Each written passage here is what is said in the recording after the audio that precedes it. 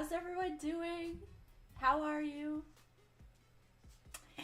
How is everyone doing? Hello, Dylan. If you're still here, Dylan came in like, I don't know, half an hour at least before my stream to send that message. Also, Halsey, hello. How is it going? Let me know. Let me know if you guys can hear me, if everything is good, if you can hear the music. I do try to test everything, but who knows? A different song is on, so you never know. Hey, Jamie. Hey, Celesta. Hey, guys. Hey, Lorena. How are you guys doing? Zach. Hi. Alicia. Hi. Welcome on in. How is everyone doing? I am cozy today. I've got my blanket, my quilt. Hi, Chloe. I've got my tea. It's like super snowstorm out there right now. It's been snowing all night and it's still snowing. So like I'm talking like, you know, this much snow. You can't even see my other hand. Like this much snow on the ground right now in Ontario, Canada. It's a little wild. Thank goodness I don't have anywhere to go. That is Miss Pearl, if you heard the whimpering in the background. Hi, Taylor. How's it going? Welcome back, guys. Everybody is pretty much people who have been here before, so you guys are amazing. Currently listening to Venice Bitch as we speak on vinyl. That sounds... that makes me want to spend money, but one day. Hi, Brew. How's it going? One day I will just go and I will grab all the vinyls. I want all the Lana vinyls. I want all the Taylor Swift vinyls. I want all of them. I want like Pink Floyd, The Wall. I want, you know, there's just so many things that I want. Since your lives are at 5... Ooh, Pearl. No. You're okay. You're okay. Sorry. We're having a dispute over the various chewy things that I gave them. Between the two dogs, I gave them like 4 things, and somehow they still are fighting over them. Since your lives are at 5 p.m. here, I already have a Sunday routine. Lunch at 1, nap from 3 to 4. That sounds beautiful. Long Sunday shower until 4:45 and let 5 and at 5 Queen Val time. That sounds delightful. That's amazing. I'm so happy to be part of your routine. I think that's why I like to try as much as possible to kind of stick with this schedule. I just realized, sorry, my light's not even like on me. Okay, it got moved. That's a little better. Actually, and this one too. Sorry. We'll get there. We'll get there. Okay, what was I saying? Oh my god. I completely just... the routine. Yeah, just because I want it to kind of be like a routine. I want generally you to know that, you know, I'm going to be here on Saturday and on Sunday. For the most part, obviously some weeks just don't make sense to do a live, but I need to cut my bangs. Sorry, I'm like looking at my thing in the monitor. I need to cut my bangs, but anyways, yes, that's why I try to do it that way, and I appreciate the patience of everyone last weekend. Last weekend I was just too tired. I couldn't get the video up the way I like to, so my puppy is, I can hear her. She's just being a wrecker today. I hear her like playing with the cords, and now I'm scared, so I might need to go check on her in a bit, but anyways, that's fine. Hello, cordyceps infection, terrifying. How is it going? You have your rare blue NFR vinyl for only 40 pounds when it's normally 200. How did you get that? That sounds like an amazing story. Before you do chemtrails, I think you have to read Question for the Culture. I actually have read it. I've definitely read it. It's, yeah, I don't want to go into it too much, to be honest. Yeah, it's a little tone deaf, but I think I do actually know her intention and where she's coming from, but yeah, certainly as a sociology major, I would say it's a little tone deaf in some areas, but it is what it is. I could write a big essay on it, and I don't want to. I want to just enjoy the music, so I get it. I get the context, and that's fine, and that's all that's important. So that's what I have to say on that. Yeah. No, I have read it. I read it a while ago, I think. I think someone had brought it up to me even before now. Someone had said something, I think when we were talking, I think because I talk about feminism a lot because I am a sociology major, graduate, not major, graduate. And so these are topics that I ponder about a lot. And so someone had already brought it up to me. I had already looked at it and have my own assessment of it. Obviously, I'm still here listening to her music. So, yeah, like I said, I don't have to agree with every single thing. She is a human at the end of the day. I have to understand her intentions, I guess, is the most important, but that's kind of my opinion on that, and who knows, maybe it'll change because we're human and we have different opinions, but yeah, I'm still here. Hey Claudia, how's it going? You struggled so much to manage to have routines as an ADHDer and bipolar, so now I have your videos and lives as a part of it, my save channel. That's amazing. That literally means the world. That means the world to me, and I think it does that for me too. And I think so part of my intention is definitely for you guys, you know, just to have that routine where, you know, like most weekends you're gonna have at least a Saturday and Sunday where you can come and we can just chill and chat. Obviously it happens based on, like, you know, sometimes I'm not here because of life, but, you know, in general, that's why I try to stick to the schedule as much as possible. It was definitely right and wrong. That's kind of exactly how I feel about it, Taylor. And that's why I'm almost cutting it off a little bit from chatting about it, because I feel like I said, I could do a whole essay on it. We could do a full live just talking about that, because there's a lot in there, and I agree that there are some things that I'm like, interesting. I kind of agree with that. And then other things where I'm like, that's a little tone deaf. Like, definitely nuanced. As she is, as our queen is. She's very nuanced, and she's very human, and she says what's on her mind. Sometimes we agree, sometimes we don't. Do I think her intentions are generally pretty good? Yeah, I do. That's why I'm still here. So, controversial, but I caught her point and it was very fair for me. Yeah, like I said, right and wrong. I can see where criticism is, totally. But I can also see where she's coming from. So, like I said, it's a gray. It's not a right or wrong, in my opinion. It's a gray area, and I think that's very human, which is, in my opinion, why I love Lana so much. Everyone's tried to say something and ended up saying the wrong thing. That doesn't make her a bad person. Like you said, we're all human. Yeah.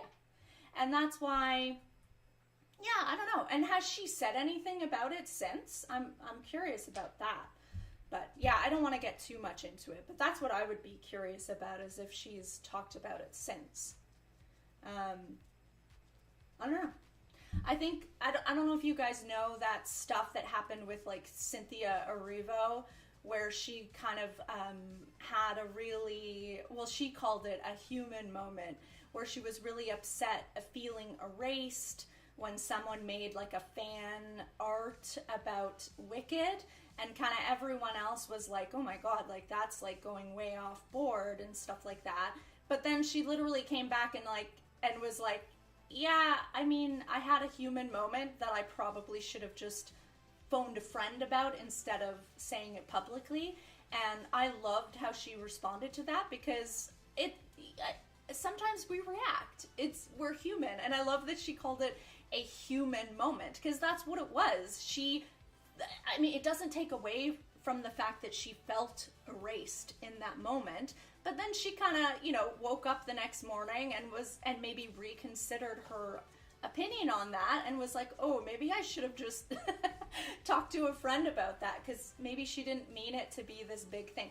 I don't know. I wonder that about these things. And I mean, that brings up a lot of sociological points just about the internet and putting things out there and it forever being saved on the internet. Like, there's a lot of interesting discussion, not even just about Lana Del Rey, but about everybody, about what I'm doing. I'm sure I will say things on YouTube that at the time it'll feel good, it'll feel right, and then I'll look at it and cringe later and be like, I don't really like my perspective on that. That's pretty normal. That's pretty normal human stuff.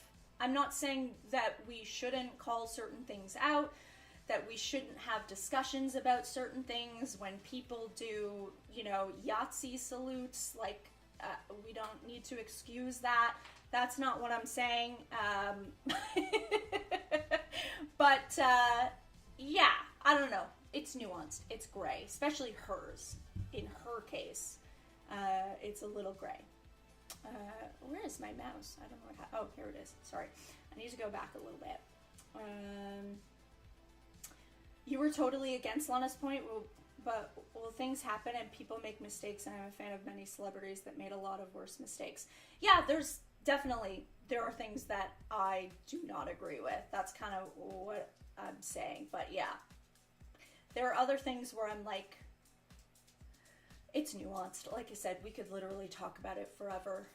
But yeah, right and wrong. Certain things were interesting. Certain things were, in my opinion, wrong. But that's okay. You're allowed to be wrong sometimes. Clumsy in the way she tried to put it. Totally. Yeah. I think that's what it was for me, too.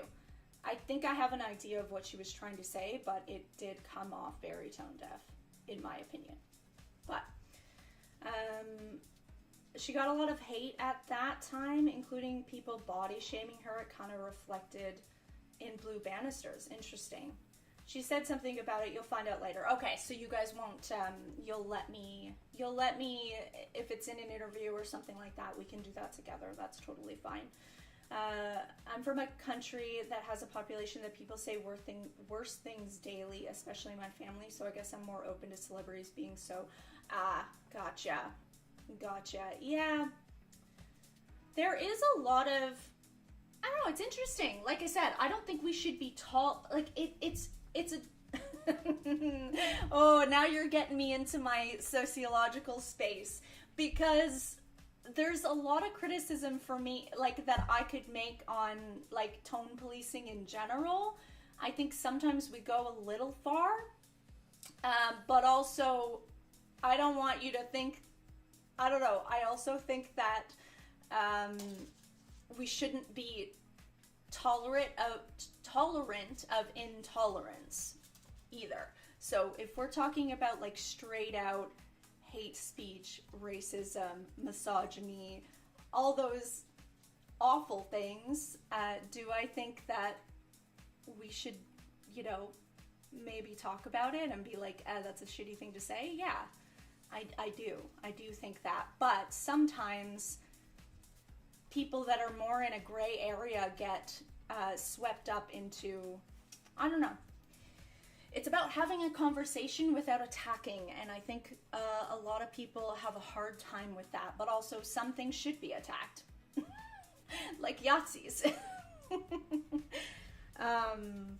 Yeah, I don't know. It's hard, right? It's hard.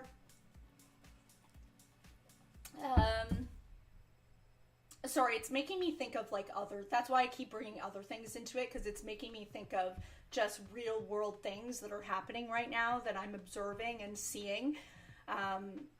Yeah, I don't want you to think that I'm being tolerant of intolerance, that's for sure. But I think sometimes it's a little more nuanced. And sometimes it's very straight out, and you should just literally listen and watch with your eyes what people are doing and saying and just believe them. But sometimes that comes with a little bit of your own intuition. We can be feeling a type of emotion but can't figure out what to say exactly. Yeah. All the responses open up a door in her life and in her music. I think she wrote it letting her rage take the control, which sometimes we do. Again, very human moment. She's always so calm and always thinks a lot before saying anything, but that time she just left it go the wrong way. Yeah, Blue Banisters, I'm so excited for that one. Was fine for me. I agreed with her, but the delivery was wrong, unfortunately. Yeah. Oh, hey, Julia. How's it going? Love and light from across the pond. Hey, Cassie. How's it going? Probably came from a big place of frustration. Not a right way to word her frustrations. Yeah, agree. Selfishly, I like when celebrities make mistakes because it makes them feel more real. Lana's music has helped me a lot in life, and to see her say the wrong thing or come across wrong reflects in real life. Totally. Yeah, I've had to. There's some other things too, because I also heard that she wrote a letter in regards to, I mean, I don't want to get too much into the weeds politically, but here we are. We're already talking about it. I did hear that she was part of some of the celebrities that, the Israel and Palestine thing, and she was not for Free Palestine, which I don't know. I don't know much about it. I haven't read much about it, but I did hear someone calling her something, and I was like, that's interesting. What is that about? And so, yeah, it's a hard one. Those are hard. Especially when I don't know. I actually don't know. I'm still processing that one, because I didn't know. I just heard about that yesterday, to be honest. So, yeah, I don't know. I don't even really want to speak much on it, because for me, I'm still processing it and what that means. So the letter was fake and debunked. Well, that makes me feel better if that's true. Can we figure that out? Because, like I said, it kind of, I mean, it wouldn't surprise me. Oh my God, what a propaganda piece that is, right? So, was it? Oh, that makes me feel better. I really hope so. I need to look that up, because, like I said, I'm not someone to just react right away and just be like, I'm never listening to them again, or, you know, I like to, you know, let it simmer for a bit and try to figure it out and but that definitely makes me feel better if it was debunked as a fake list. It actually makes sense that someone would put that out, you know, just to be a piece of propaganda, as we know happens all the time. So I hope that's true, because that would just make my life easier. Hey, Amy, how's it going? How is it going? I don't know how we got here, but we need to move on to Norman fucking Rockwell. Life is complicated sometimes, and life just keeps getting more complicated, and we have to start making choices and making decisions, and, you know, that's uncomfortable sometimes. But you know what? Sometimes sitting in the discomfort is what makes you a better person.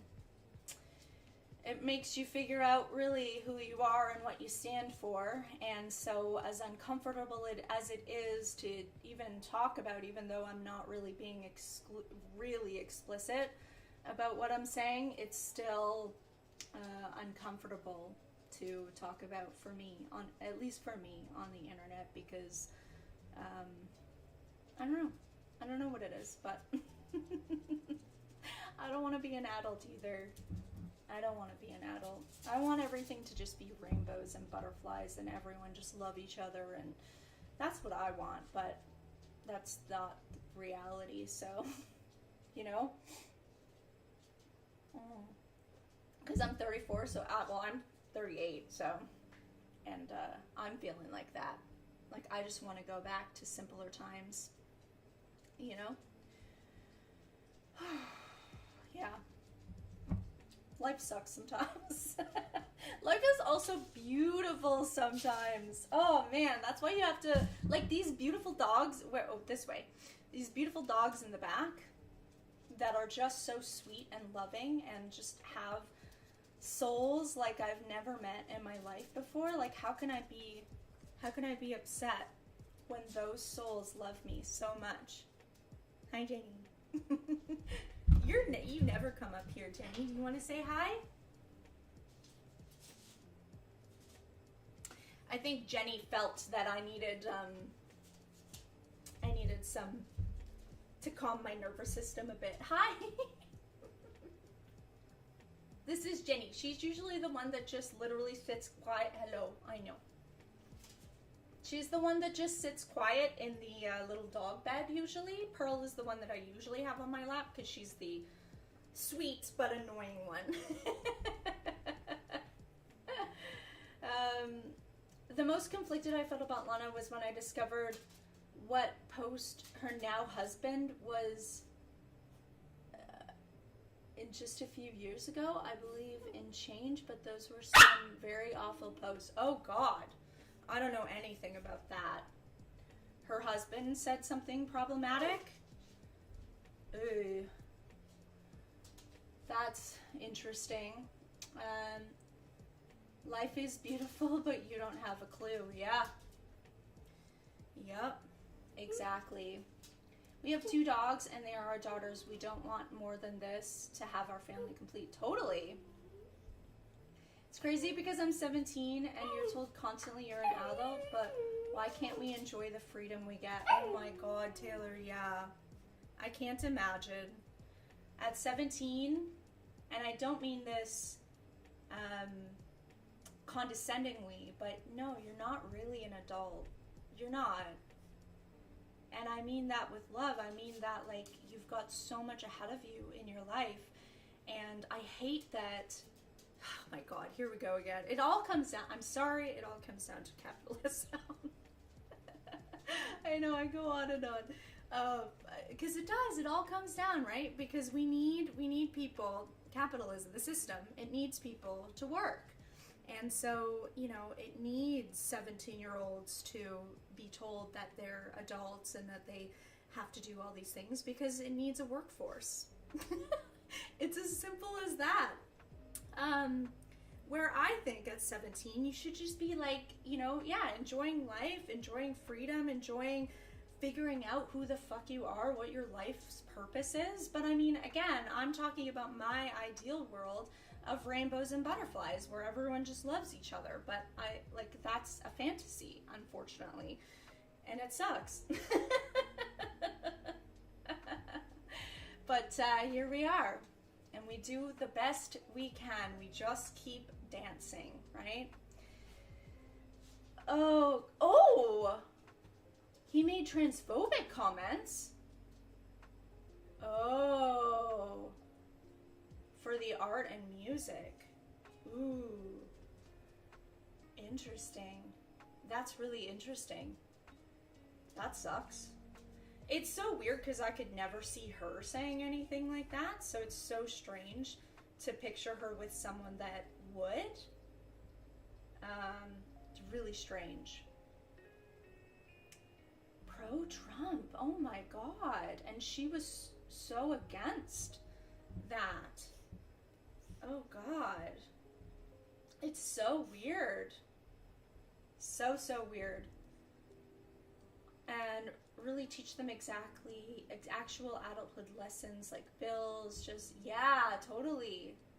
Not just chuck us in the water, totally. I agree with that.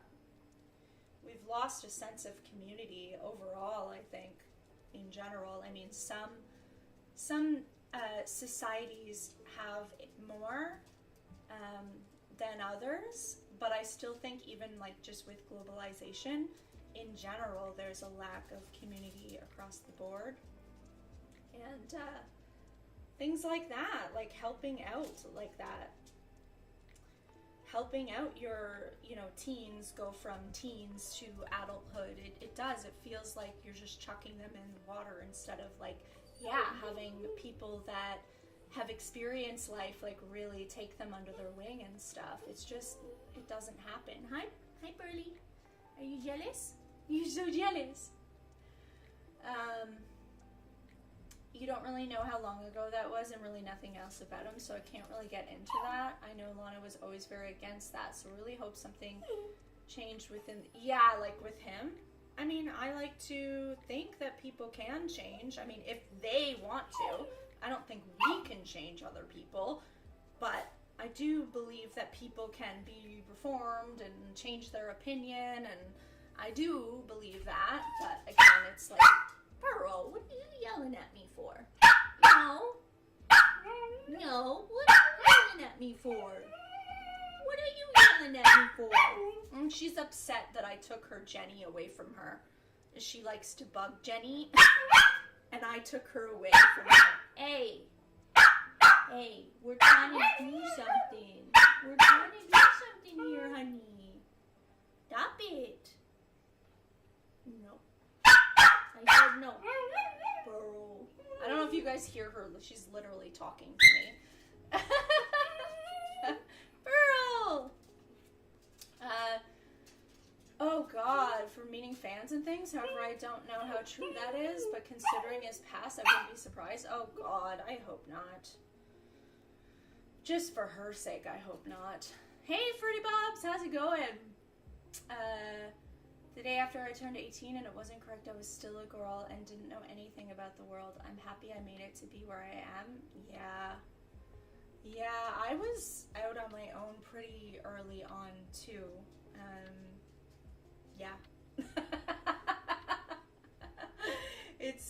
It's interesting what that does to you. I don't know. I don't even know about that. Anyways, we should get to it. Because I actually wrote a lot of notes for this too. I was really into it. I did it yesterday, a little bit last night, and a little bit this morning. And I wrote multiple pages of notes that I want to talk about for these songs. But yeah, it's hard. That whole debate about whether you should separate the artist from the art is so difficult because, again, and I think that's a very nuanced conversation too. Like, I think there might be things, and I think it would have to do with you personally too. There definitely are things that would majorly cross a line for me, personally. And then there are things that I'm able to be like, that's kind of weird, but maybe able to separate it a little bit. But it's literally on a case-by-case basis, I think, for me. So I can't even put a general rule to it. So I don't know how you guys feel about that. That's an interesting topic in itself, to be honest. Anything, stuff like, okay.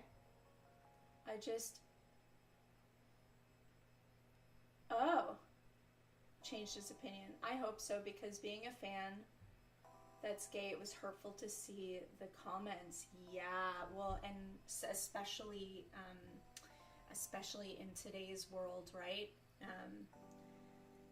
With the erasure of trans people going on, especially in America.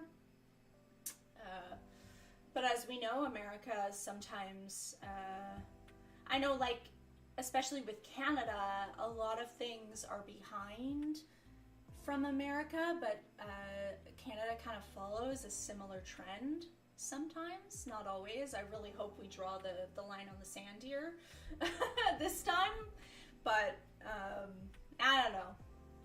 It's, yeah. Because we've seen her taking pics with after she got married. It wasn't an issue. I think this paparazzi wouldn't give them a break, maybe. See, you never know what's on the inside too. But he is a nightmare of a human, it seems. I don't know much about Morrissey. Yeah, it's hard. Hey Edward, how's it going? I like to listen to Courtney. Oh, Courtney. Courtney loves music despite all the crazy shit she's said and done, but I can't listen to Melanie Martinez anymore, so it depends. Yeah, I think that honestly that's a little bit why I've had a lot of people suggest Melanie Martinez, but I don't know much about it, but it sounds pretty fucked up to me. So, I don't know. I might just skip that one because it's not like I have an attachment to it anyway. So maybe I just don't even need to bother. That's kind of how I feel about that one. With paparazzi following them everywhere, and they try to keep their privacy, but I don't think that there's any problem with the fans or with the normal fan, because unfortunately there's a lot of creepy. Oh yeah, totally. Hey Mimi, how's it going? I do truly think Lana is a good person, but like the one person said, she is clumsy with her words and choices. Yeah, I think that sometimes good people can do bad things, or you know, less than good things, or say or be clumsy. I think the opposite is true, is sometimes really bad people surprise you and end up doing good things, and then they go back to being shitty. Like, I think that's being human. I'm not excusing it, but I am a type of person, maybe it's the sociology background, I don't know. I'm constantly trying to understand humans and why we do things. Again, not trying to excuse people, but I do like to try to understand, and it is very human to live somewhere in the gray area and not necessarily be good or bad, but just be human, who does some good things and some bad things. Some people have a lot more bad things that they do. Some people are, I don't know, some people I do like to classify as bad or evil, because it's like the balance of good and bad does feel like it's on one side of the spectrum. So I don't know, it's hard. What about you? I love your Lana Del Rey videos. Yay!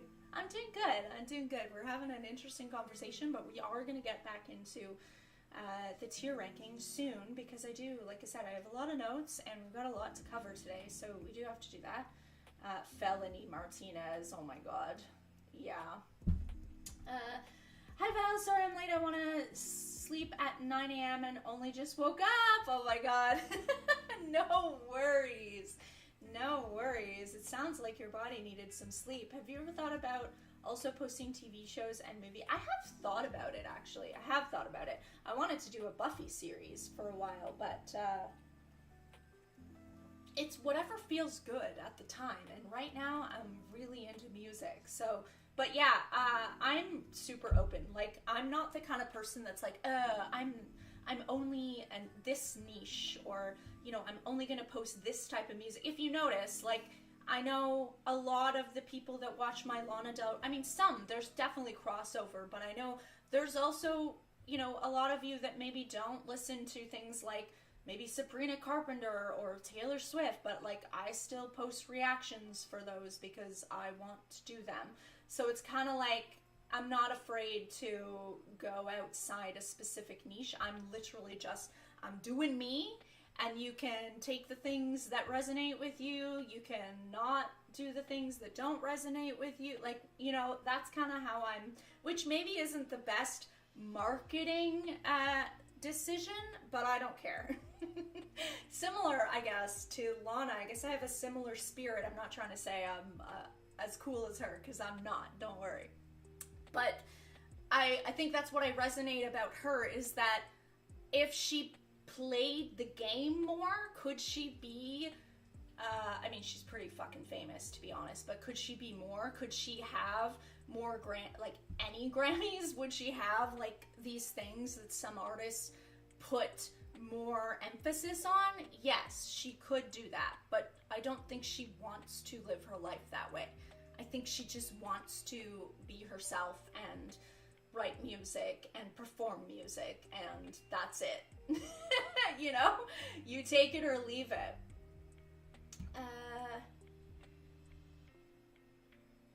He had a lot of... Oh wait, what else?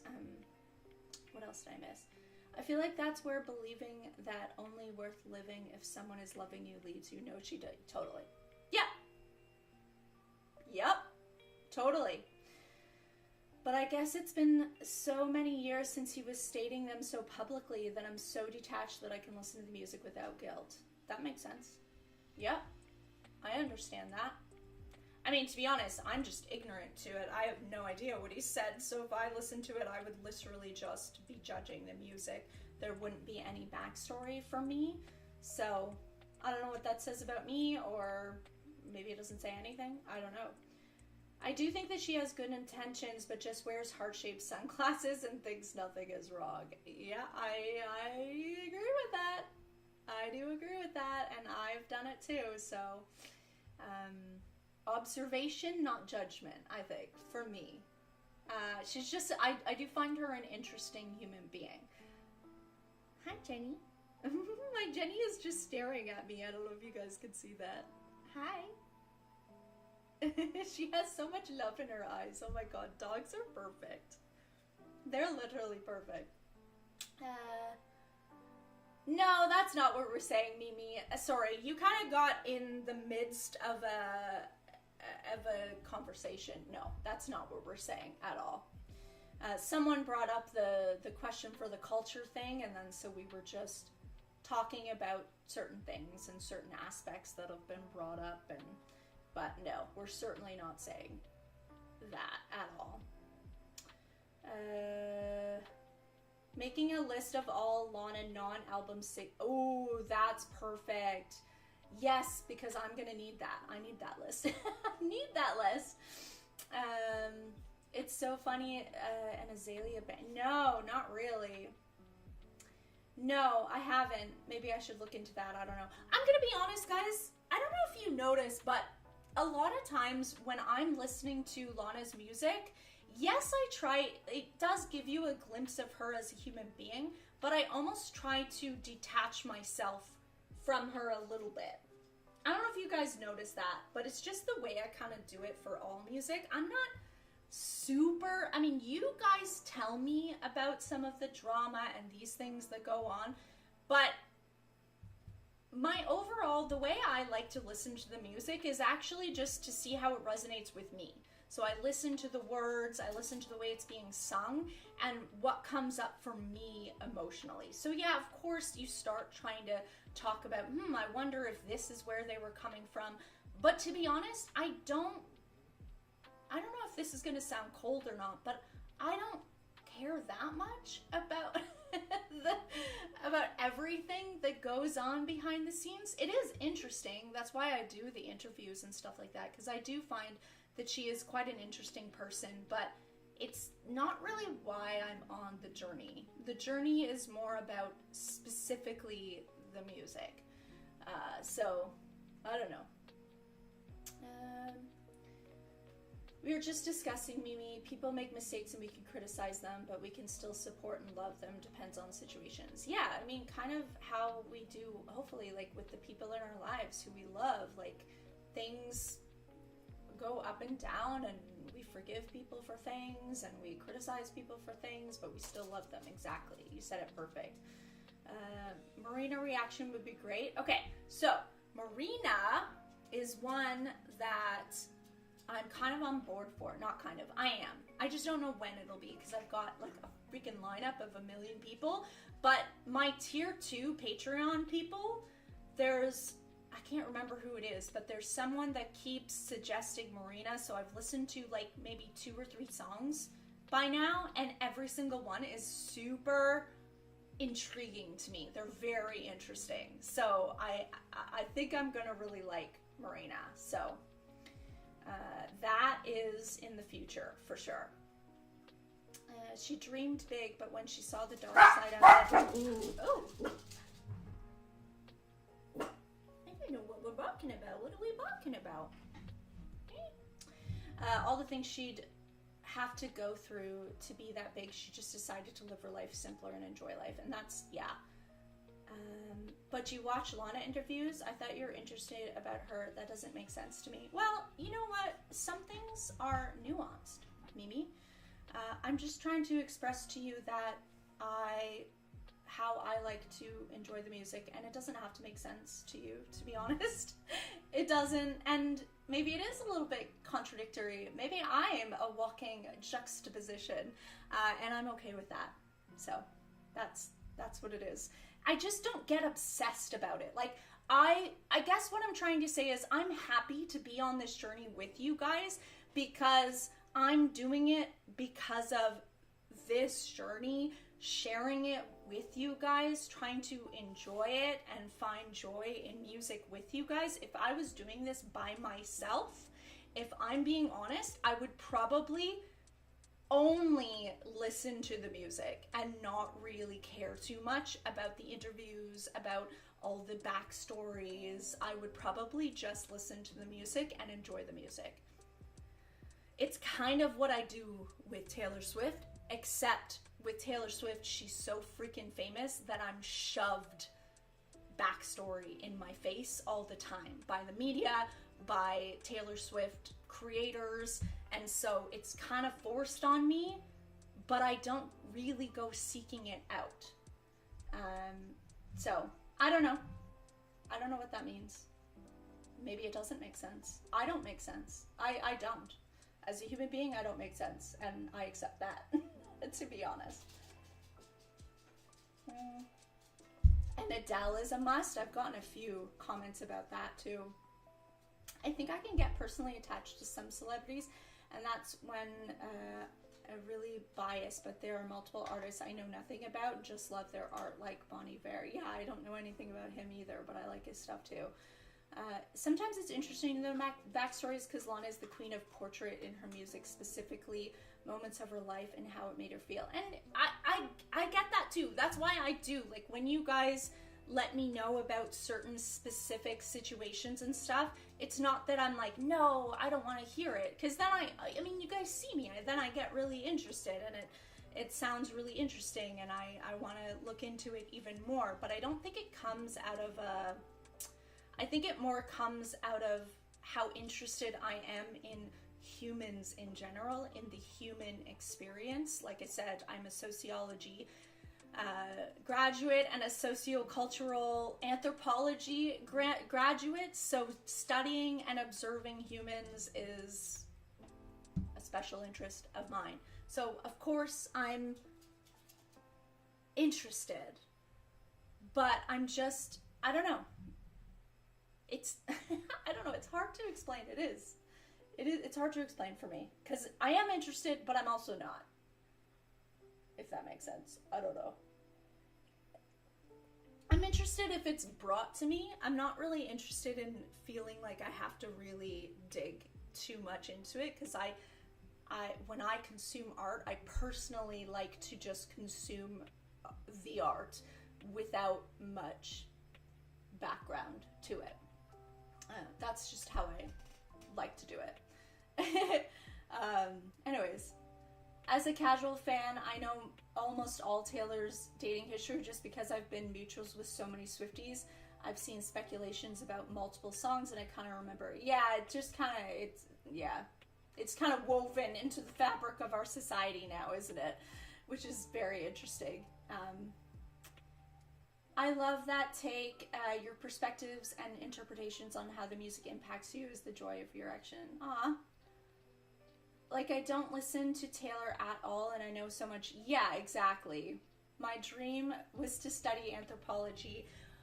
See, I sometimes, because humans are interesting to me, but I always say I chose the wrong anthropology field, because sometimes I get really frustrated with humans and I go, why didn't I just take like physical anthropology and just study apes instead? Because I think I would have been happier. Honestly, I think I would have been happier just studying apes. But anyways, I think for some Lana songs, you don't need a background, but when she gets very personal, like touching on her past, like her childhood trauma and stuff, background is important.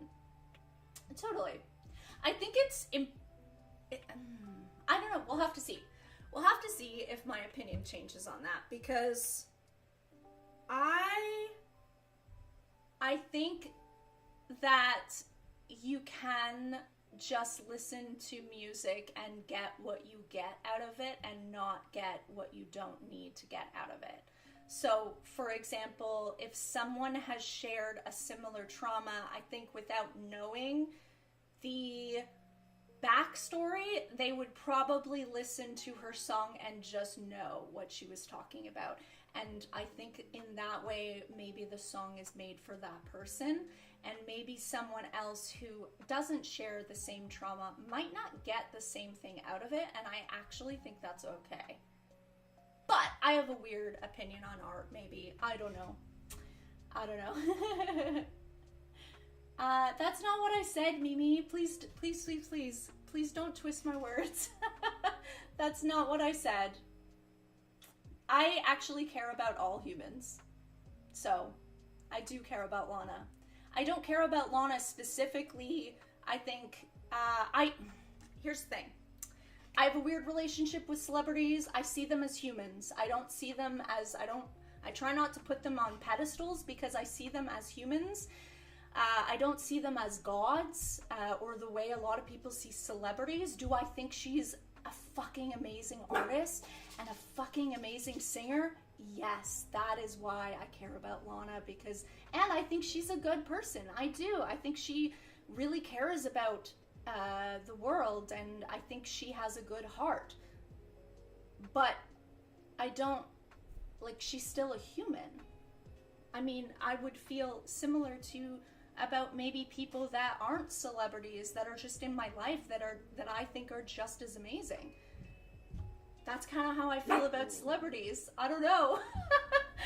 That's probably weird, and I'm okay with that. I love humans in general, and I don't think celebrities are better than anybody else. But are they interesting? Do they have an amazing talent? Yeah.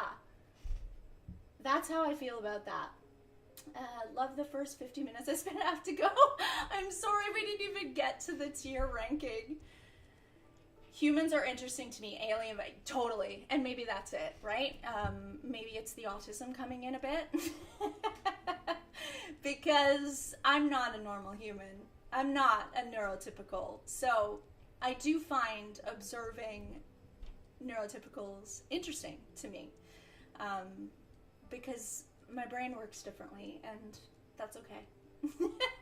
It probably does have to do with that, and you know what? I'm learning to accept myself, and that's okay. But I also understand that it can be off-putting to some people. If you're off-put by me, that's okay. You are allowed to be off-put by me. I am different, and I am a little bit weird, and I do try to be myself.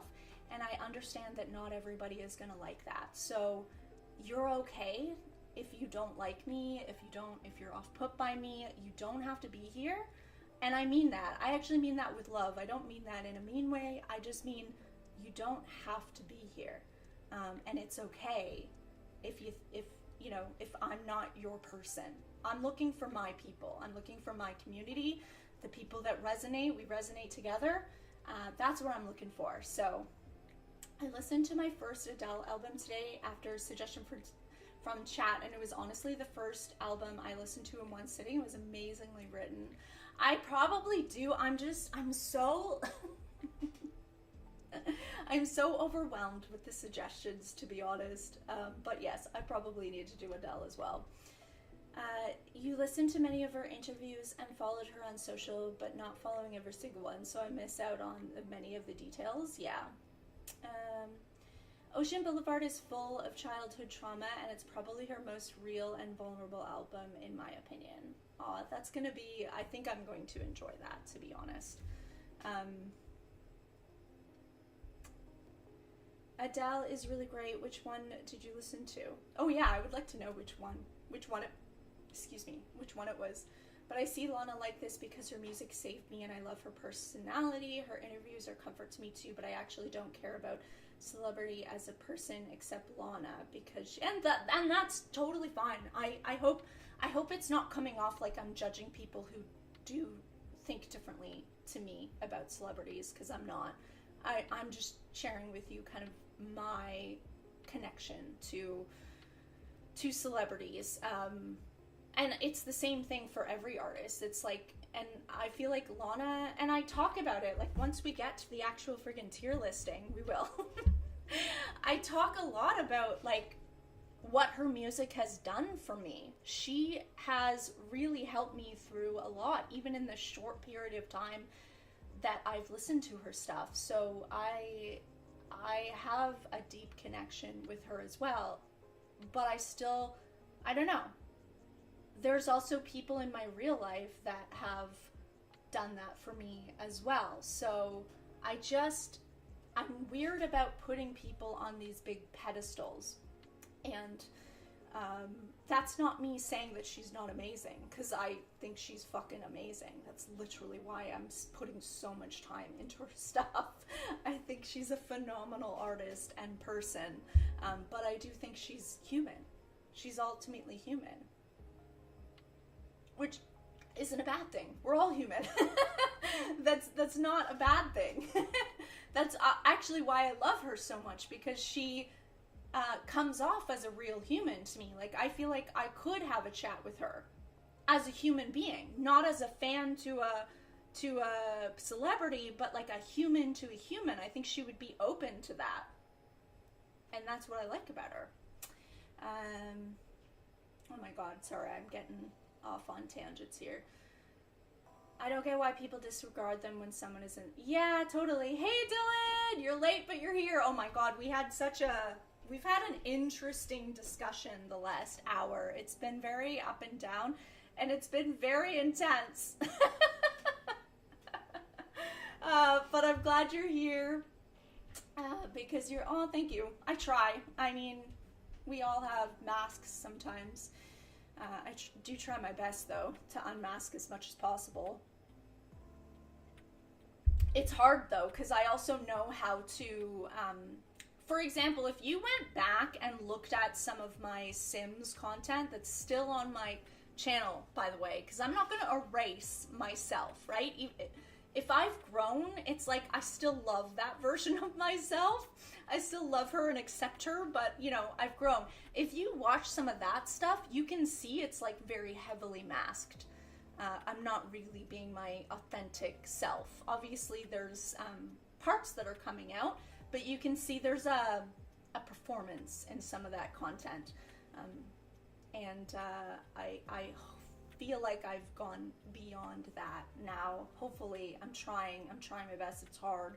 It's hard when you've masked your whole life to try to be fucking normal. And now I've just realized I'm not normal, so I don't try to be normal anymore. I love some artists to the level that I know many personal details of that, but it isn't needed for the journey with every artist. Totally. Totally. Sorry for so many suggestions coming your way, Val. We will be there for whatever artist you... I know it gets overwhelming, and it's not you. I'm not getting frustrated with you guys. I'm getting frustrated with the fact that I'm struggling to keep up with my Lana schedule the way I want it. And then that means that so many other artists get pushed out of the way. And that's really a hard reality for me to face, to be honest, because there's so much that my brain wants to do and consume and put out content. And, you know, it's impossible. I've been trying to put out my Lady Gaga first album forever. It's been done for about 2 months now. Haven't been able to edit it. I've had a bunch of Aurora stuff that I need to do. Like, it's like, and I can't do it because I committed to Lana, and I love Lana, and I'm not giving up on it. But God, it's hard. It gets overwhelming, to be honest. Will be like a 5 or 6 hour video. I think I might split that one up. Maybe not like the video split up, but like the recording might be split up for me, because I want to give everything I have to that one. And if it's anything like how I felt doing NFR the first time, not this time. This time I was equipped, a little more equipped. But the first time I did a first time reaction to NFR, like 7 songs in, I was emotionally drained and done. Like, and so the last bit of the album, I didn't resonate with. I could hear that, like, ooh, this is cool music that I like, but I wasn't taking in what I wanted to take in, and I really don't want to do that to Oceans Boulevard. I really want to be fresh for every song. So, I don't know, I might do, like, you know, I don't know how many songs are on it, but maybe I'll do, like, a part 1 and a part 2. Do part 1 on one day, part 2 on another day. I don't know. We'll see. Let me try to just catch up and stop talking. All the female Jamie of the female variety, amazing. They're just people who happen to be public and good at what they do. So, like, I wouldn't care if I saw most celebs in the street, but I'm still a little parasocial with not. And I'm not saying, like, I definitely have my parasocial moments. Like, don't get me wrong. I'm not trying to say that I'm not, because I do. Like, if I saw Lana or, like, Taylor Swift walking down the street, would I kind of freak out? Yes. Would I go up to them? Honestly, probably not. I would probably freak out inside and be like, oh my god, this is like crazy, but I probably just wouldn't even go up to them because I have a weird boundary with myself where I don't want to, you know, they're just humans, so I don't want to bother them, I guess. Anyways. Her as a person, that does not make you crazy at all, Mimi, and I think probably a lot of people would agree with you. She just means so much to me as her music, both is my comfort and just her music saved me. Yeah, that's not crazy at all. I think most of us can understand where you're coming from with that. I think I've said multiple times how much I think she's such a special soul. It's impossible to do it all. It is. You, Claudia, I just love so many musicians so much. I get a thought about how much I would love to see you, Liz. I know! And it drives me nuts because I want to do it too. I know, it's hard. I would finish Lana first before starting anything else. Well, and that's kind of what I'm doing, but I'm trying to, like, pepper in little things here and there that makes sense, that I can kind of do, but it has been hard, especially because I've really been pushing myself because I want to get Lana's stuff done and done right, especially before the new album, so everything else is kind of on the back burner. And we know how overwhelming it can be. Thanks, Dylan. I know you're putting an insane amount of energy into these. Oh, thank you, Dylan. I appreciate that. You're really putting so much time and passion into the Lana journey. You're probably one of the most passionate reactors I've seen. Oh, thank you. I mean, I try my best. I'm not perfect beyond, like, I'm not. But I am trying. You need to listen to Ocean in once. If you split it, the feelings and meaning of the tracklist order don't come through that much. It's the most storytelling. I get it. And I honestly, that's why I kept doing Norman, because I love to do the flow of an album, but also there's no point in me reacting if my brain is gone. If I'm gone and done, you're not actually getting a reaction at all from me. And so I think I get where you're coming from, Mimi, but I'm gonna do what feels right on the day is probably what I'm gonna do. It's gonna be checking in with myself. You know, if I get to halfway and I'm like, oh my god, I'm so overwhelmed, I can't do more, I'm going to stop. I am going to stop. Whether people think that's right or wrong, I don't care. I'm going to do what feels right to me at the time. And is it ideal? No, it's not. But it's what feels good in my body. And so that's what I will honor. I will always honor what feels right to me. That is a promise. That is a promise I will make to myself and to you, is that I will always do what feels right to me. And I will continue to do that, hopefully, for the rest of my life. I've seen one of my favorite Polish singers with his partner. I literally couldn't look at him and just freaked out and walked away in a different direction. I agree, Mimi. Yeah, honestly, it'll be something that I attempt to do. So I'm not going in saying I'm stop, Pearl, stop, no, stop it. Oh, okay, hold on. Sorry, Jenny. Oh man, yeah, we'll see. Again, it'll be what feels right. It'll be what feels right on the day. I don't force myself to do anything. Yeah, nope, freedom. We're all about freedom here in the Lana community. I don't force myself to do anything, and I won't be forced to do anything, and that's just the way it freaking is. You guys are sweet, thank you. I try to take my time, but I get what you're saying, Mimi, for sure. It's definitely what I would want to do in my ideal world. It's what I would want to do, but I, a long time ago, realized that I don't have the capacity that maybe some other people do, and that's okay. That is okay. And that is an accommodation for myself. And yeah, I've learned to have to try to accommodate myself, and it's a hard thing, but I do it. You did get a pic with him at a different time? Amazing. You'll probably need a break. Well, we'll see. Like I said, I'm gonna try. I'll try my best. Always, like always, I'll try my best, but no promises that it'll get done in one go. Just don't split kids. I don't know how to pronounce that. Kintsugi and fingertips. Okay, that's a good thing to know. That's a good thing to know. If there's something that I need to listen to in order, that's a good thing to know. Thank you. I didn't take on all of Ocean Boulevard lyrics the first time I listened to it because I was tired and couldn't just focus, so I think you should take your time. Yeah, totally.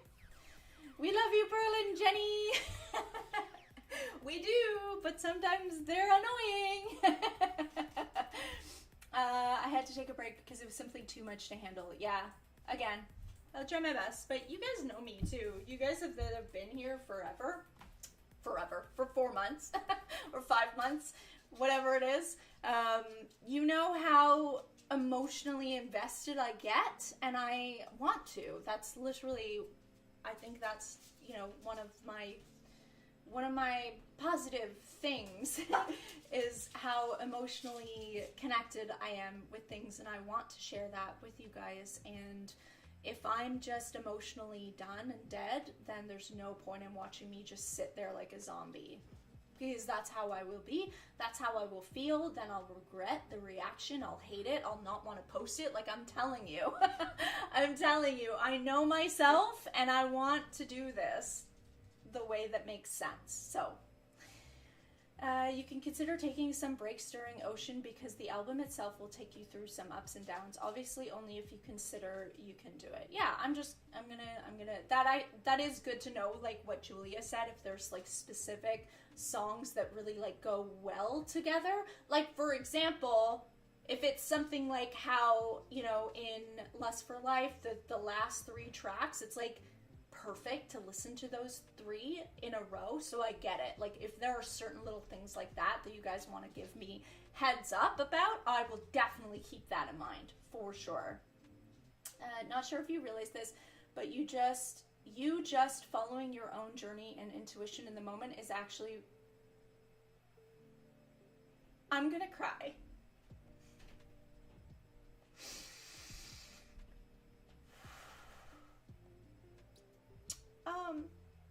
Sorry.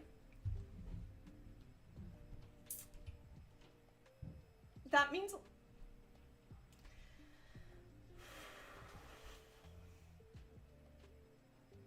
Sorry.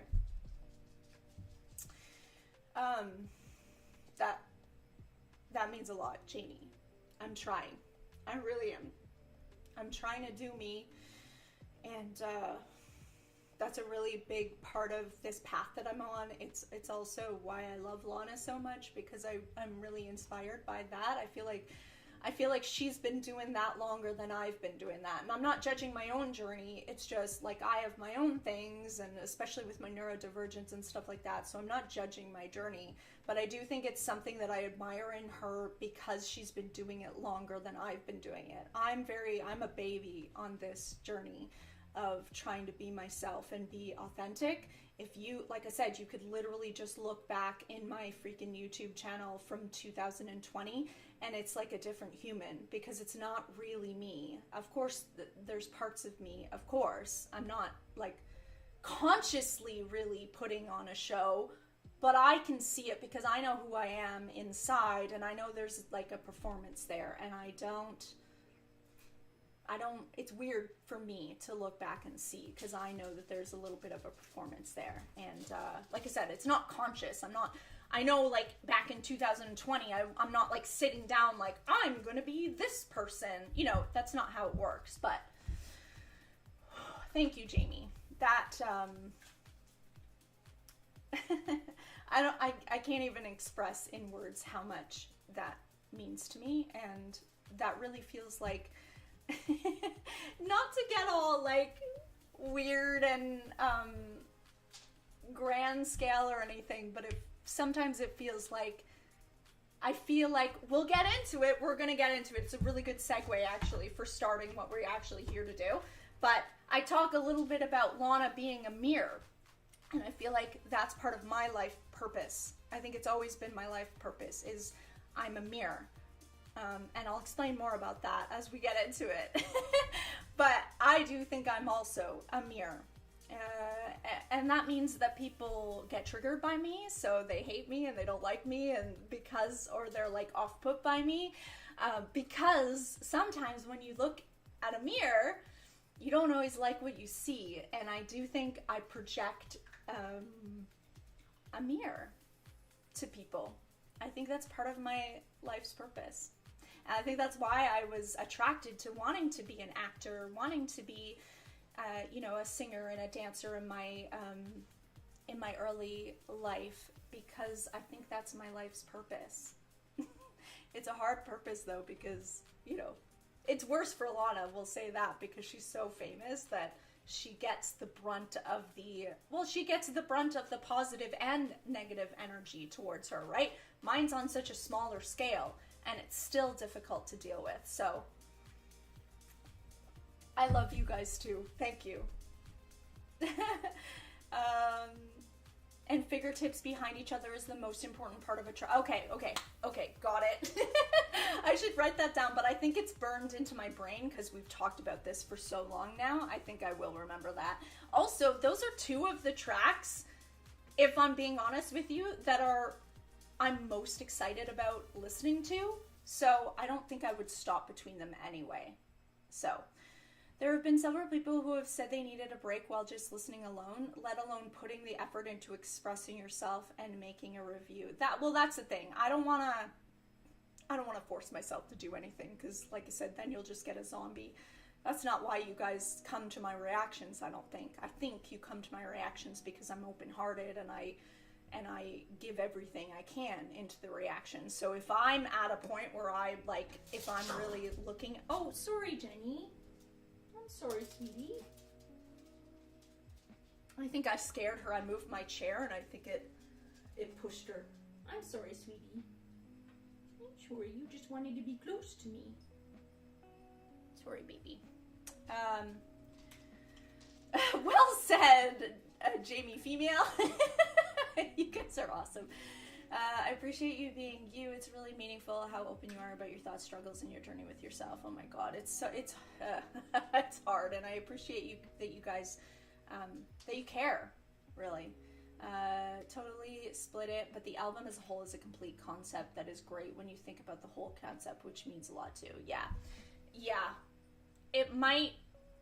Yeah, I mean, and the thing about that too is that I'll probably do so much more content for Oceans Boulevard. I have a feeling that I'll want to do like essays and and theme thing. Like I think there'll definitely be a lot of content So I'm not going to put too much pressure on and obviously once I'm done the initial reaction, that's literally what I do is I put on and I listen to the whole album pretty much once per day. So I definitely will get the flow of it. Depending on how the reaction goes, maybe I won't get it right away. That's okay. I don't need to get it right away, but I will ultimately, have the experience of doing that. So yes, you also a mirror for me. Aw, please don't do breaks in the middle of songs. I'll try. I'll try my best. But yeah, I just explained for the last 20 minutes why I might have to. She's now concussed. Oh my god, I hope not. She's just sat at me. Okay, let's freaking do this. Sorry. Let's do this. Okay, actually, I need to... Hold on. Let me just fix... There we go, because we don't need to be looking at the ads. We just need to look at the little template here. Hold on. Let me make it a little bit bigger. Does that work? Can we see everything? I think that works better. There we go. Okay! Whew! That was a long hour and 15 minutes. I love chatting with you guys, though, to be honest. Okay, let's get into it. Let me find... Here we are. Venice Bitch. Oh my god, I wrote too many notes. I wrote too many freaking notes. Hey Cam, you should do Adele's discography at some point. That you're not the first one that's come in here and say that. Yeah, it's maybe in the future. I'm overwhelmed with what I've already got on my plate, but yes, I love everything so far of Adele. What is your least favorite Lana song so far? Ooh, that's an interesting question. What is my least favorite Lana song? I don't have any that I don't have anyone that I'm like, oh, I don't like that. I don't have any skips. What is my least favorite Lana song? Oh, that's hard. I might have to think about that. Oh, not a break in the middle of a song? Oh my god, no, definitely not, Mimi. No, I will definitely not do that. That I can promise you. For sure. Definitely, yes. Well, I can promise you that. God, what is I don't know. Excited for the ranking. Curious to know. Just FYI, you can't be wrong. All songs deserve to be in the top tier category. What is my favorite song? Or my least favorite song? I'm trying to think. I actually don't know. Sorry. I don't know. I think I'd have to look at the songs, the list. There's nothing that's like popping out to me, to be honest. I like a lot of them. I like all of them, really. Okay, NFR. NFR goes instantly into masterpiece. We're gonna have a lot of masterpieces again. I'm sorry. I'm sorry, not sorry. It's just the perfect way to start an album, especially the like slow fade in of it, because it's so intriguing. You're like, oh my god, like sometimes I forget about it and I can't hear it when I put it on the speakers, and I'm like, oh my god, I need to like turn the volume up. I can't hear it. And like I kind of love that about it. This is what makes us girls. Okay. Even as a fan for years, too many songs to go through. Yeah. About the album covers from all of Lana's albums that you listened to so far. I think this one's my favorite. I think NFR is my favorite. Yeah, I think NFR is my favorite album cover. There's just so much in there. There's so much in there. I'm looking at it now. There's just so much in there to parse through. I love it. And all the symbolism and things like that. I love it. We will understand. Okay. That makes me feel better. I'm going to try not to, though, because there definitely are songs that I like better than others. And so I want to be fair to that. But just know, I'll say this as another kind of, what's the word? I can't think. My brain's not working. Disclaimer. Kind of as a disclaimer that I always say, if I put it in great or good or not for me, it doesn't mean I think the song is bad. Because I'm going to be honest, I think the whole album is fucking fantastic. Like, I don't know why this didn't win Album of the Year. In my head, it won Album of the Year that year. So that's what I feel about that. So I'm going to try to tell you basically the songs that, it's more like the ones that I super resonate with and just love, but the ones that aren't in Masterpiece for me are probably just really fucking good songs that just don't resonate as much to me, if that makes sense. Do you realize you put all... Yes, I actually do, because her openings are amazing, and her endings are fucking amazing. I think I probably put most of the last track in Masterpiece, I'm assuming, too. So, yes, I do understand that, because, I mean, she's amazing at picking an opening track. She's, like, they're perfect. All of them are perfect. Okay, so NFR, I said, love the slow fade in. I said, instrumentals are perfect to set the mood. Then, oh yeah, and then the piano comes in, and it, oh yeah, and I said, and it feels so weighted, like we need to pay attention. Yeah, it's almost like dreamy at the beginning, and then, I guess we can go back and forth a little bit just when we get to just talking, and then you don't have to just look at the same screen over and over again. Yeah, it just feels like when the piano comes in, it's like, oh, it's like your ears perk up, and you're like, okay, we're serious. We're going to pay attention now. I love the lyric, you're fun and you're wild, but you don't know the half of the shit that you put me through. I mean, we talked a lot about that in the actual reactions, so I don't have to go too much into that, but I love that line. I love the, you're just a man, it's just what you do. Oh my God, yeah, here already I said, whether she intends to or not, because I think sometimes she intends to, and I think sometimes she maybe doesn't even intend to, this one, I said, it mirrors, that line just kind of mirrors society and what we excuse collectively, especially for men. You're just a man, it's just what you do. Yeah, there's a lot of that brings up for me. Like I said, even if that's not even the meaning that she means when she wrote it, it does. It just kind of mirrors that idea of how society kind of sees men and how we excuse men a lot of the time, although it's getting much better, I do have to say. Yeah, I love it. I love that it brings up that for me. Yes, oh my God, the piano is so good. And then, of course, the line that I just can't stop talking about in every NFR reaction, as you color me blue. I keep going back and forth about what I think it means, and really the conclusion so far that I've come up with is that it just has 3 interchanging meanings for me. And that's okay. And do I think that she put in 3 interchanging meanings? Maybe not. Maybe for her, in her head, it just means exactly what it means. And that's fine. But for me, it has 3 interchanging meanings. And I said, what did I say? I said, which is perfect, because I believe another theme in this song that's a little less obvious is about perceptions. How she perceives him, how she perceives herself, how he perceives her. There's a lot of how people are perceiving herself, or anyways, I said it all there. Hello, what are you doing?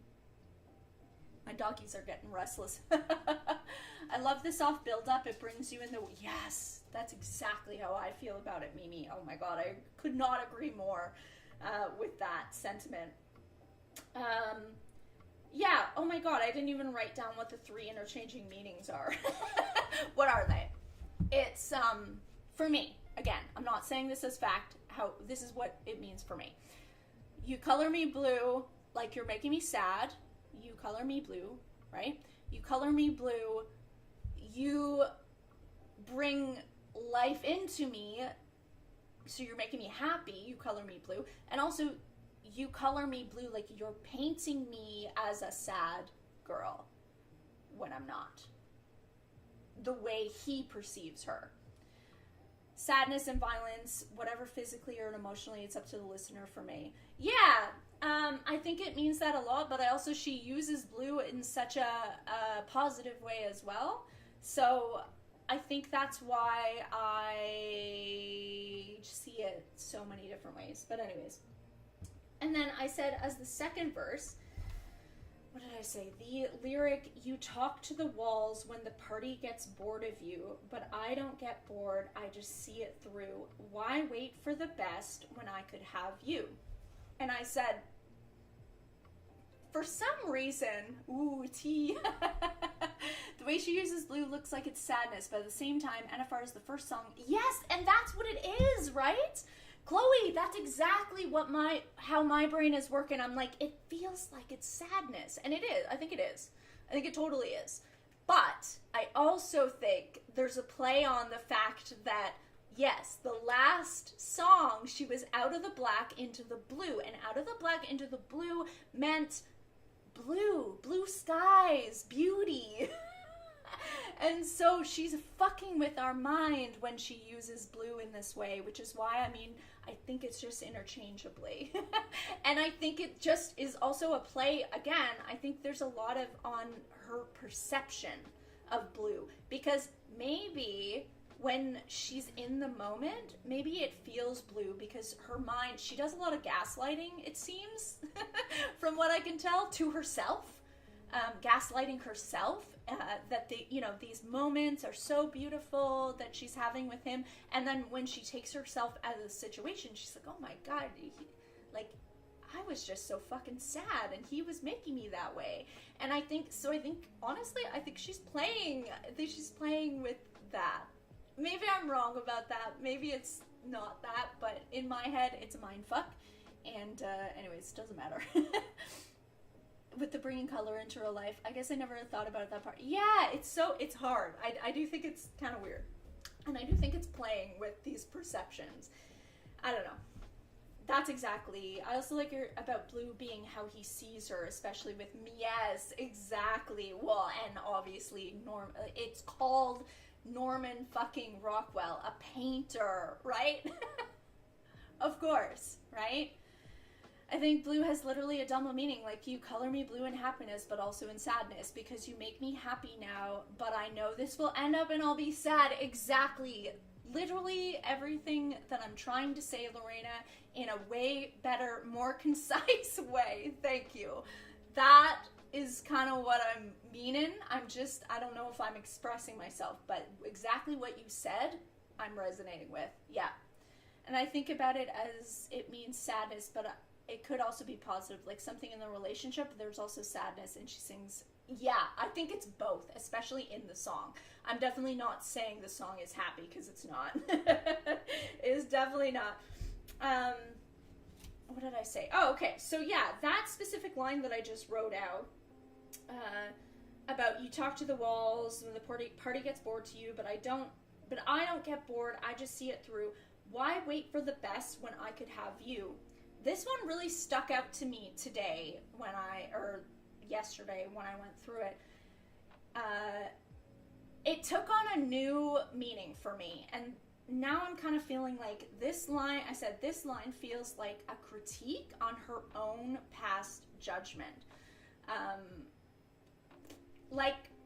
How could I even think that? Like, why wait for the best when I could have this person?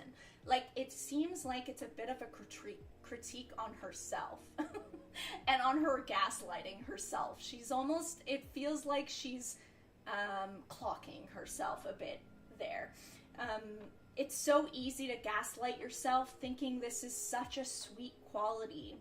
Like, how sweet she truly sees him when no one else does, right? It's like, everyone else thinks you're boring, but I'm here. It's such a sweet quality.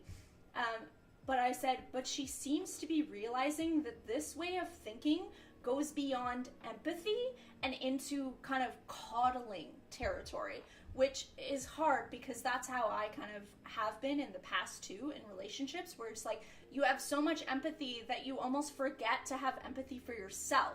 So sometimes when people are treating you like crap, you're like, yeah, but like I truly know this person. Like I know them and I know their hearts, and it doesn't matter, you know, you gaslight yourself. And I feel like this is her kind of clocking herself a little bit.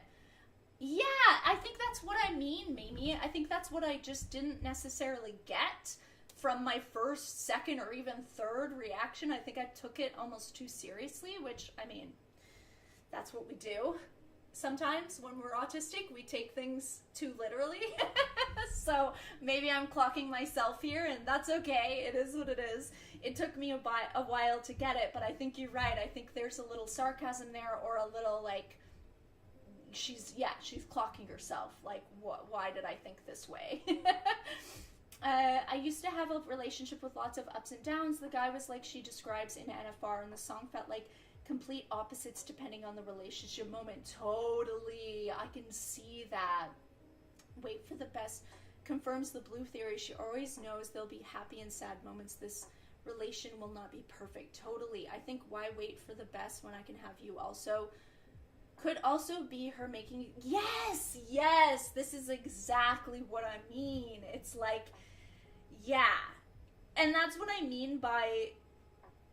Sometimes, like, when I first listened to this song, I was like, oh, that's such a sweet... Like, even me, when I was thinking, when I read these lyrics for the first time, I was like, oh, that's such a sweet quality. Like, she's there for him. She's really there for him. And then when I listened to, like, the rest of the album, obviously, and now I've listened to the album a bunch of times, now when I listen to it, I'm like, oh, man, you're gaslighting yourself. But it took me a few... because I think I have a similar... maybe spirit to her in that way. I do the same thing in relationships. So it was gaslighting me too. But I see through it now, and I think she also sees through it now. I think it is a critique of herself, or sarcasm, however you want to say it. And yeah, it's falling into that like coddling, I can fix him, no really I can territory. Which is, yeah. Anyways, I said, yes, she's been falling in love with the potential, not the reality of him, which is exactly what you just said, Chloe. Like, same shit, different words. And yeah, and then I put a big perception equals painting. So she's, yeah, it really feels like she's playing with these perceptions that I was talking about, and she does it throughout the album. Didn't pick up on this theme of perception and observation and how she's being perceived, how others are. I did not pick up on that theme on the first time I listened to it, but as I listen to it more and more, I'm seeing it more and more. And it makes it feel like a painting. Because if someone does similar to the way her art is, right, how we all interpret her art differently, if you are painting someone or it's how those eyes, how the artist's eyes are perceiving that person, which is why if different people paint a picture of the same person, it always looks different. It's brilliant. It's brilliant. And the song is called Norman fucking Rockwell. It's brilliant. Didn't catch that the first time, but that's okay. Who cares? We're getting into it now. Yeah, and that's why I put how we even interpret this. And I said a big, brilliant. I screamed it. But NFR is definitely a sarcastic song, enhanced. Yes, exactly. I don't think I got it, but that's okay. Again, not to blame it on my autism, but it is, I do take things literally sometimes, if I don't let myself, and that is a trait. It actually is a trait. So I actually have to, sometimes when I'm listening to music, especially if it's not super obvious that it's either satirical or sarcastic, I have to really think about it before I get it, because it doesn't naturally come to me. Because I naturally, especially on a first listen, I take things literally, And then I go into it and go, but wait, what is the metaphor for this, though? And it's I mean, it makes sense, because that is how my brain thinks. My brain will collect all kind. Like I said, I call myself a squirrel sometimes, because I'm just collecting nuts of information. I don't always see the big picture, especially from the first listen. But I am a little squirrel collecting nuts of information, and eventually those nuts become a huge picture that arguably might even be more understood than the average person, who just maybe understands more from a first listen than me. But like I said, after painting that picture with all the details and all the little nuts, sometimes I feel like I have even more of a big picture, but it takes me way fucking longer to get there, and I admit that. It does. Takes me a long time to fucking get there. Why wait for the best? She expects a response but doesn't get it. And when I could have you is duh, don't you see it? Fine. Yeah, that's an interesting take too. I stick for it, maybe we could work. And then Blue becomes more positive. She kind of sounds annoyed singing it. That's interesting. I can see that, yeah. It's definitely hard to catch up on Lana's sarcasm on first listen, because she's so subtle and nuanced. That's what it is. And that's what I fucking love about it, though. But it does force you to really think about it, which is why I think she's such a great artist. But yeah, I think that's why a lot of people misunderstand her stuff, and why she gets painted as whatever the media paints her as in various times over her career. Like, those are people that are not actually, in my opinion, aren't really doing the work to try to understand where she's coming from. They're people that are listening to it once and going, oh, she's saying she wants money, power, and glory. She must be, like, some bitch that whatever. Like, you know? Like, they're just, yeah. They're doing exactly what she's saying they're doing in the song, which is hilarious, because she's calling them out. She's just very subtle about calling them out, and that's why I fucking love her. Yeah, I love it. And so for me, I try to let go of that a little bit in my first listen. Like, I'm okay with the fact that I didn't really get it on a first listen, not the same way. I still took so much out of that first reaction. Well, you can see I talk about it for fucking however long. So I was still collecting my little nuts. But it took me a little bit to create the whole picture. And I'm still creating that picture, and I accept that. So hopefully you guys accept that as well about me. It seems like you do. But that's how it is. You're doing such a phenomenal job with your artistry, I assure you. Thanks, Dylan. Thank you. Thanks, guys. I try. But yeah, it is what it is. That's why I don't put too much.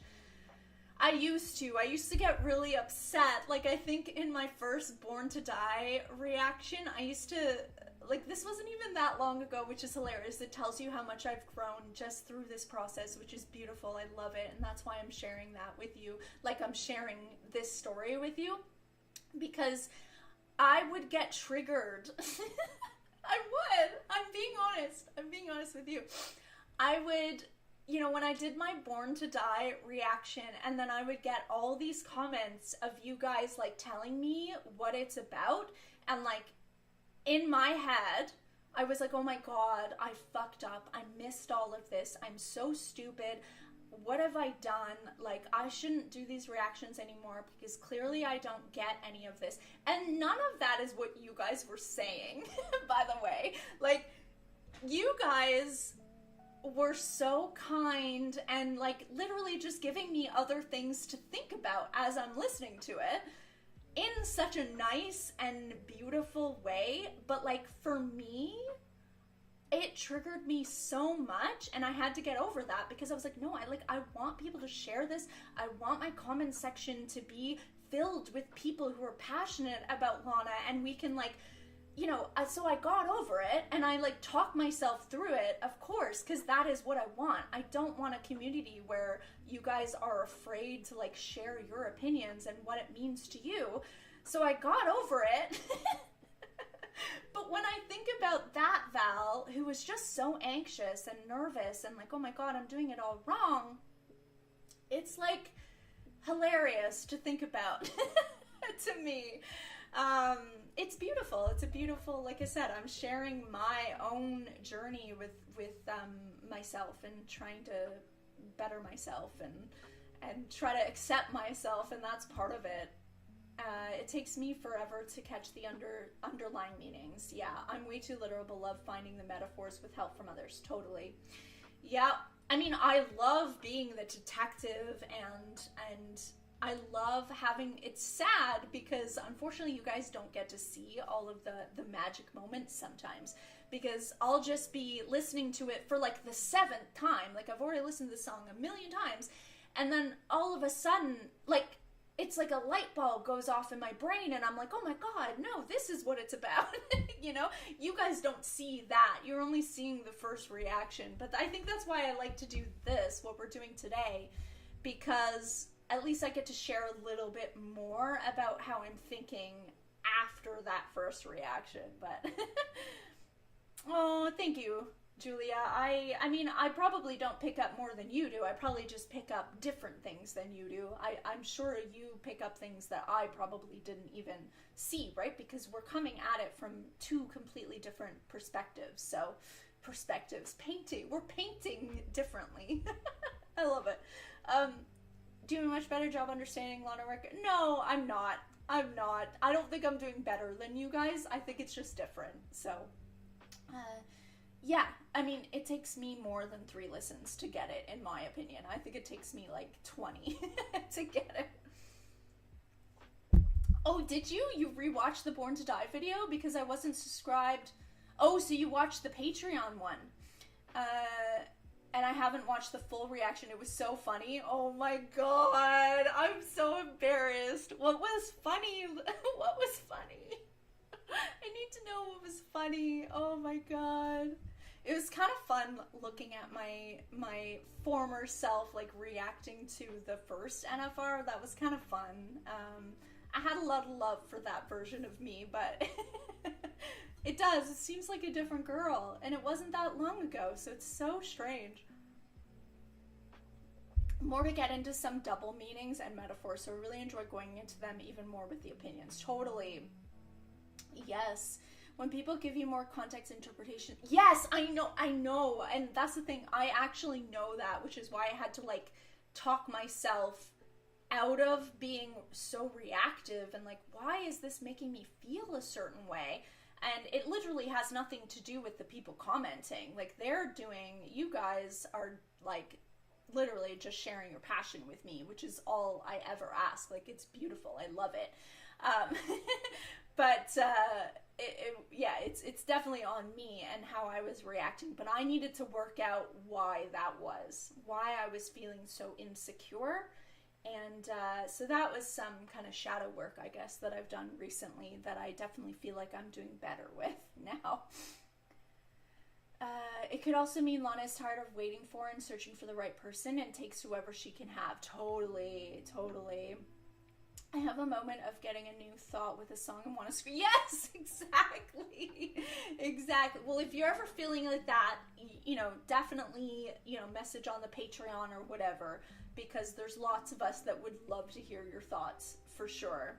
And that's kind of why I wanted to create a community like that, too.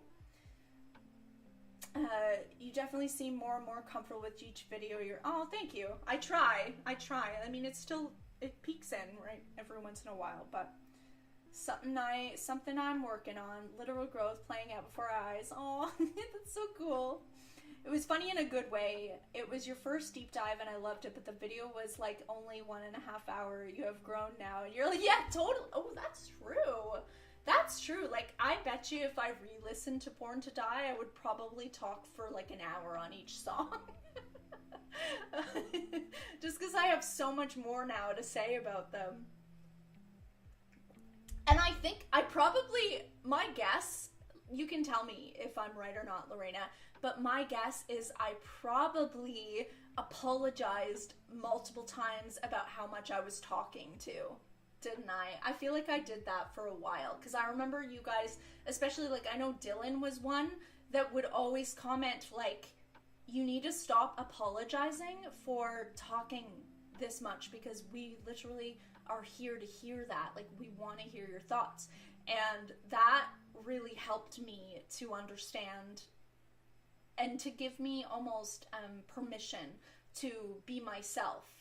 So that was actually beautiful, Dylan. That was beautiful. You helped me in that way, because I know not just you, there were a few other people that did that, but yeah, I got a few comments like that is like, stop apologizing for this. And I was like, you're right. I need to stop apologizing for this. So I think in that and in Paradise, I know I kept like apologizing, I think, for how much I was talking. But it's hilarious because now I talk a whole hell of a lot more, but I'm not apologizing for it. So there's growth there.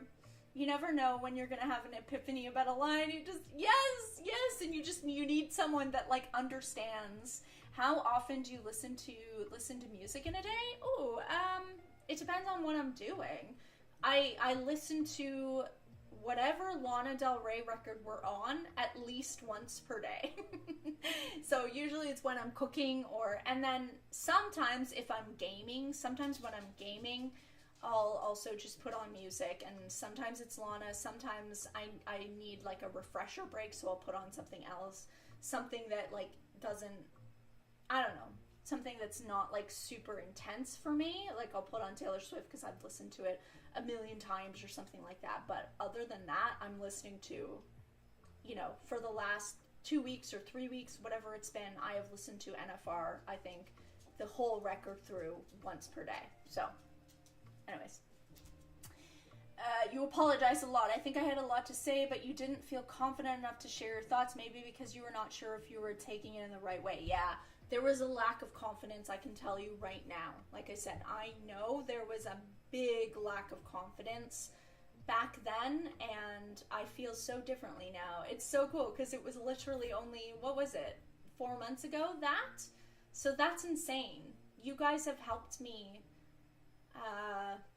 you guys have really helped my self-confidence. Like, I'm not just saying that to be, like, cheesy and, like, it's the truth. You have actually helped me and my self-confidence. So, thank you.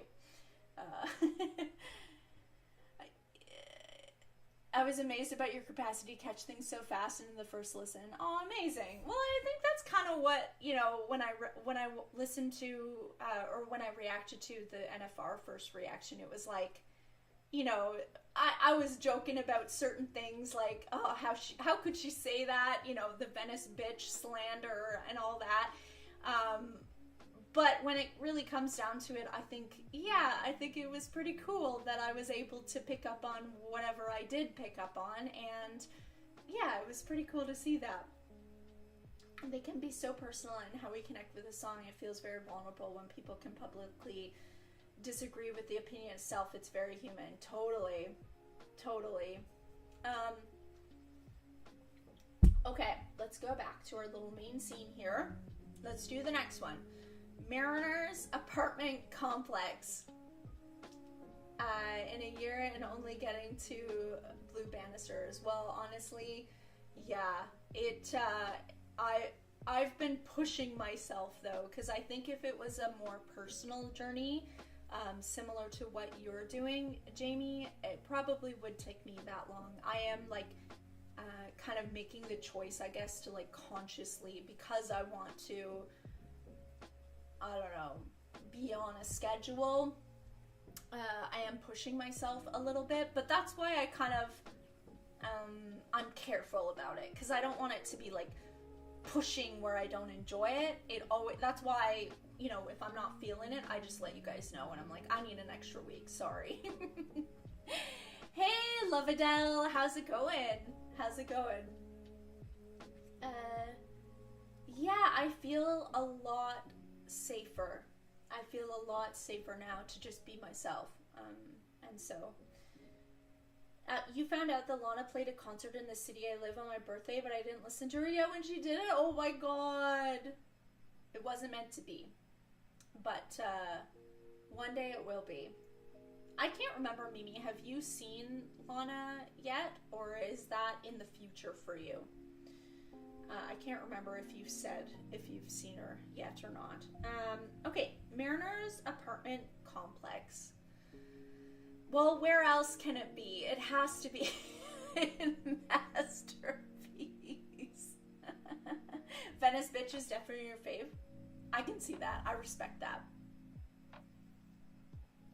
I totally respect that. Okay, Mariner's apartment complex. I literally wrote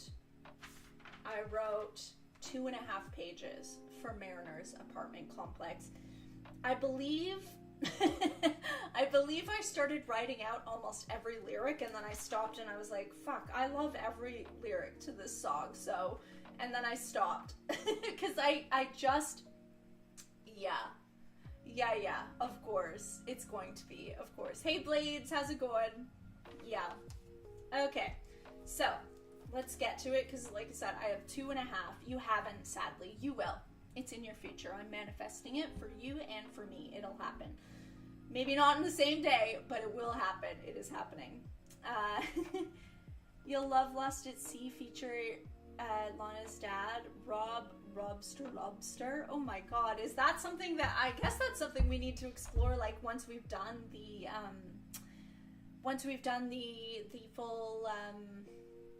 full discard. Sorry, my brain shorted out there for a second.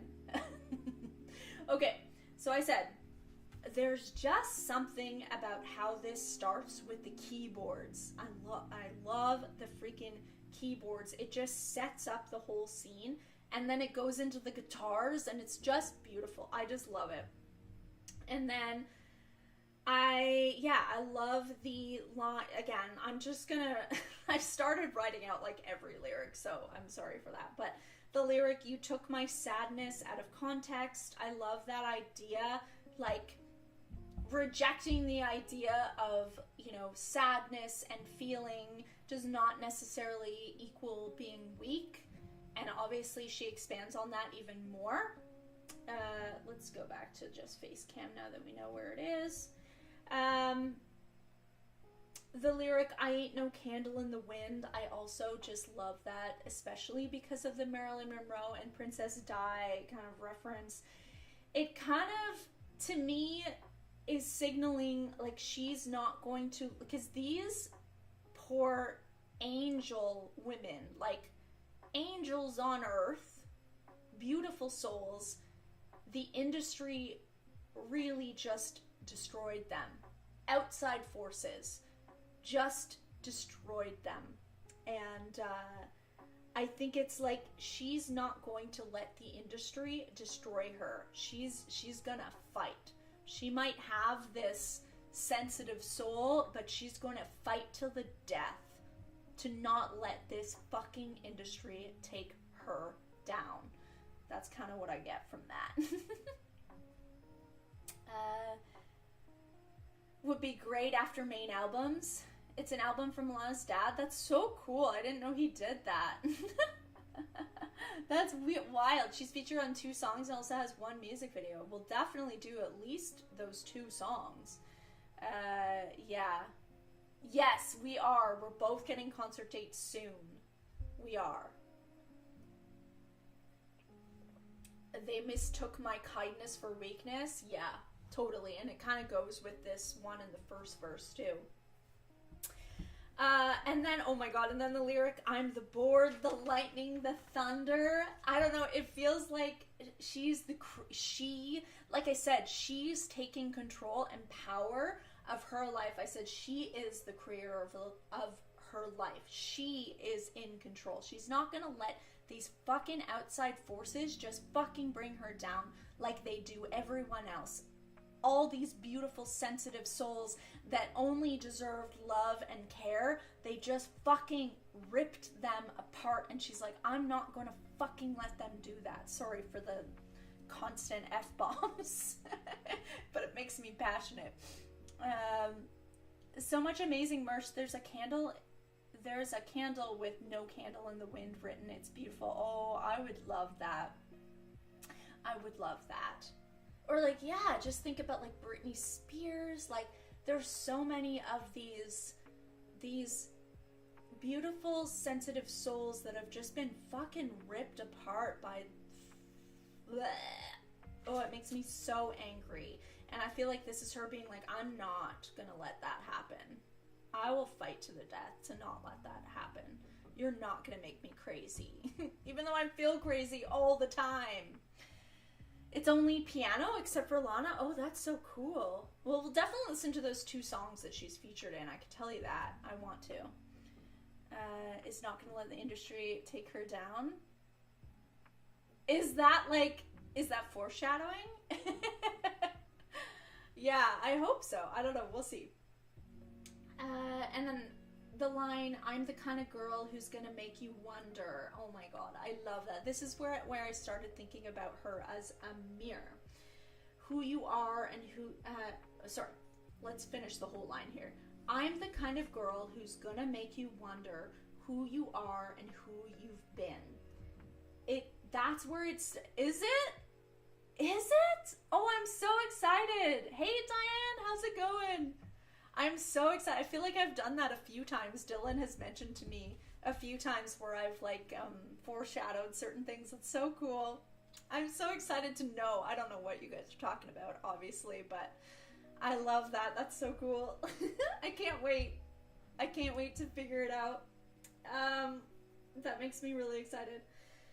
Yeah, this kind of feels like, again, I said she's a mirror. She forces you to face your demons. And then I said I am also a mirror, which we've already gone over in this live, so I guess we don't need to go too much into that. But it really resonated with me because I do feel like I'm that way. And it's hard because sometimes when you're a mirror, you don't always get reflected back at you positive things because... Like I said, I feel like that happens too. I feel like I trigger people sometimes, and that's okay. I think it forces people to really look at themselves, and I think that's a good thing.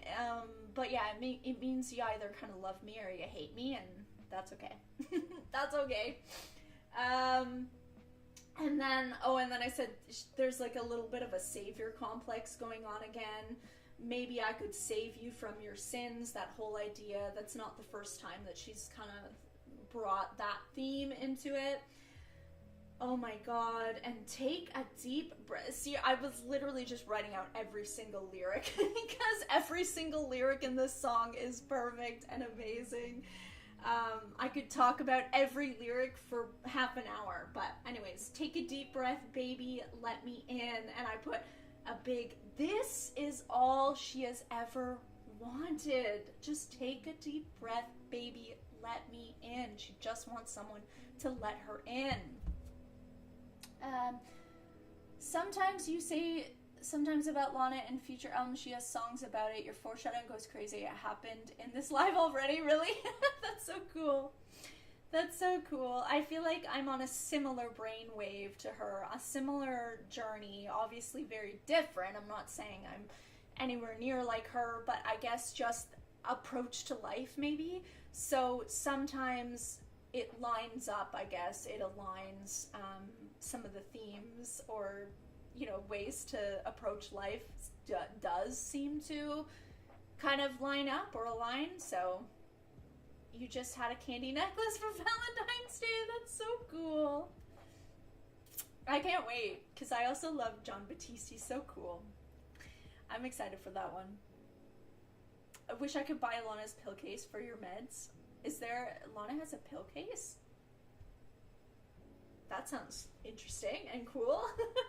And then the chorus. What did I put? Oh, yeah.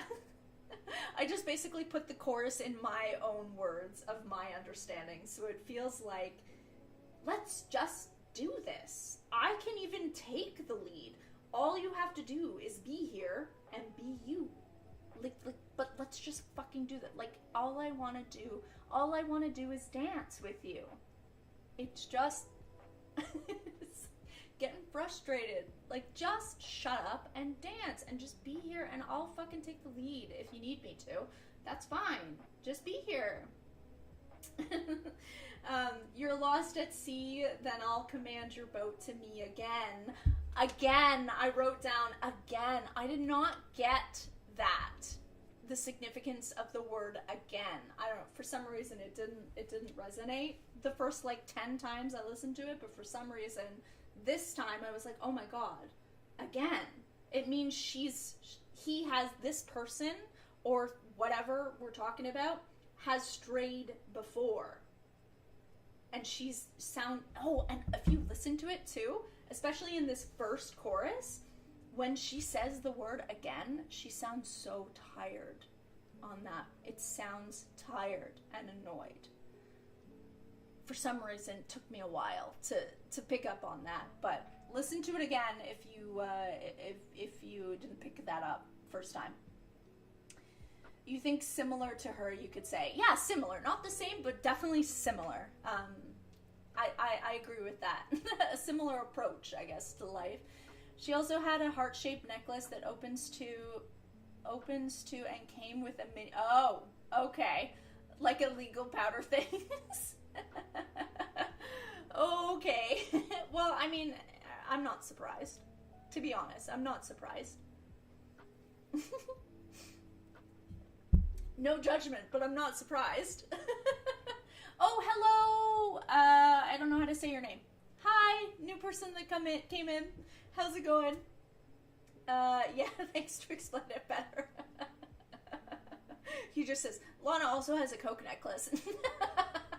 Amazing. Okay. She sounds tired on this word, yes. And then the line, they mistook my kind... Oh, I mean, we talked about this. Was it Chloe that said that was your favorite? Yeah, totally. Oh!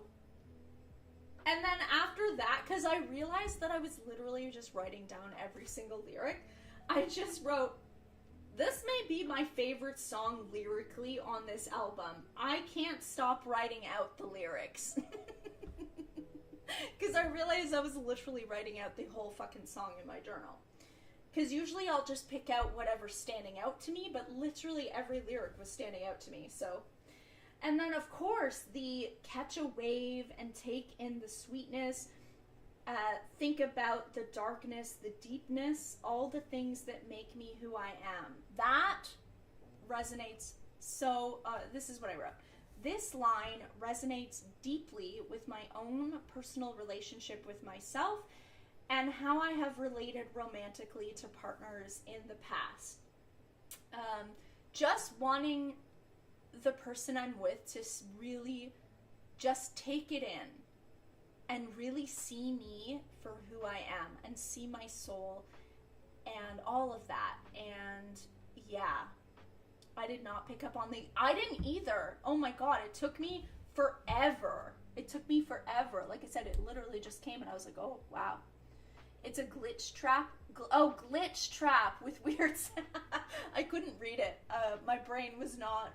Now I can see it. Now I see that it's glitch trap. Okay, thank you. But my brain was not seeing those letters. Sorry. I love how you get surprised by your own words. Amazing. I know. Sometimes I read it and I'm like, oh, that was brilliant. And the foreshadowing is continuing? Really? Okay, I'm excited.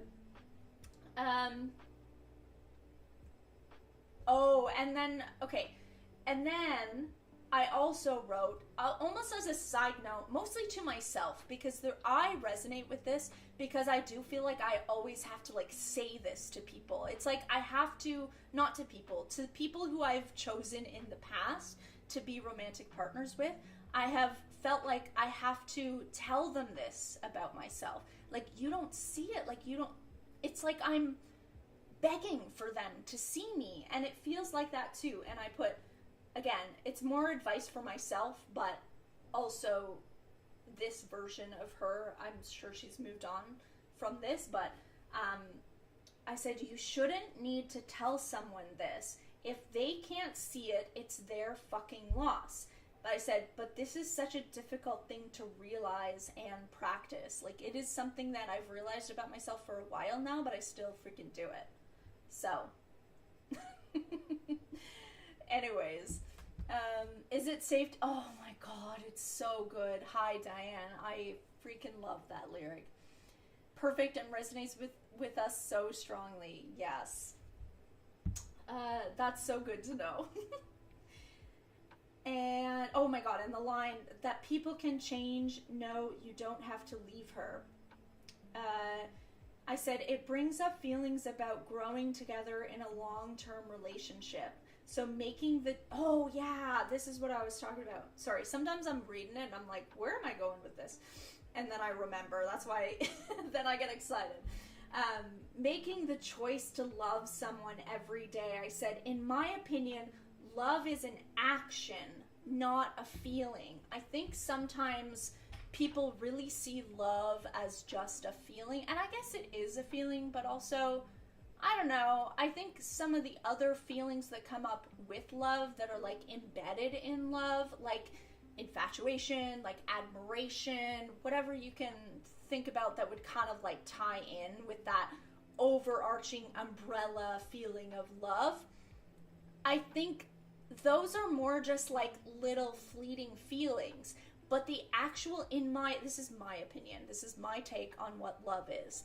Love, I think, is more of an action. So it's, you know, when you think about someone who has been with someone for 30 years, maybe they don't have, or maybe they do, I don't know. But you know how relationships, especially long-term relationships, they go up and down, where it's like, and you have people being like, well, the spark's just not there anymore, blah, blah, blah. And then they just end up breaking up with them. I don't think that's true love, in my opinion. I think if you really love someone, you make the choice, you wake up every single day and you choose to love them as an action. You're taking the action. Things like that I can think of off the top of my head, like maybe your partner has, I don't know, something they need you to support them at 7 a.m. or something. So you need to get up and you're like, oh God, I'm so tired and I don't want to do this. But you literally get your ass out of bed and take the action to go support them at wherever the thing is at 7 a.m., even though you don't really want to, but you do it anyway. That action, that is love. That's love. Not the like squishy feelings that come and go and blah, blah, blah. In my opinion. Love is the action that you take with the person that you love. I don't know. That's how I feel about it. What am I expecting from chemtrails? I don't know. I haven't thought about it.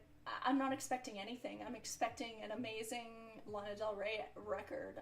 But yeah, I haven't really thought about, I don't really have expectations. I try not to have expectations because I want to be like surprised, and I want to go, oh shit, this is what it's about. I don't want to be like disappointed to have like put this like expectation on it. Does that make sense? I don't know. Sorry, I'm weird that way. But anyways, that was my monologue about love and what I think love means. But I do think a lot of people don't, or maybe they don't even think about it that way because they just don't even think about it. And they just, you know, wake up one day and they're like, I don't feel the same way about this person the way that I felt like when we were first dating in the honeymoon stage. And then they just freaking, I don't know, they don't do any more self-reflection from there. And they just kind of, I don't know. It's interesting. That's what brings up in that one little tiny line a whole monologue for me, just about that line. That's what it means to me. And then the line, 'cause even in the dark, I feel your resistance. I love that line. I love that line too. Again, I'm literally writing out every friggin' line.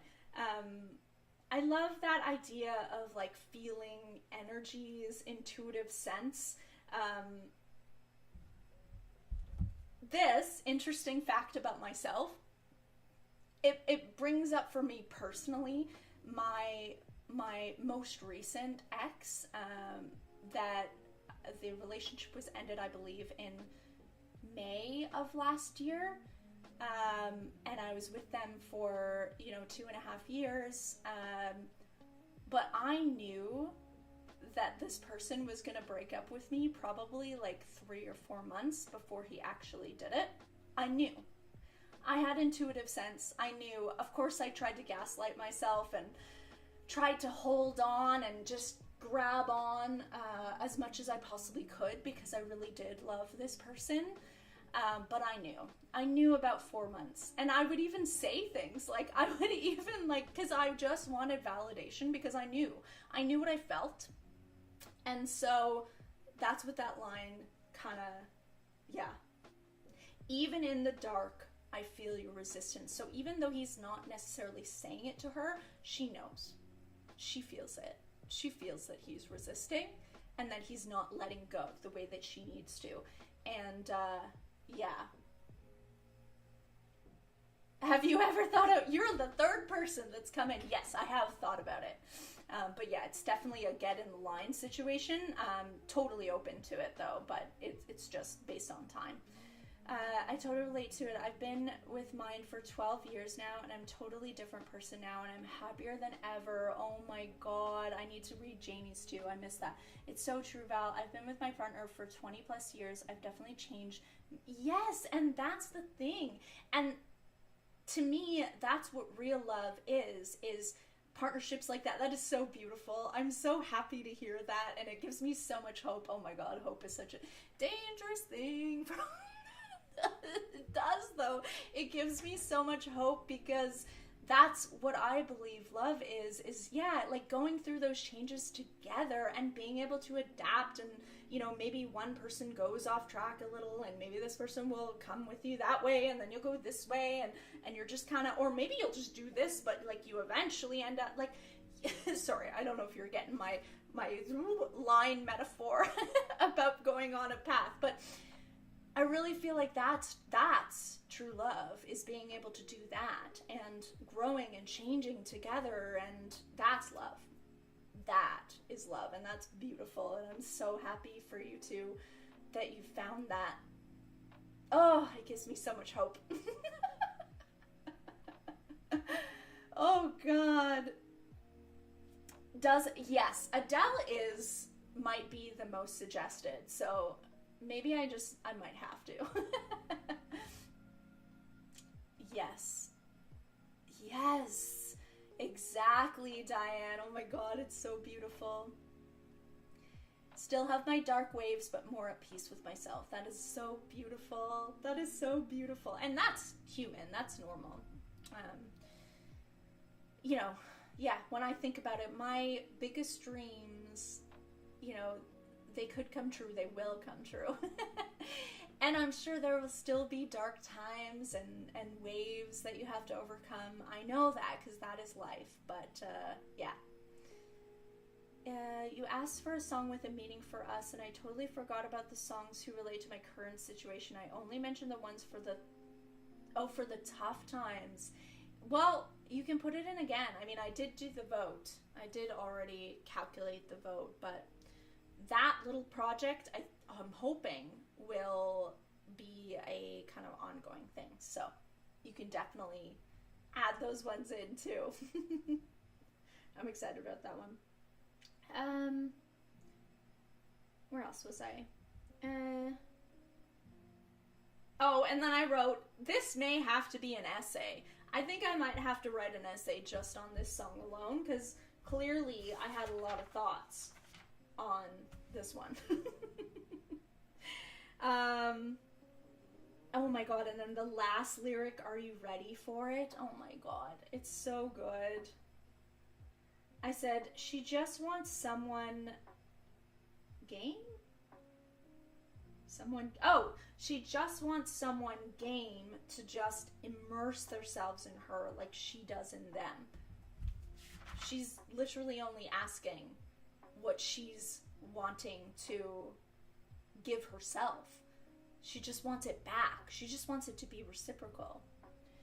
I have to go back to the post and add some happy songs for this moment when I'm so happy with a beautiful person that loves and respects me and understands me the way I am. Yes. Yes. To go off topic slightly, too, I also want to say that that vote is mostly from the albums that I have not listened to. So that made me really excited. The things that were coming up again and again were mostly from Blue Banisters, I think, and Oceans Boulevard.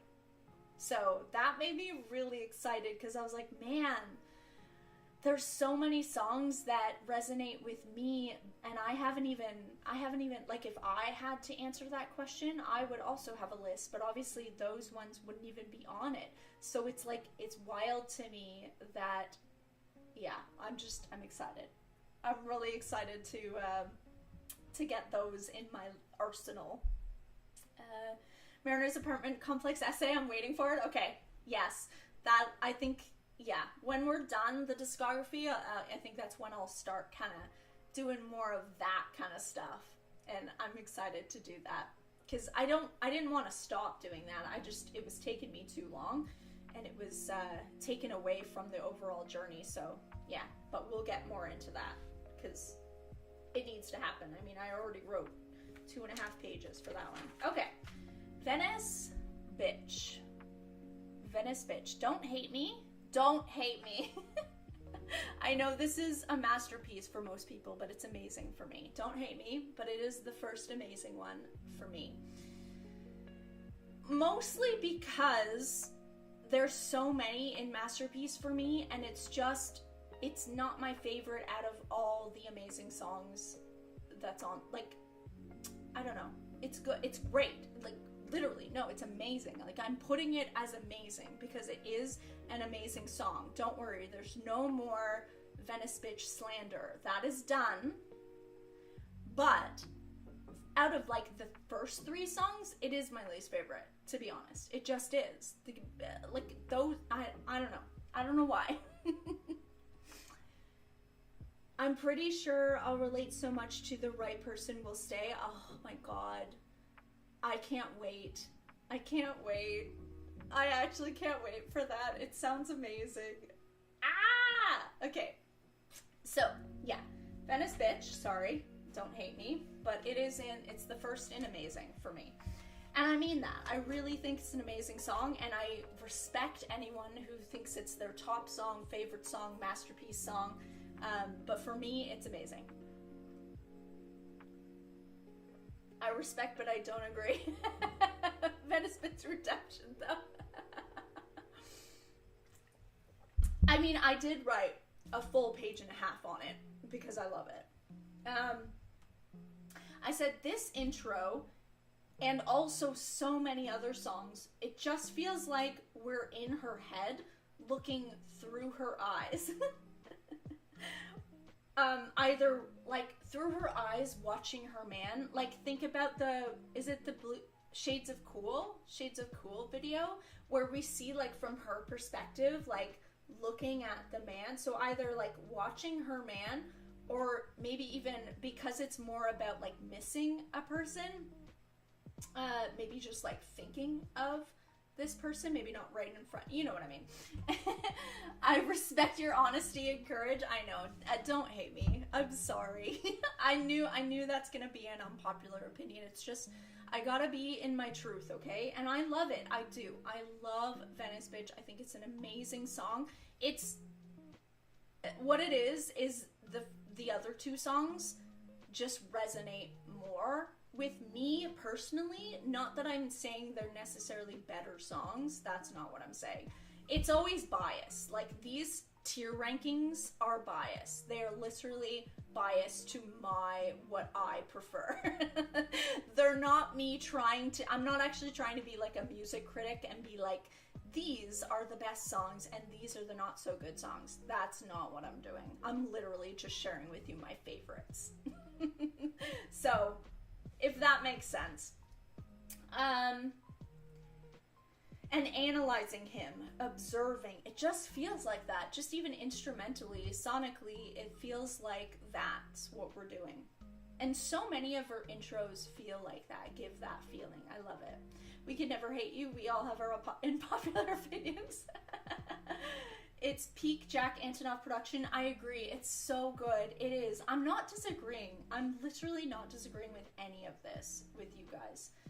Had to go for a while. See, we're still on my faves. Yeah, we haven't done much. Sorry. Welcome back, though. I'm definitely not disagreeing with anything, to be honest. It's literally just personal preference. That's it. I said, Missing someone dearly and doing all you can to stay strong, stay authentic for them while away, but just wishing they were there to share in it all. I said, are we remembering previous memories? Or maybe we're also just creating future memories. Either what could be or what could have been, depending on the context. I guess I'm trying to figure out if she's talking about someone who's no longer with her. Because sometimes I get the vibe that it's talking about that, and then other times I think it's more the person is just away, and I don't know. I go back and forth all the time. So those are just the questions I'm asking myself while I listen to it, I guess.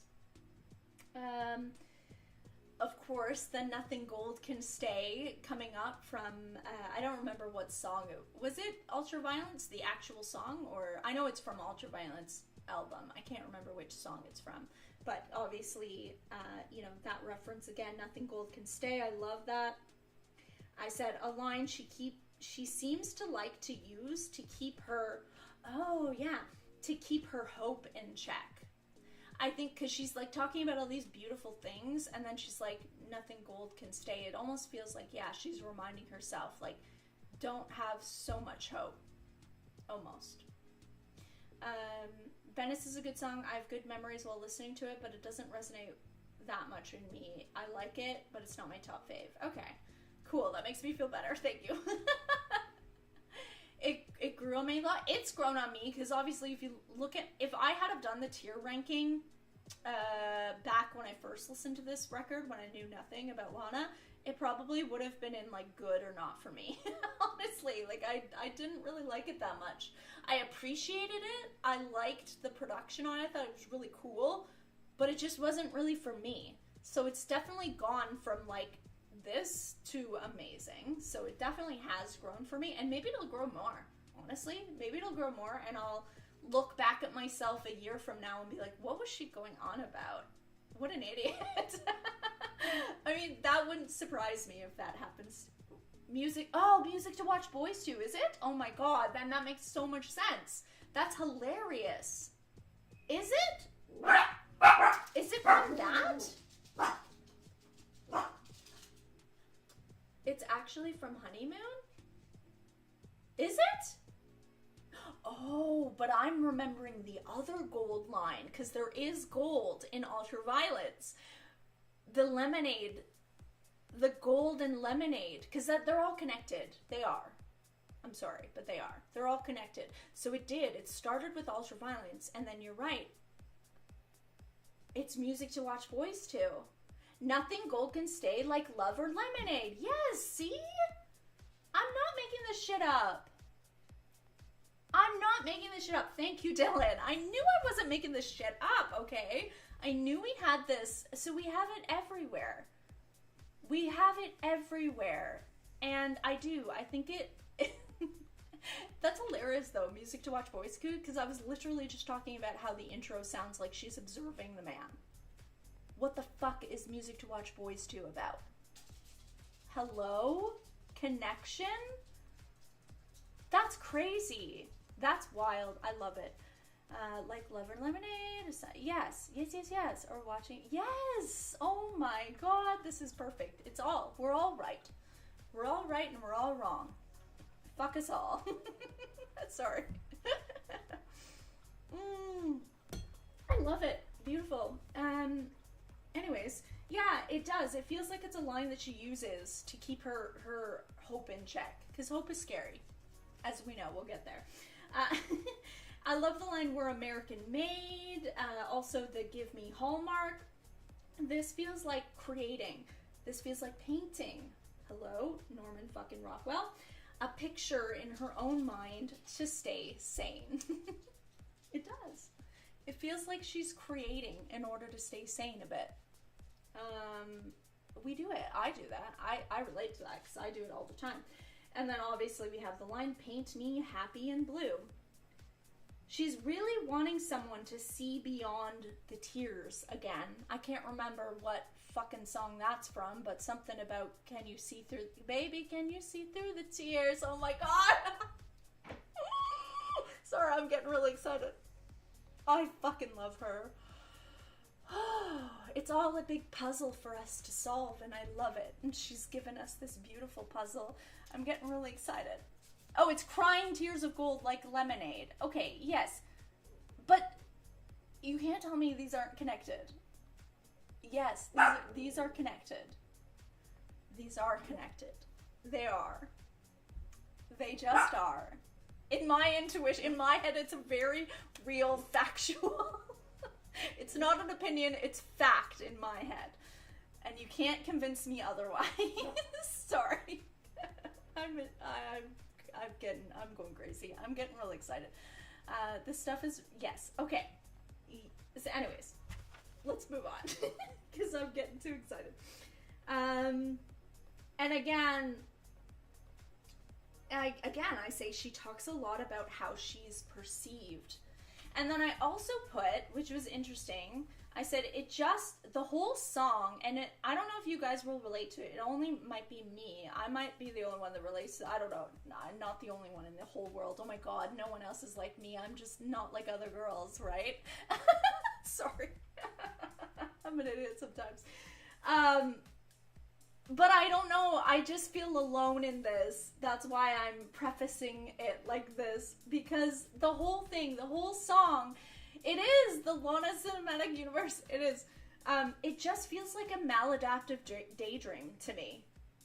Like, and I don't know if that's in her head what it is. I don't know. It doesn't matter.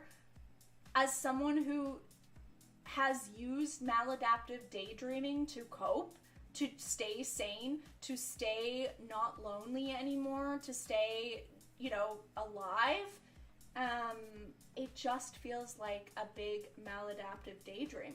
The whole song feels like a maladaptive daydream to me.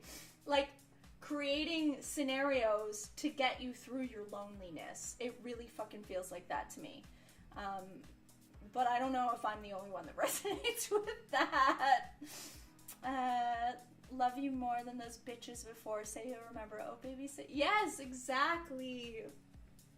And I also love the line, losers, beautiful losers. It feels like another callback to kind of the Bonnie and Clyde kind of thing. We just get each other,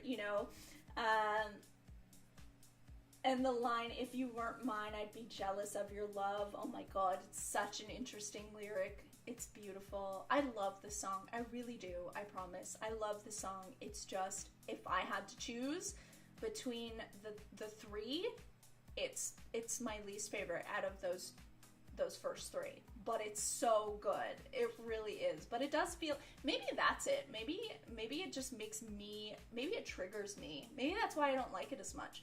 Because maybe it does make me think of a maladaptive daydream and that makes me uncomfortable. That could be true. That literally could be true. It could just be triggering me because she's a beautiful mirror and I don't like what I see in that mirror. So that, and that's a me problem. That's okay. That's why I say, like, it's an amazing song. I'm not going to put it, like, in the not for me. But I think it does trigger me a bit. If I'm being really honest with myself. Okay. Next one. Let's go back to our other screen here. Fuck it, I love you. Oh yeah. We'll get to it, but this is what I wrote about. Where is it? Fuck it, I love you, aka Cruel World Part 2. That's what I wrote. I don't know if that's an unpopular opinion, but it feels like that to me. That's what the song feels like. Cruel World Part 2. I love the first theory you said that maybe she's creating future memories, like she's thinking, but that's what maladaptive daydreaming is, or that's how it feels like to me. It's like when I'm escaping my life and like creating these scenarios, that's what it is like creating future memories. Like she's thinking about how it's gonna be when this person left her and how she'll miss these moments and how she'll feel. Yeah. It's also super iconic and masterpiece when listening. Yes, yes. I haven't done that yet. Maybe that's the problem. I haven't had my gummy experience with NFR. Because I don't think I had a gummy. No. I think I had a gummy. When did I have a gummy? No, I did that with Lust for Life. I did it. Yeah, I didn't do it for this. I was totally sober for this. So maybe that's the problem. Maybe that's the problem. My world hasn't been expanded from the gummy yet. I always maladaptive daydream. You listen to Adele album. I respect that. That is amazing. That's a perfect way to just sneak it in, eh? I love it. Cruel World Part 2, amazing, totally agree. Okay, good. I'm glad we're vibing. Okay, so I said, so the line, maybe the way I'm living is killing me. Such an interesting, that whole section, but I obviously only wrote down that last little bit. Just looking at the way that she's been living, I said previously, the way that she was living this way, Diet Mountain Dew, Born to Die stuff, right? She was I think it was a bit glamorized in her head. Like she was really living life.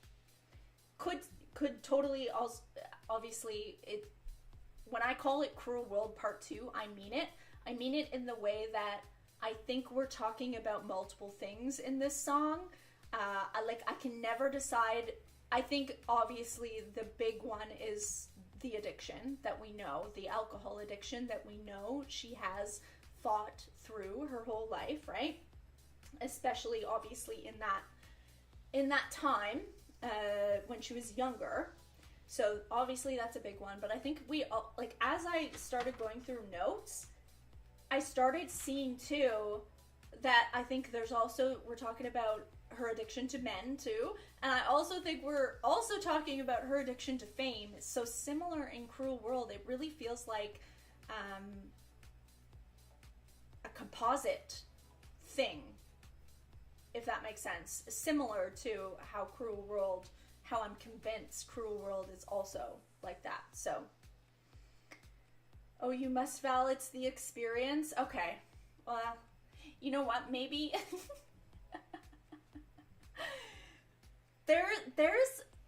there's a really wild idea that I have between doing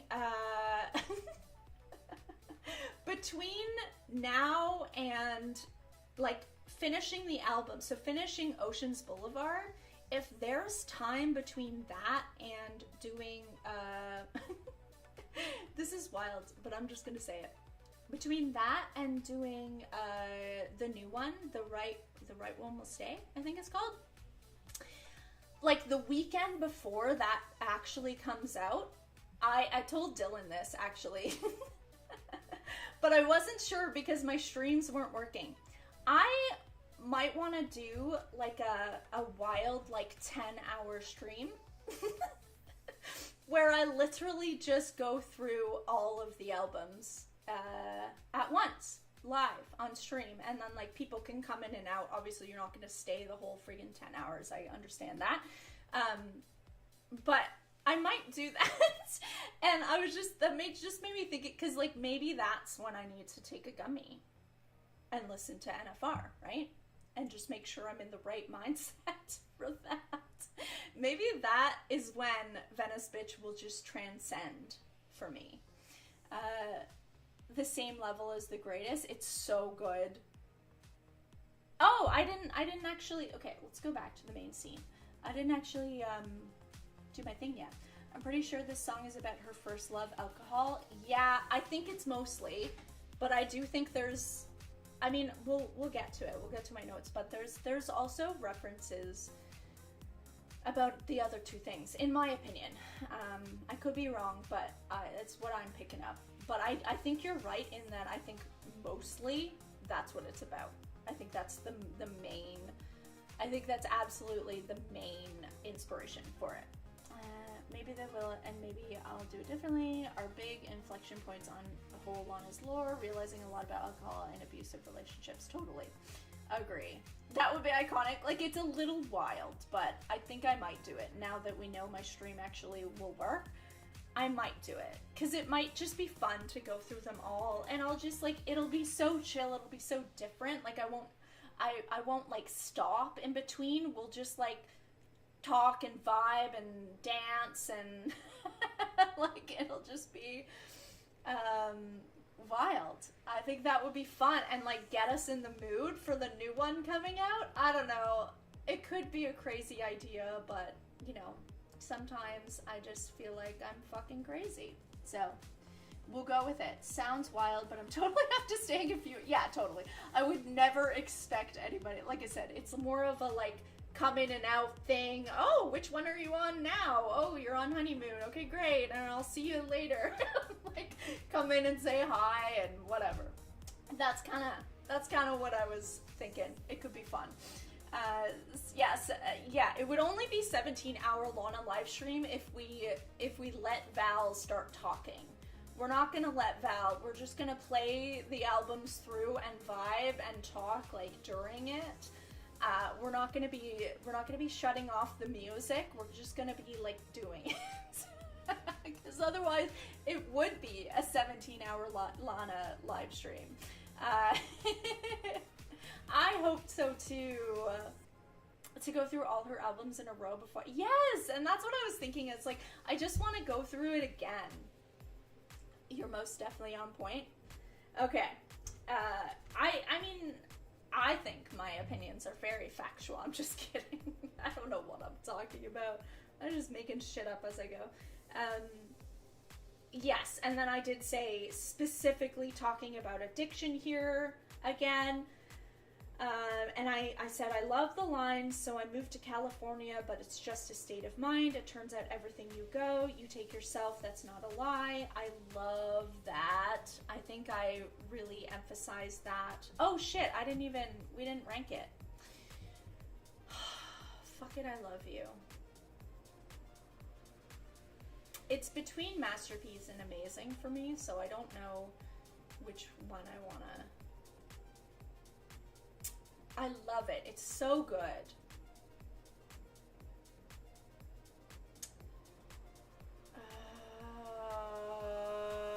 I think just to make things interesting, I'm gonna put it in Amazing.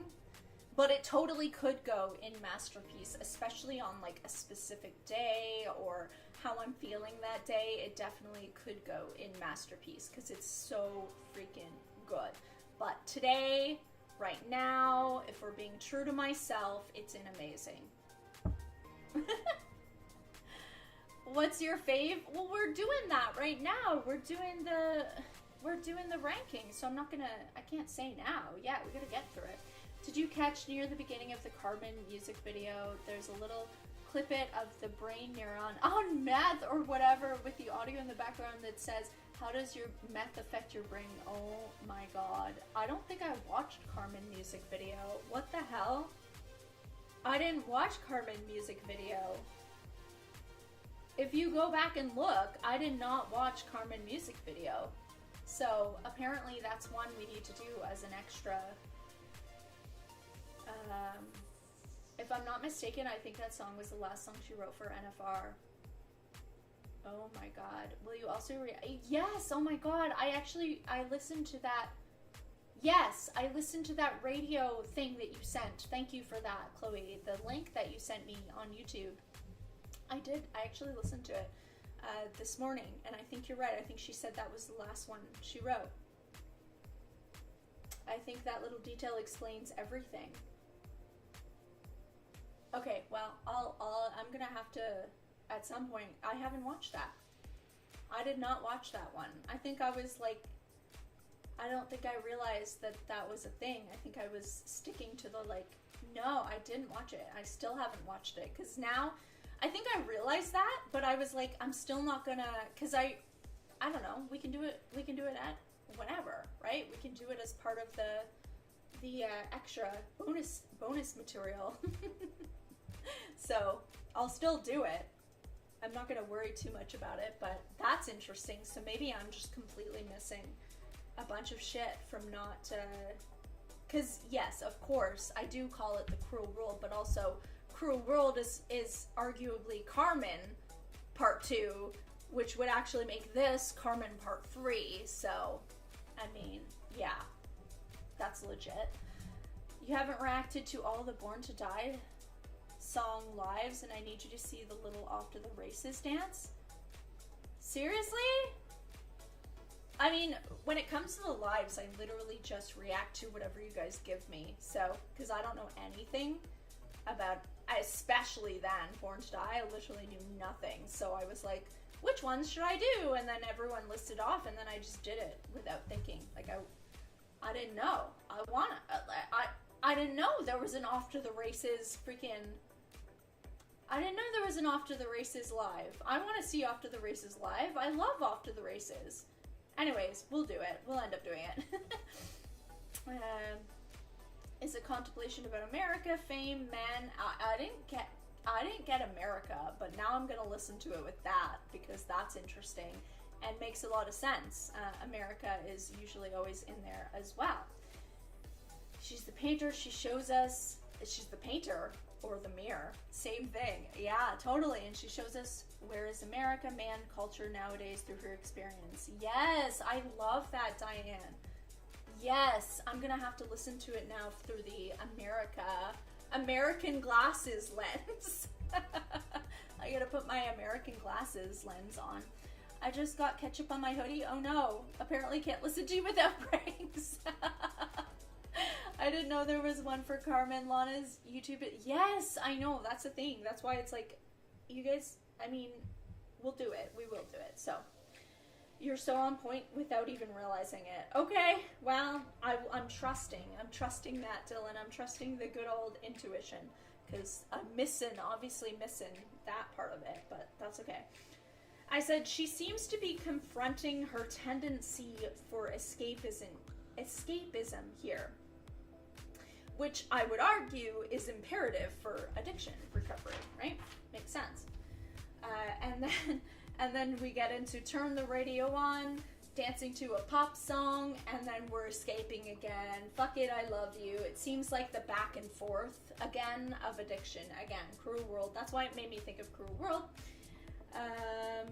And then I also, and this is credited to Lorena, I said it's certainly interesting that the lyric is fuck it, I love you, but it sounds like she can't even say love. Like, it's like she can't even make herself say it. It sounds like. When you listen to it, it sounds like, not love. But it is. We know that the lyric, the song title is fuck it, I love you. That's the lyric, technically, but it sounds like she can't even bring herself to say it. Which is very interesting, because again, it does feel like the going back and forth of addiction. I love that. And that's credited to Lorena, pointed that out on Patreon, and that stuck with me ever since when I listened to it. I love it. Oh, and I also said it could be like some of the shame speaking again. And then I put in my notes, where did I say this about UV? I was talking about shame in UV, and I couldn't remember where I brought it up, but just a question for me or you guys if you remember, but there was a time where I was talking about that, which is why it came up, which is why I said could be shame speaking again. I just don't remember what I was talking about, but somewhere. Claudia, no! I think it could be about her love for California. Yes! Oh my god, that's another one too that I keep forgetting about. America, California. I gotta put the California lenses on too. Totally. I could totally see that too. I almost said I love. Yes. Yes. Oh my god, that too. Yes. I love it. It's all of them. It's absolutely all of them. I'm convinced. It's all of them. I also love the line, shit's even brighter, you're gone. It makes me think of how it's probably very difficult to move through the world sober when you're used to being numb. So then it maybe it becomes like a sensory overload, which, I mean, that I relate to, being neurodivergent. I mean, not from being, not from being an alcoholic to, or like numbed to being sober, but just like, the world sometimes is just a massive sensory overload for me in general. So that I relate to. But obviously much different context than what she's talking about. But yeah, it brought that up for me. And I said, I still think she's still switching back and forth between various escapisms, which again, now we've brought into America, we've brought into California, with I also think is totally legitimate. A man, but the ones that I guess spoke to me were a man, alcohol, music, lifestyle, fame. And she also has, I love the line, jazz is in my veins, running out of time. I love this. So yeah, there's a lot to that. Val just reposted a video on TikTok. What? I did? Seriously? Oh, I think your notifications just... I don't think I've reposted anything literally today. I mean, I reposted a lot probably yesterday, so for some reason your notifications are telling you that I did it just now. But I mean, you see, there's nothing in my hands. I didn't do it now. TikTok is weird like that, though, sometimes. So deep and real about yes, sensory overload. Just watch The Outrun, and that's a big part of it. Maybe I need to watch that. That sounds interesting. Hey, Amy! Yes, we're still here. How's it going? Where she says she missed the smell of America. I don't think that's one I've listened to yet, so that would need to be chat. We'd need to help you with that, I think, because I don't recognize that lyric. It sounds very interesting, though. Yeah, I don't know. That's what came up for me. Okay. So Doing Time is my first grade. I'm sorry, don't hate me. It's so good. Doing Time is so good. Unfortunately, I have favorite covers that I like better than Doing Time. Don't hate me, because Doing Time is great, which is why I put it in great, so don't come for me. But there are covers that I like better than Doing Time so far. So that, for me, just makes it's just not a masterpiece. But it's great. It's very good. I love the song. But that's just my truth in this moment. Going from I moved to California, but it's just a state of mind, to it turns out California's more than just a state of mind. It's so beautiful. She feels like she tried to escape her demons. Yes. And then fell in love with it. Oh, I love that. I love it. Come back like 2 hours later and I'm still just chatting about whatever. I know, it's... I haven't listened to the song yet. She talks about staying sober. Oh, I'm excited for that. 100% better covers for me too. Okay, good. Yeah, it's very good. I love it. I really do. I mean, you see, I get so excited when I listen to it. But yeah, there's better covers for me that I love. Mostly, what are the covers? Oh my god, what are the covers? My favorite is from Honeymoon. Please Don't Let Me Be Misunderstood. That fucking song. And I don't even think I put that in Masterpiece, because I was kind of like, I literally put most of the album in Masterpiece, and I was like, I can't put a cover. So like that one, I think I even just put in Amazing, but hands down, that one is my favorite. The one about Blue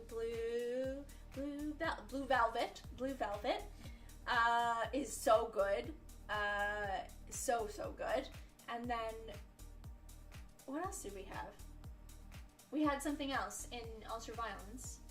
Fuck, what was that one? Oh my god, that one was so good too. The one about the other one. Oh my god, The Other Woman. I forgot about this. I haven't listened to that one in a while. Anyways, getting excited.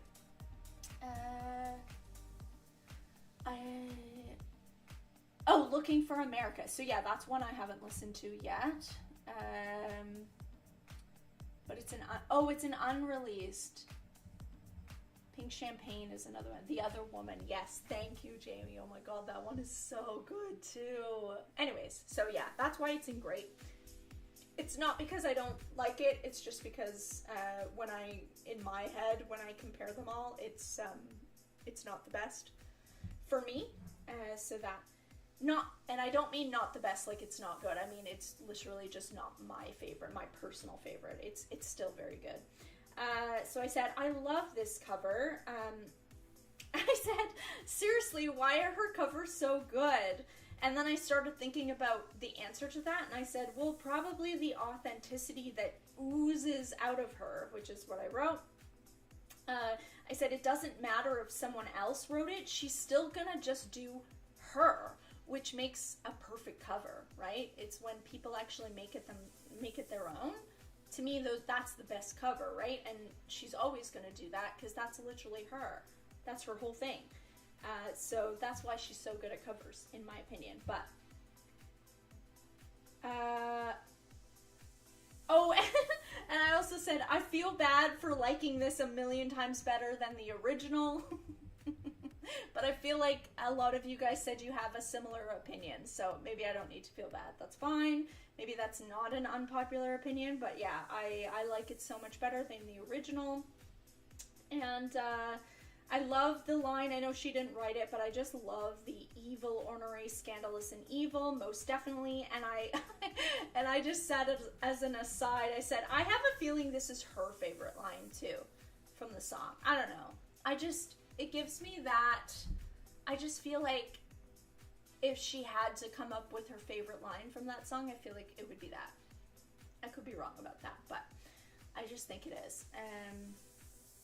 Let Me Love You. I see, that's another one I haven't listened to yet. I'm so excited. Yeah? Okay, good. That makes me feel better, Chloe. Thank you. Okay, let's move on. Okay, good. I'm not the only one. Because I feel bad, right? I don't know. I just feel bad. I feel like I'm being... Because she obviously covered it because she loves the song. She thinks it's great, and it is great. But I'm like, oh, girl, you surpassed it. It's better.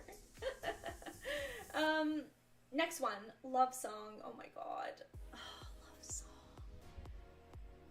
Love Song. Love Song, Love Song, Love Song, Love Song. Love Song has to go in Masterpiece. Sorry. Love Song, just because personally it just means so much to me. I just freaking love this song so much. Yeah, it's so good. Okay, so I put again, this one also just feels like another maladaptive daydream to me, and maybe that's why, again, it means so much to me. It feels as if she's imagining the love she wants and needs. I mean, I hope that she's just writing from personal experience and that, you know, she was in this beautiful relationship and that's why she wrote it. I really hope that's the case, but I don't know if it is. Sometimes when I listen to it again, I'm like, it kind of feels like almost like a manifestation. Yeah, it's so good. It's so good. Sometimes it's, yeah, and sometimes it's also my favorite too. I think it probably was my favorite in that second reaction that we just recently, the recent first reaction, the second reaction. I think it was my favorite after that. But I think other ones might have even surpassed it since listening to them more, but yeah, it's so good. Yeah, it just feels like she's imagining the love she wants and she needs. And I said this intro is so cinematic. It just, I wrote, it takes me to the stratosphere. It's perfect. It's beautiful. Also, the line, we go fast, we don't move. Like, mind blown. What a fucking lyric. I literally just wrote, what a fucking line. That's all I wrote about it, because I'm still like, I'm in awe of that one. It's wild to me. I said everything is so vividly described, I can just see the whole scene, and that's why every time I react to it, it's like I literally see the music video. We need to see the music video, Lana, because I see it in my head. We need it. Where is it? Oh god, I wrote a lot for this one. Holy crap. And then I said, what was that? Oh, sorry, I missed one. The line, "In your car, I'm a star and I'm burning through you," also one of my favorite lines from this song. I said, this line makes me wonder if the want/need for fame is just a placeholder for what she truly wants, which is a dedicated lover. I don't know, it just gave me that vibe. Especially talking about being a star, but like, she really just cares about being his star. This I don't know if it's a real person or like this imaginary person in her mind that this perfect love would be. Yeah. My dumbass forgot I had just chopped up jalapenos and full on. Oh my god, are you okay? But still not one of my faves. I get that. It's really just because it just personally means so much to me, but I can totally see that. I hope you're okay. Oh, that's brutal. Yes, we need the love song music video. Agree. Justice. Lana, justice for love song. I'll even do all the treatment for it. I'll do it. You're okay now? Oh my god. Yeah. Where was I? Oh, yeah. I don't know. This might be like an unpopular take here, okay? But I'm just gonna say it anyway. So that line where she does, like that same line, right? The "in your car, I'm a star and I'm burning through you." So she first starts to sing it, and then the second time she talks it. It gives me like especially the talking, it really, and I think that's why I feel like it's a maladaptive daydream. It gives me manifestation vibes. Like she's literally just talking it into existence. I don't know, that could be a weird woo-woo thing. It feels like that. I said I'm not sure at this moment she's actually in this scene. I think she's imagining it, manifesting it. I don't know. That could be a weird take, but anyways.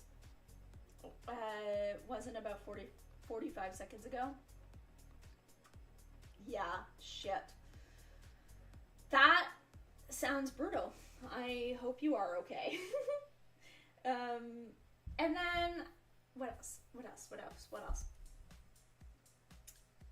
Yeah, oh my god. Would like to think that you would stick around. Oh my god. It just gets my heart every time. And then I also said, sonically, it sounds just so delicate and intimate sounding.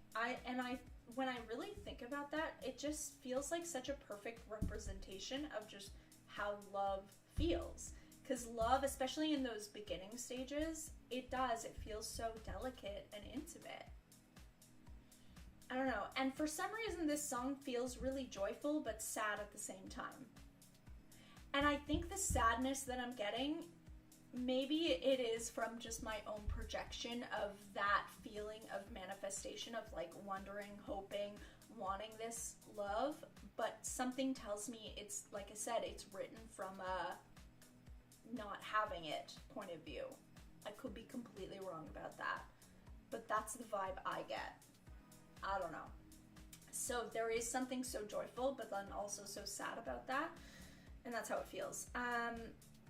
Also, the line, "grab my waist, don't waste any part." I don't know, there's something about, and I also said, it just gives me the same vibe as like the lick me up and take me like a vitamin vibe to it. It gives me that same feeling. There's just, I'll tell you what I wrote, because I have such a hard time explaining what I mean by this. My hope is that the right person will stay, will give love song vibes. Me too, but I hope it's from like a real perspective. Oh, sorry. I'm just assuming that my predictions are the factual correct information, which is not true. But in my head, again, I really feel like it's coming from a hopeful point of view. I'm hoping that the right person will stay will be like from real lived experience, right? She did just get married, so I'm really hoping. I don't know. That'll make me happy. I think I get sadness from just my perspective. Yeah, totally. It might be, and it might just be me projecting, and I totally realize that. But you're hired as Lana's official, unofficial PR team. Amazing. I can't wait. Yes, I need to do the music video, the treatment of the music video. I see exactly how it should be and how it should be shot, and that's factual. Yeah, of insecurity. That's what it is. Maybe that's what it is. That I'm picking up on insecurities. That's maybe that's what it is. This is what I wrote about how she talks about sex, because I love the way that she writes about like sex or sexy things or whatever. Just we'll say sex as a, how many times can I say sex in a 10-second clip? Holy shit. Anyways, the umbrella term. I don't mean like, yeah, I mean it as an umbrella term. I said it's hard to put into words how much I love how she talks about sex. It's almost reverent. It almost feels reverent. But I said, but not in a weird, suppressed, like purity religious way.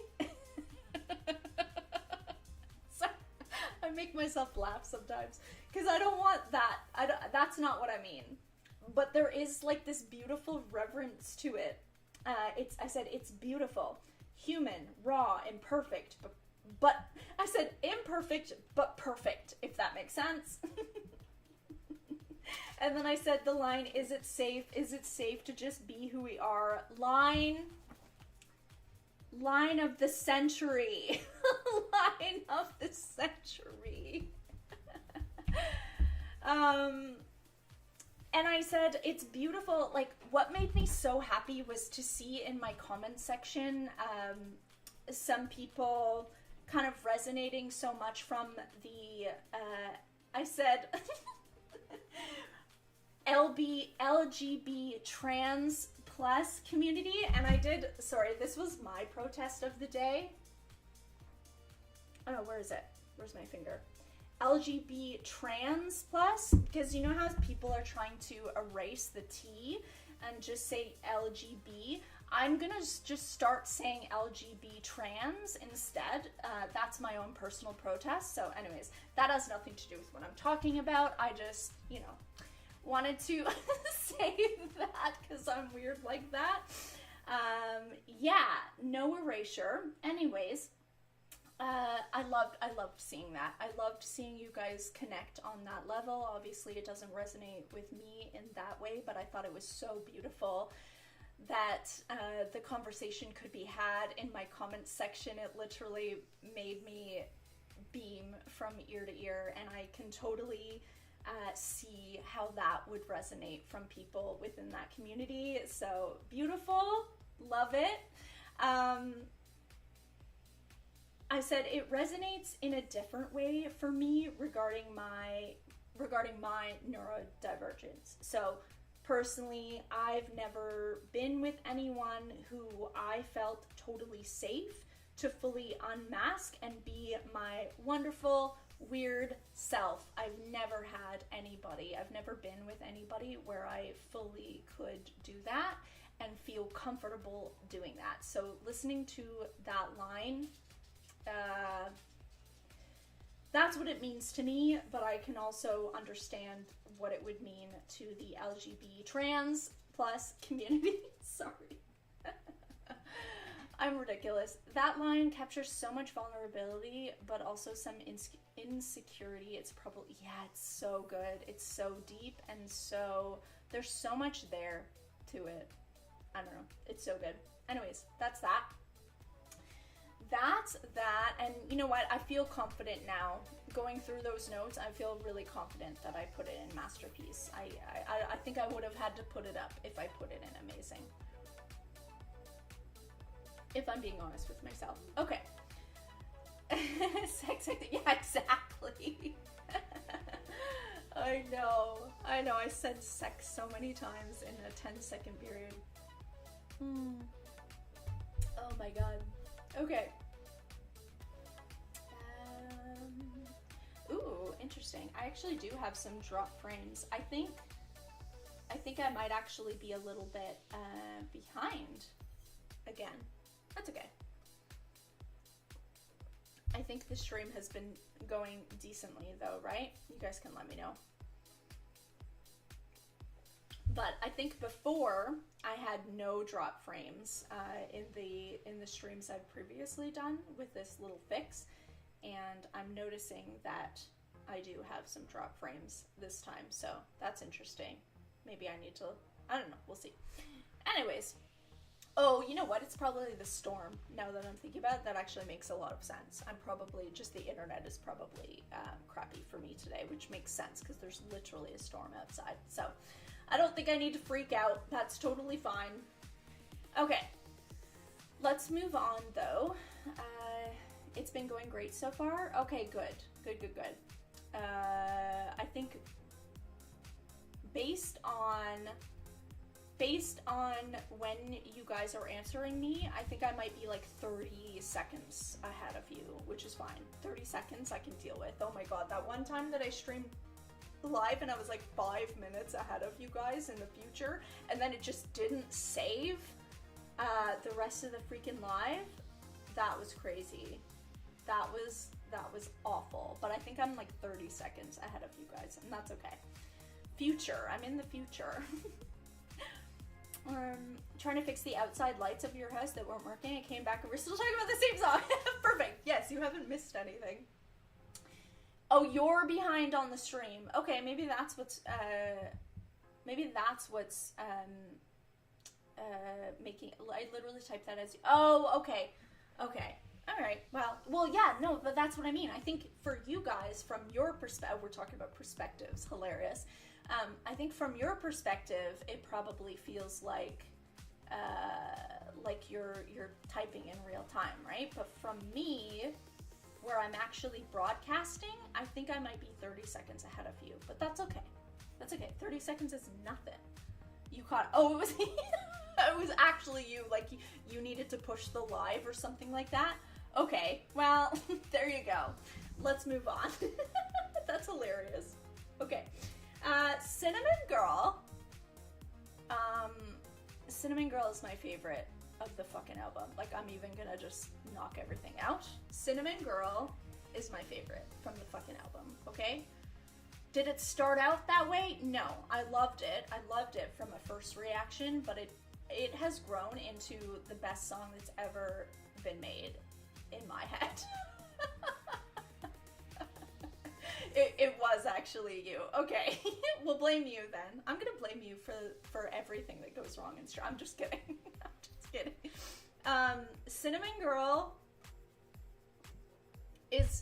might be top tier. Like when we do like overall whole discography best songs of fucking Lana Del Rey, Cinnamon Girl is up there for me.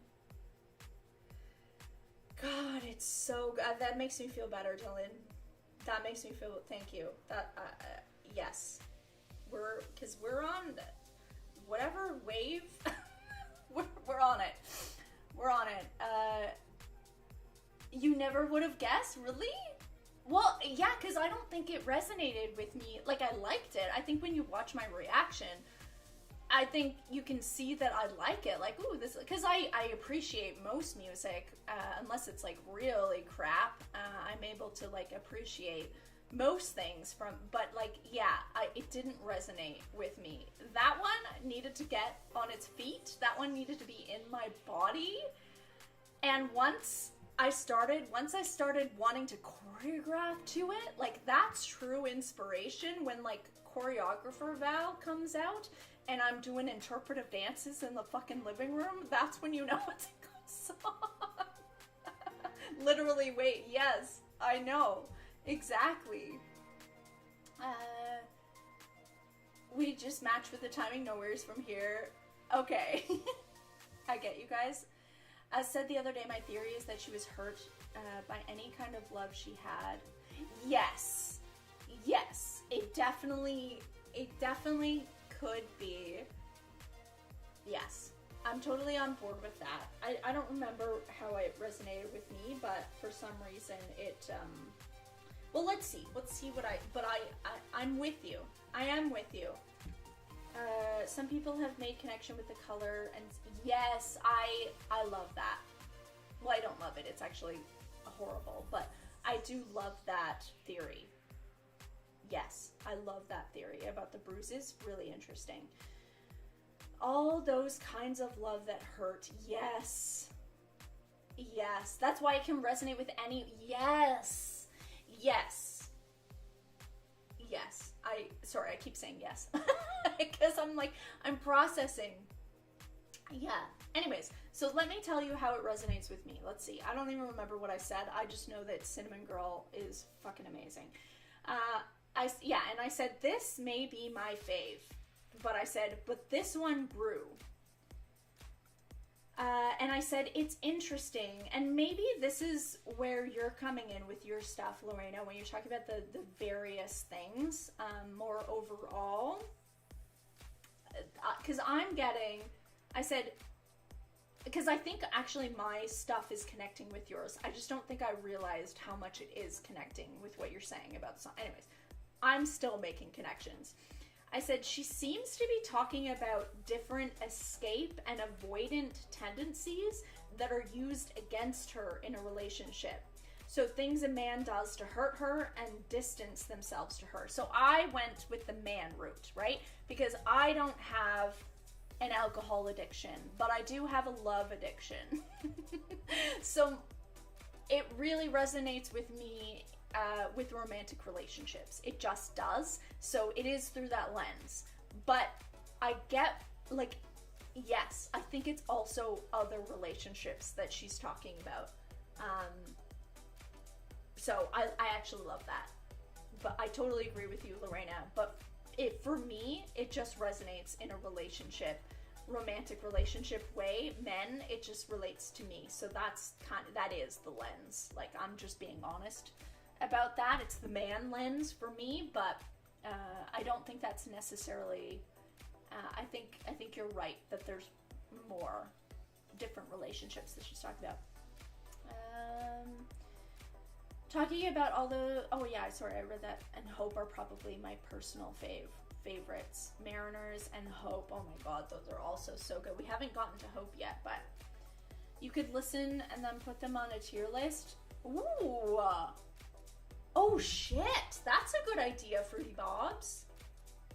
Because I want to do that. I do want to do like a full discography tier list.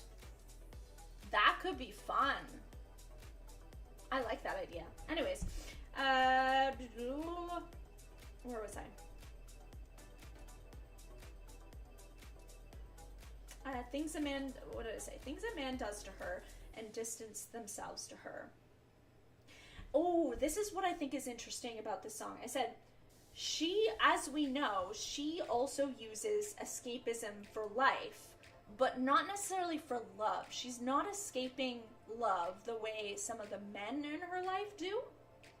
And so I say, so you can see maybe why she's attracted to this type of man, but why it ultimately doesn't work. There's a key difference there. So they aren't necessarily the Bonnie and Clyde maybe that she thinks, because it's like people are, or these men, again, my lens is through this, the way I'm seeing this song. It's like the men in her life are escaping from her, so she gets it. Like, she gets it, we're the same. But they're not actually the same, because she doesn't do that with love. and relationships. Love and relationships mean everything to her. From my point of view, from my painting of Lana. So it's like, yeah, I can just understand how she can be attracted to these people because she's like, oh, we get each other, but that's the key difference in my opinion.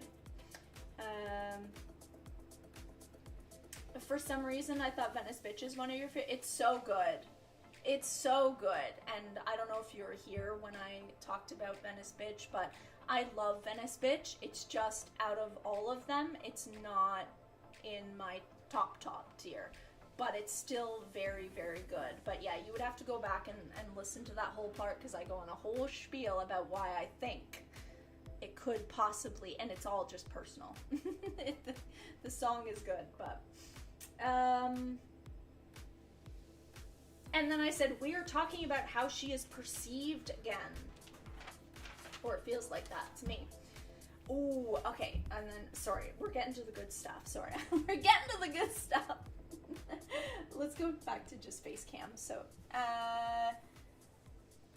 it also resonates with me through relationships with men, so I totally understand. Yeah. I don't know. That's just the one that, like, really I catch on to, but I totally get that it also, like, I think it probably is about other stuff, too. I love these thoughts. Now it makes so much why how to disappear. Yes. Oh, my God. Okay. So, I also looked up the lyrics again of Neil Young's Cinnamon Girl, okay? This is how. I fucking love this song. Sorry. When I look up the lyrics of Neil Young's Cinnamon Girl, what I get from it is that he's basically talking about a manic pixie dream girl archetype, okay? A dreamer of pictures chasing the moonlight. And I think similarly, I think she might get categorized as this. I don't know if you guys know of that trope, the manic pixie dream girl. I get put in this category all the time. It's why the men in my life, they fall in love with me I don't know if it's real love, infatuated. They get very infatuated with me from the beginning because I do have this, and yes, I am talking from personal experience now. This is how it resonates with me. I have this very mystical butterfly rainbow way of looking at the world, and I think that can attract these men who are very closed off, because it's like, oh my God, she's gonna save me. Like, look at this lust for life that this woman has. She's so beautiful and she's gonna save me from my own fucking misery. But then they realize that I'm actually just a human being, and I also go through sadness and depression and, you know, all this dark shit as well, just as much as the light shit, right? And then they get disappointed, and then I'm not this manic pixie dream girl to them anymore, and then they want nothing to do with me. So that's my personal story on what that means to me, but I think sometimes that she can also get categorized as this. So in her kind of way, I think people can paint her as kind of the tortured poet with big dreams and a romantic outlook on life, kind of like the doll thing again. The porcelain doll from Born to Die, that I talk about all the time because that one always resonates with me for this reason. She wants someone to see beyond all of that, the real human soul inside, the darkness, the deepness, right? And I love that line. So anyway, that's how it resonates with me. I really get that vibe from it, especially knowing the Cinnamon Girl from Neil Young, and he's kind of talking about that trope a little bit. And so I think it is a play on that. I listened to some songs like Love from Lust for Life also when I started dating my ex because it was how she made me feel, and now I can't listen to her anymore without... Oh, I'm sorry. Oh, I'm sorry, Mimi. That sucks. I mean, time will definitely heal, but I get that. I'm so sorry. Without you, I can be your China doll if you want to see me fall. Yeah, I just get this vibe. And again, that one really feels like she's making a comment on how people perceive her as well. And I really get that vibe for this one too. I love the line, you try to push me out, but I just find my way back in. She's resilient. She is resilient if she believes in something. And then obviously the line, but if you hold me without hurting me, you'll be the first who ever did. Just absolutely, I said another line of the century, just absolutely devastating. I said, again, it's like something that I don't even know why. I said there's something about this song sonically that just pulls me in. I don't know what it is. It just does. It just pulls me in. Like I said, I just want to like dance in the living room to this one and like get out all my feelings. Yeah, and oh my god, and the second verse too, the kerosene in my hands, you make me mad, on fire again. Freaking that's one of my favorite lines of the album too.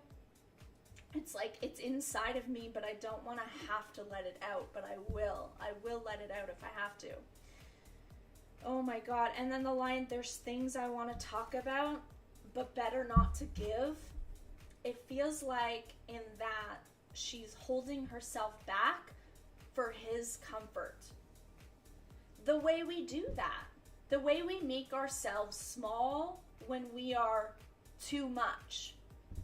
A lot of women do this, although it's not exclusively for women in relationships, but a lot of women do this in heterosexual relationships where they make themselves small in order to not be too much. I do this, or I have in the past. I don't do it anymore.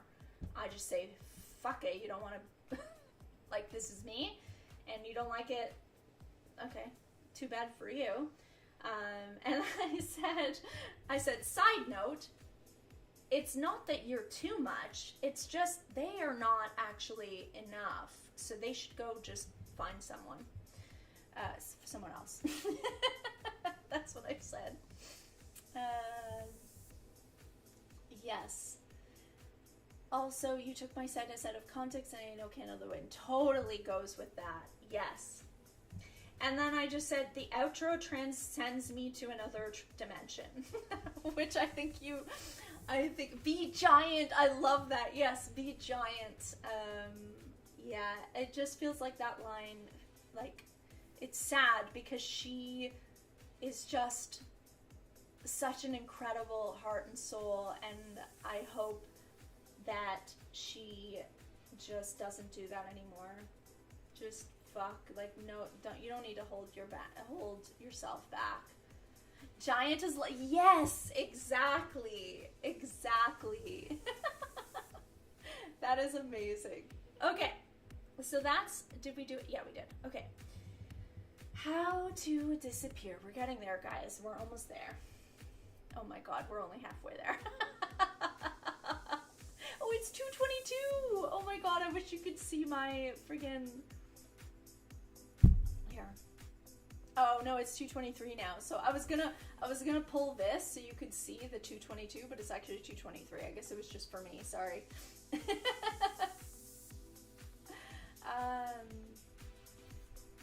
You could try. I missed the context for that. That's okay. How to disappear. How to disappear. God, where do I want to put how to disappear?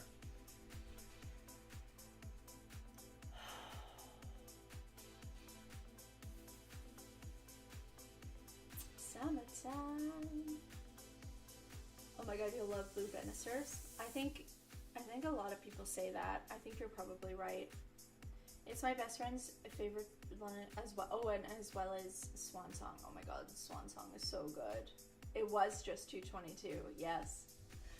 God, How to Disappear. I think How to Disappear, up until I saw the lives, and you guys didn't even see it because the stupid Apple thing kept getting blocked, so I had to just completely take that out. But that one, that live performance, transcended me somewhere. I don't know where, but I'm in a different dimension now. And that one I always knew was amazing. I loved it, but I think it's a masterpiece now for me. For a while, it was sitting in the amazing space. So, anyways, I just realized that I have to pee really bad. So, we still have a lot to go, so I don't want to hold it. So, I'm gonna take a real quick pee break. It will be quick, I promise. It'll be literally just be that, and I will come back, and then we will finish this. Okay.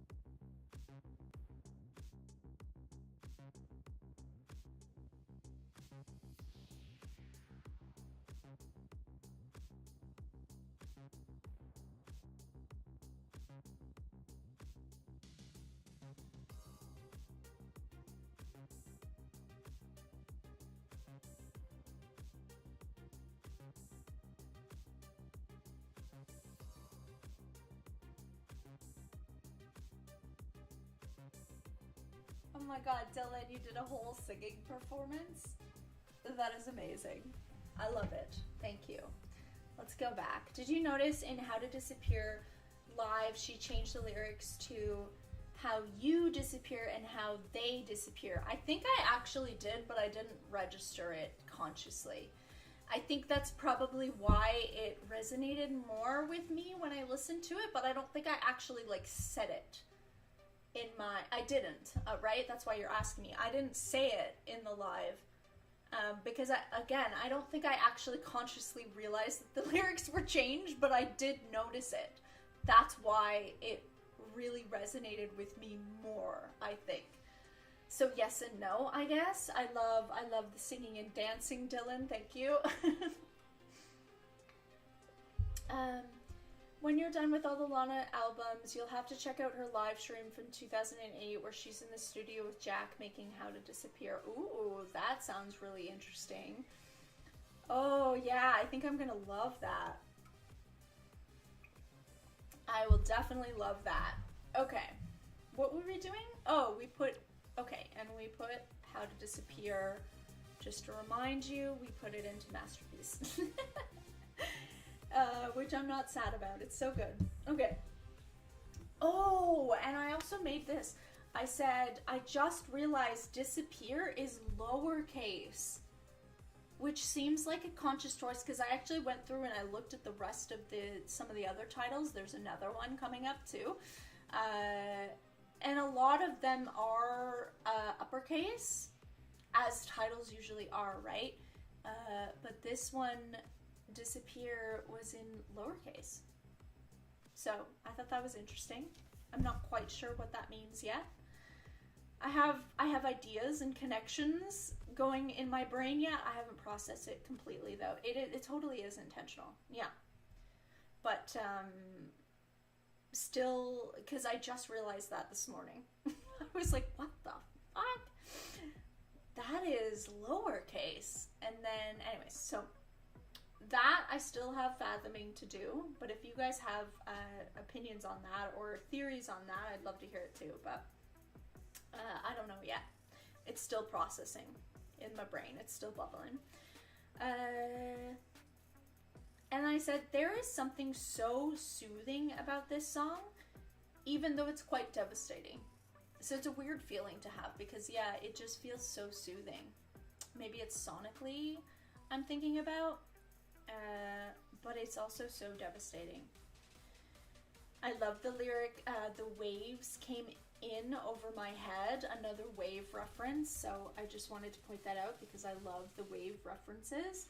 It's not about her escaping, but how they escape from her life due to their behavior, not about her escapism, but about their... Yes, totally. Yes. I actually kind of broke down what I was thinking, at least on the first and second verse. And it does kind of go with that theme where it's talking more about the men who are escaping. And I'm glad that she's seeing that now. I'm glad that she is able to see that because, again, I feel like in Born to Die, she was very self-aware about her own escapism, but I think she was letting off the men too easily. And now she's cooking them a bit. Or at least observing them and seeing them for what they are a little bit more, which I love. Not me going through the NFR track list on Spotify right now. Do it. It's definitely intentional. It's so interesting. Yes. One of my favorite songs, but I prefer the melody from the Apple event live. Not a fan of how it came out in the album. Gotcha. You're sitting in your bed right now and your blanket is the same shade of purple as your sweater. Yay, that's so cool. I have my quilt. I still have my quilt on because it's kind of chilly down here in the basement. But I feel like this song, she talks about how the men in her life are physically there with her, but they're not really there with her. Yes. Oh my God, that makes me think of what? What does that make me think of? What is the song? From Ultraviolence. When was I talking about that? Fuck, what was the song? Oh, multiple songs. She's talked about this theme a lot, but what is the one that I really was nailing down that exact feeling that you're talking about, Chloe? Physically there, but they're not really there with her. I can't be let in. Is it Shades of Cool? Yes, it's in my basement.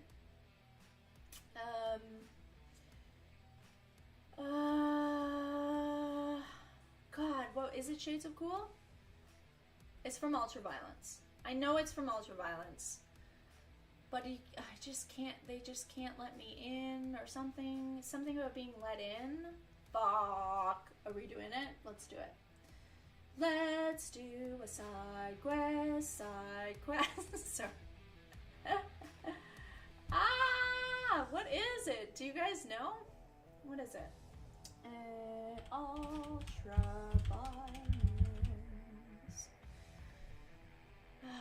What song is it? It's not Cruel World. Is it Shades of Cool? Maybe it's Shades of Cool. Maybe it's Ultraviolence. I don't know. It's one of these, I think. Is it?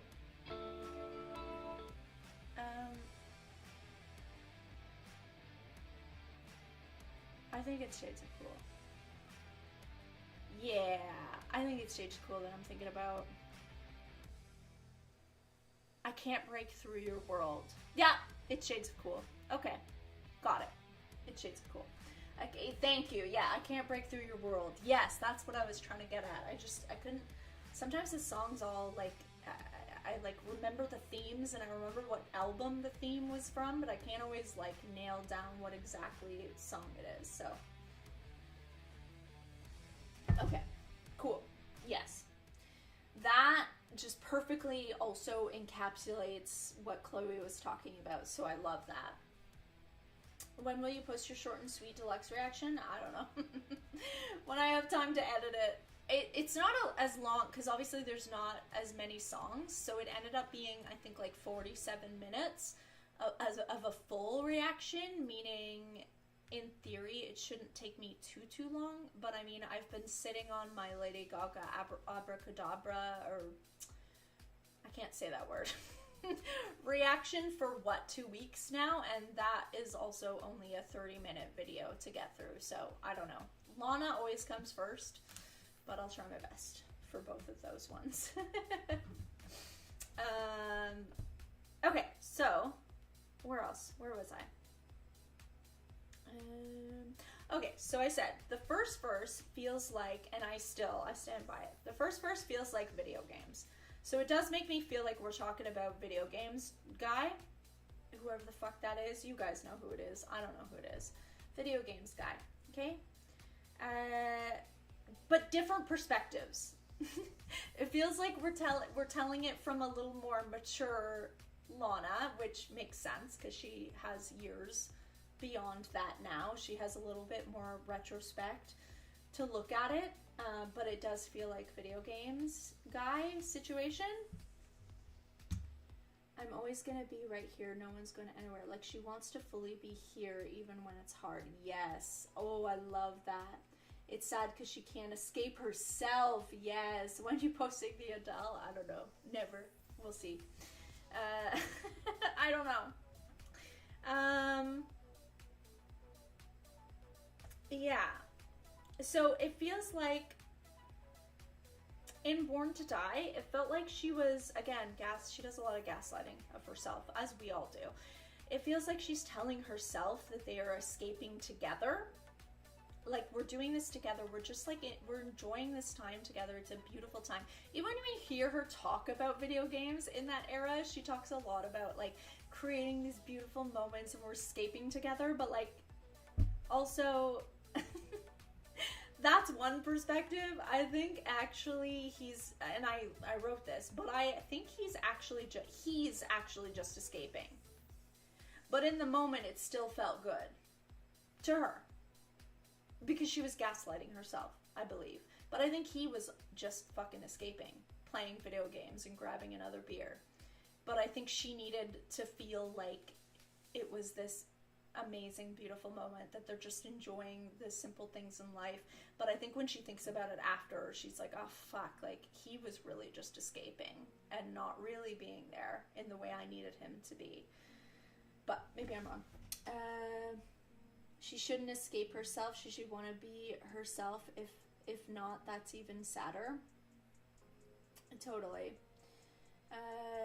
And the way it seems so emotional for her to sing that line. Yes, I know. That's what I was like, oh shit. This is... It just brought another level to me to see her do it live. Yes. Yes, Mummy is always going to be right here. Yes. What does she mean by that? I don't know. Nobody knows. Lana's mystery. I mean, I think she sees herself as a mummy to many different people in situations. I feel like she can see herself in romantic relationships being like that. You know, take my hand, I'm your man. I think it could take on that, but I think also she sees it as like to her fans, and I think there's a lot that could mean, and I love it. I love it. Or that's what I got from it anyway. Yeah, I said sometimes disappearing feels good in the moment, but eventually it catches up to you. But sometimes it does. Sometimes it feels like what you need to do in the moment, and that's okay. I was pretty sure she had a secret baby because she also said, I got a kid and 2 cats, it would have been amazing. Interesting. Maybe. I don't know. That's not how I took it, but with her mom, she's going to be there for her future children. That too. It could also be reparenting herself. I don't know. That's what I'm doing to myself. And actually, that ties into what I'm going to talk about real soon.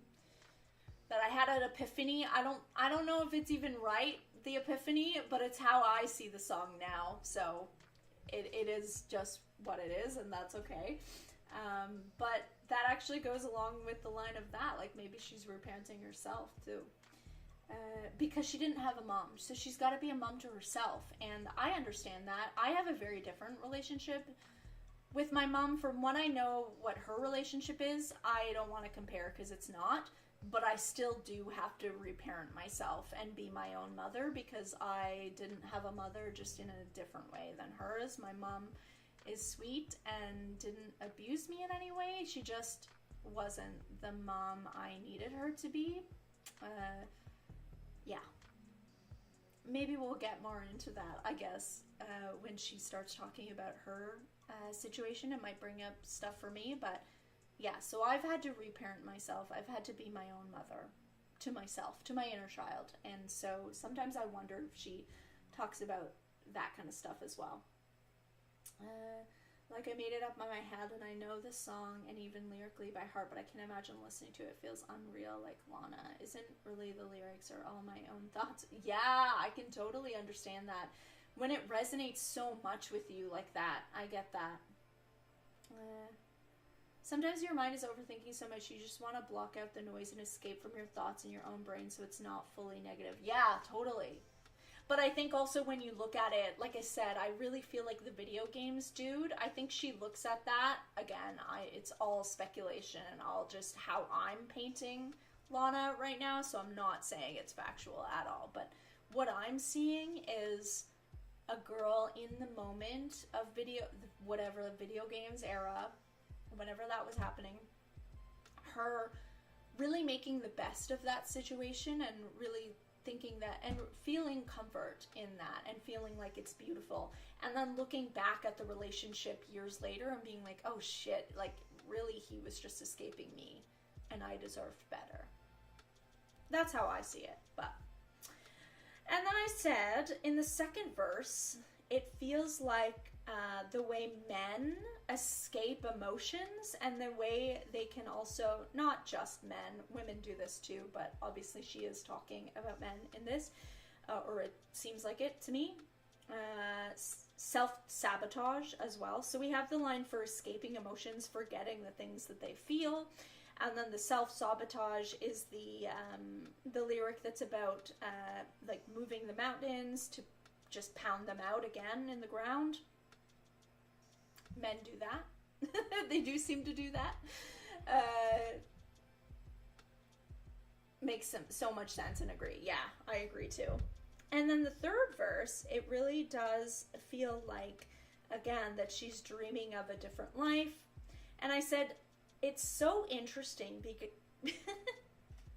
this one was a bit of a mind fuck for me, so I don't know if I'm going to be able to explain this, but I said, it's so interesting because it feels like she's dreaming of doing something different with her life, like not escaping into the fame like she did, because I think she does see herself as escaping into the fame a little bit. But then she's still escaping actual reality by dreaming in this way. And I said it's a bit of a mindfuck in that way. I love it. And then, yeah, I'm always going to be right here. I feel like, again, she just wants her partner in crime. It just feels like that. In the LFL era where she's saying, go play your stupid video games. See? And I picked up on that in the live performance back in Born to Die, remember? I don't know if you guys remember that reaction, that was months ago, but I remember being like, oh, she's angry. And I had people be like, no, it's just happy, and I'm like, I don't know about that. I think some of it is happy, and I think it just depends on how you look at it, and sometimes when you look at things retrospectively, you realize what it really was, and then there might be other emotions that come into it. The visuals for How to Disappear, like she's walking down a path while watching all these images of her life with these men as she's yes, oh my god, no, you're not the only one. I mean, I didn't see that, but now I see it. Now that you put that visual in my head, now I can totally see it. Excuse me. Makes me feel so nostalgic, but it really hits me every single time, totally. Yeah, I I know, but I think things change, Mimi. Honestly. And maybe it is still a happy song, but I mean, the fact that she also, in the LFL era, sang the other lyric means that maybe she has, maybe depending on how she's looking at it, how she feels that day, you can look at the same situation and feel happy about it, but also feel other emotions. And she's very nuanced that way. So yeah, she might have said that and really meant it. But she also might, on a different day, feel completely different about it. And that's what I love about her. She's just real. She just does what she's feeling in the moment. I love it. No, you're not alone. You're definitely not alone. The third verse hits different. Yeah, totally.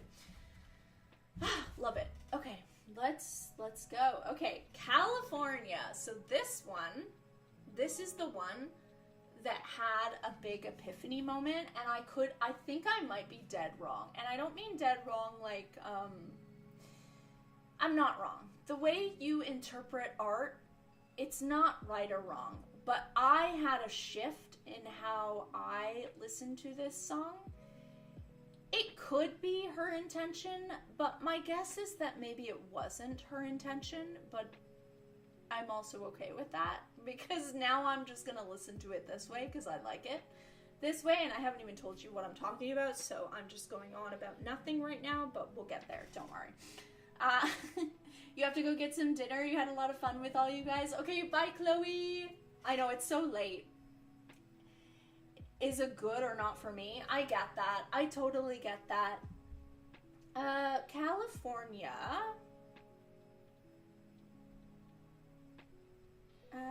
God, where do I want to put it? I love California.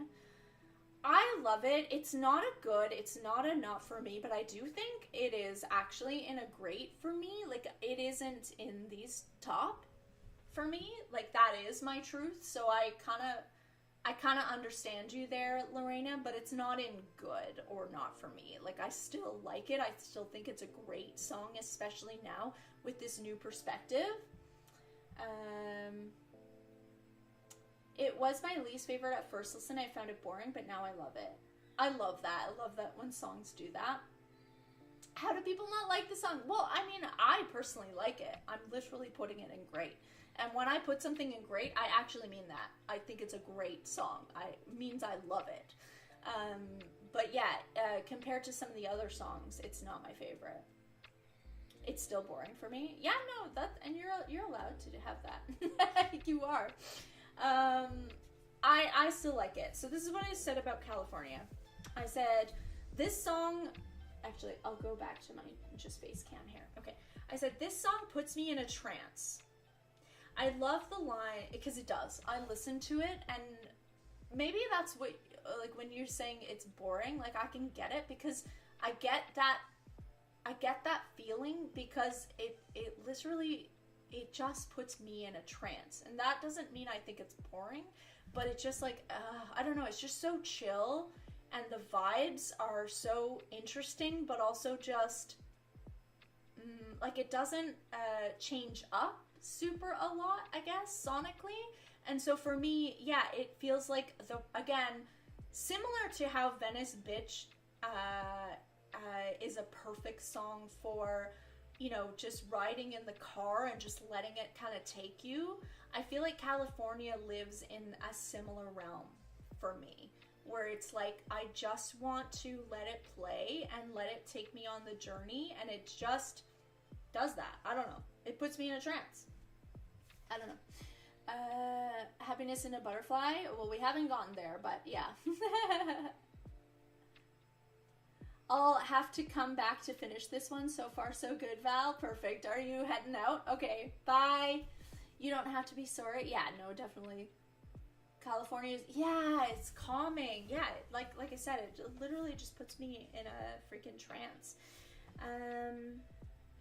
I love the line, you don't have to be stronger than you really are. It feels like she's getting the acceptance goes both ways. She wants that because she's willing to give that. And here's where, in the middle of this song, I made this switch where I'm like, this is how I see this song, and this is how I'm forever going to listen to this song. And again, I am not saying this is right, because I'm not. My prediction is that what I'm going to say right now, how it resonates with me, my prediction is actually that I actually don't think this is how she intended it. Okay? That's my opinion. I don't think. But this is how I'm now listening to this song, because it just flipped something in my brain, and I fucking love it that much more to think about it in this way. So I'm just on my own planet somewhere listening to it this way, but I'm going to share it with you. But the disclaimer is I don't think this is actually factually right. Like, I'm not saying this is what she intended with this song. It's just purely my interpretation of the art, and I'm going with it because I fucking love it. Anyways, we'll go. Until next time, everyone, thanks for making the weekend as great as they have been. Thank you for being here, Dylan. You're coming and going today a lot. That's okay. That'll be like the 10-hour stream. It'll be like coming in, oh, which one are you on now? You know, that kind of thing. That's totally fine. Hey, Erica, how's it going? Yes. Okay, so here we go. This is what I like to listen to California with. I said, for some reason, in a weird, twisted way, I get self-talk vibes from this.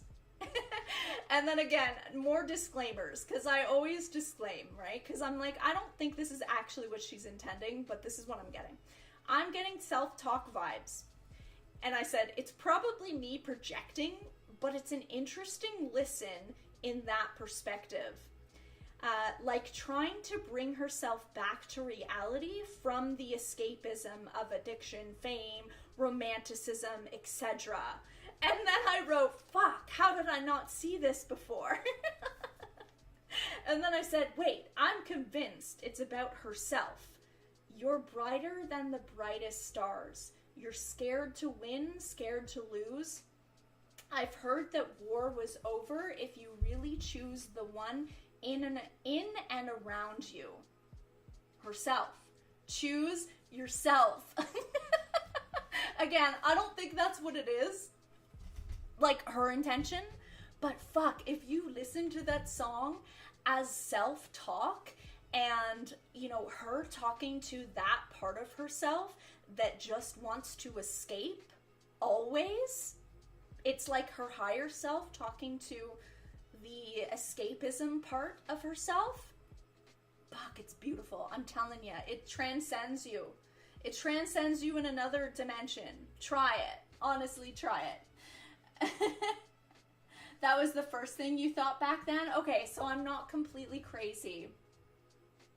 She confirmed it was about someone who was still in London. Okay, that's fine. I mean, I don't know if you were here, Nathaniel, for all the disclaimers that I made, but the disclaimer was I don't think that her intention was what I resonate with. And that's okay. I love art for this reason, because it doesn't matter. It transcends what her intention is. In my head, that's how it resonates with me. That's how I connect with the song, and that's why I fucking love it. That's why I love art. That's why I love music. So yes, I totally agree. That's fine. She confirmed this. That's fine. That literally makes no difference in my head. That's how I listen to music, and I think that's great and beautiful. Sister songs to me, I can totally see that.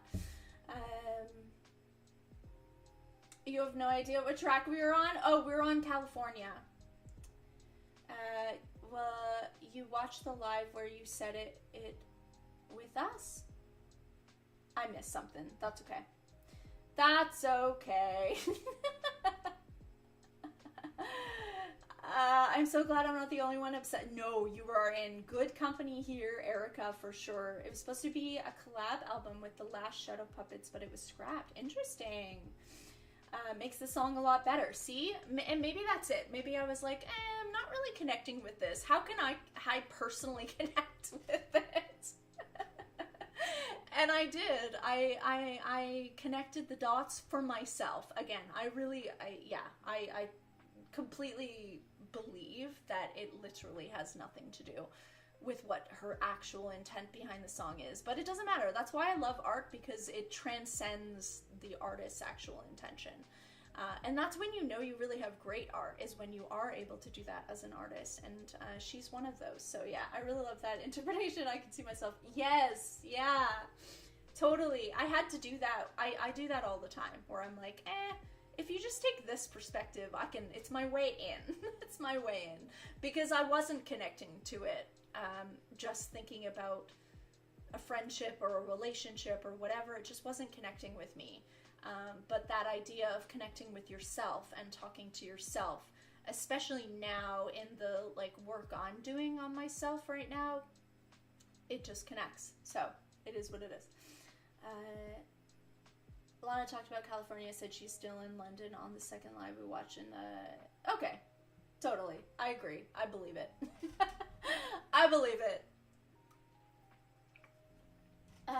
But yeah, it kind of doesn't matter to me. I know that sounds horrible, but no, it doesn't actually. No, it doesn't. I don't think it's horrible. I think that that's what art is. So that's how I believe about art. I thought that Lana has only one song where she talks about herself. It's in Oceans Boulevard. So I'll not talk about it. But maybe your perception of California. I don't think it's correct. I really actually don't think it's correct. My personal opinion is that she did not intend for me to resonate with the song the way I'm resonating with the song. And that's actually okay. But I'm really interested to learn if there one is that sounds like it really is actually intended to be like that. Because I love songs like that. It sounds like I'm gonna love that. Oh, you also think about your ex-boyfriends listening to California. It ties with Carmen lying. Yeah, exactly. Exactly. Yeah, exactly. That's exactly how I'm feeling. Okay, let's move on. The next Best American Record. Oh my god, where is this gonna be? This is so hard, guys. I honestly could put all of them in Masterpiece. I actually could. Oh my god, remember when I used to only put 5 in Masterpiece? I would only allow myself to put 5 in. I would be screwed by this point. Okay.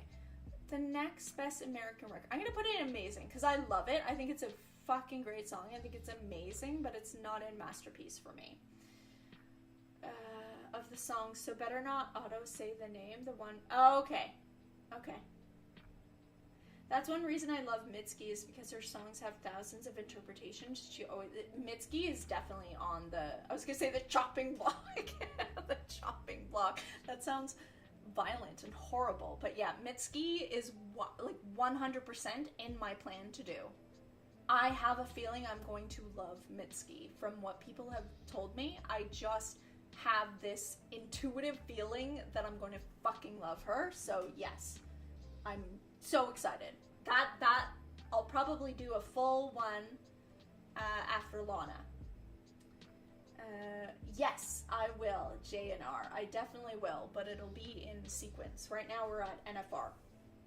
Okay, so the next Best American Record I put in Amazing, because I think it's amazing.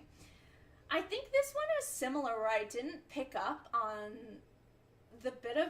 I think it does feel like it's a bit satirical in this song, and I don't think I picked up on it from my first, second, or third listen.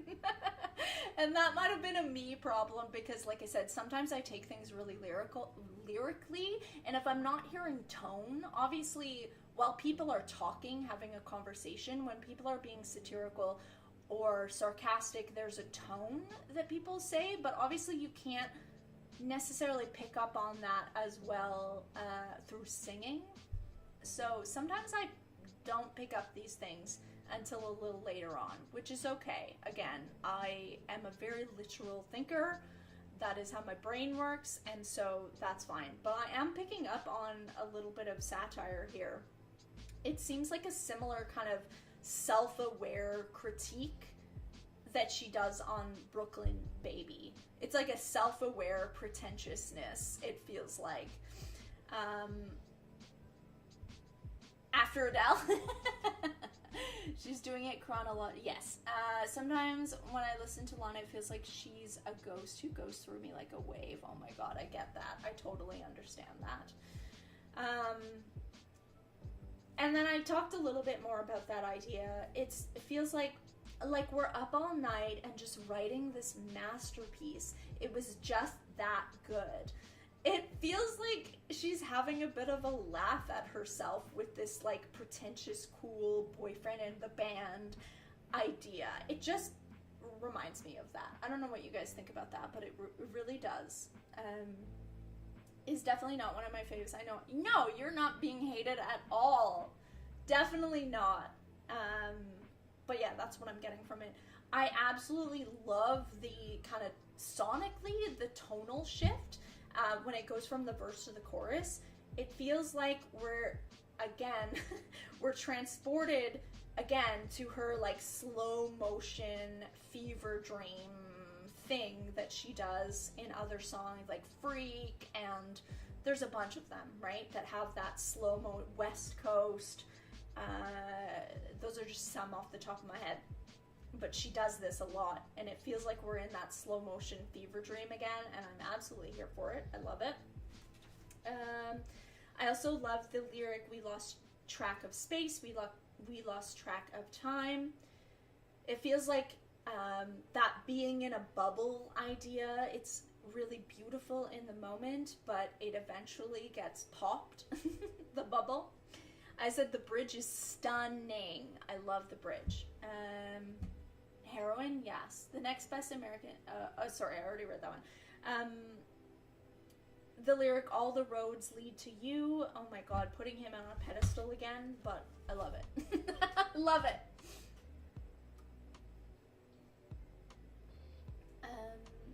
When she added the song to NFR, yes, I heard that. I don't remember what the lyrics are, but we'll have to. I definitely want to listen to that. I definitely want to listen to that one. Dylan wrote out the lyrics for me. I don't remember off the top of my head what it is, but I almost don't want to know because I want to discover it again for the first time when we react to it. So, yes. And I think knowing that helped me to see the tonal shift in that it was a little bit maybe not as serious or literal as I was taking it. I think it helped me with that.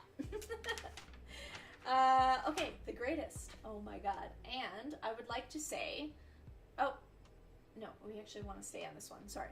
The greatest is definitely in the greatest, in Masterpiece. So good. And I will point out that the greatest also is a lowercase. Greatest is in lowercase. Very interesting, very intentional. Did you think you would do a tier ranking with the other Lana album? Oh, sorry, oh, you took that one away. Okay. We'll never know who is Bill and why the thousands of girls love the way he plays guitar. Exactly. Okay. So, the greatest. I said also the greatest is lowercase significance. I said, there is just something about this song, je ne sais quoi, quality about it. It's just epic, and I'm not sure why. I don't know if you guys know what I mean by that. Like, it just feels so epic, but I can't even use I don't even know how to describe why, but it just gives me that feeling. Yeah, it's so good. I said, we're still just wondering what life would be like without all the chaos of fame.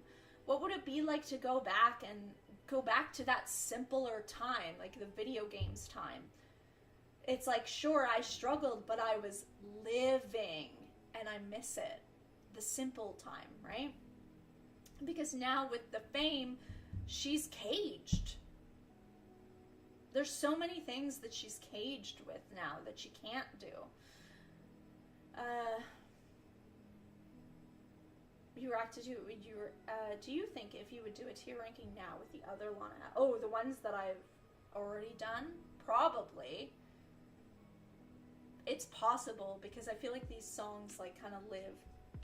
One of her best songs for sure, yeah.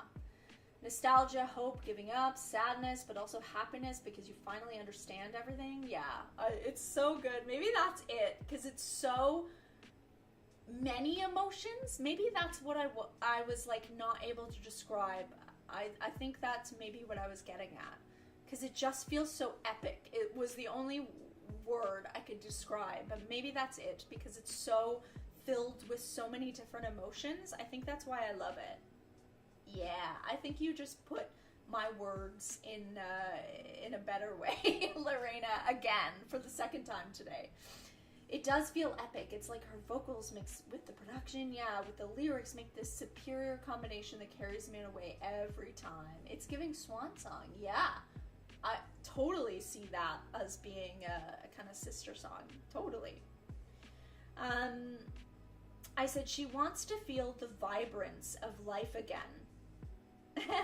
And I wrote, she's a ride girl, and that hasn't changed, but her circumstances have changed, and those circumstances have caged her. She's a ride girl. I could never rank all the songs. I would combust, yeah, maybe like top 20, but it would be very interchangeable. Happy you could catch live. Hello, Matthias. How's it going?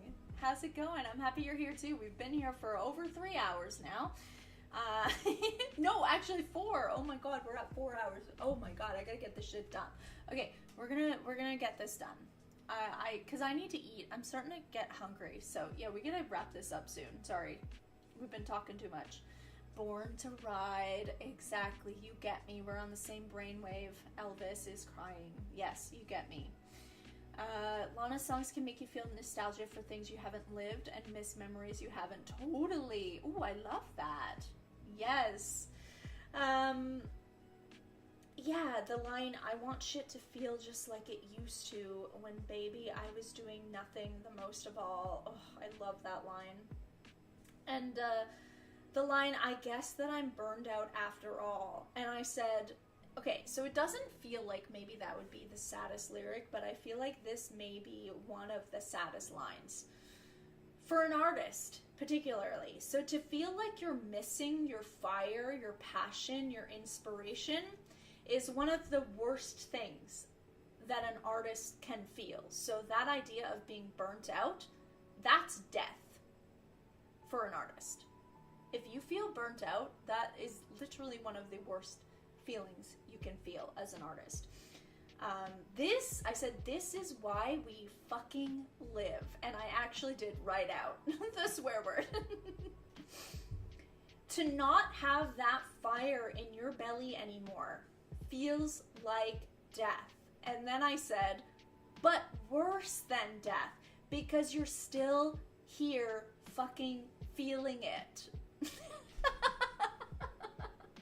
And then I laughed at myself. I literally wrote out LOL.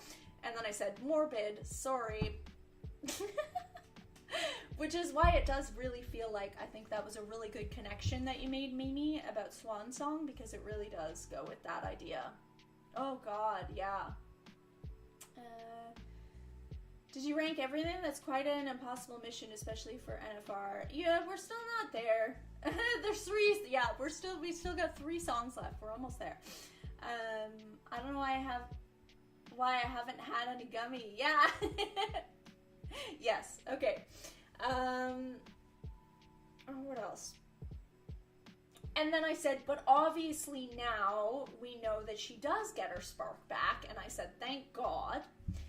But yeah, I think, was it you, Lorena, that was like, when I listened to this, I was like, oh my God, she's done now? I can totally see that. Obviously, I have the perspective because I know there's 3 more albums and a freaking poetry book to come. So I know she's not done, but I could totally see listening to that and being like, oh my God, she's never going to make another record. So good as always, gotta run, but return to catch the rest later. We'll guess bartender is amazing, then happiness and hope will be a masterpiece. We will see. We will see. Bye, Jamie. Thank you. Oh my god, I really do need to wrap this up. And I said outro.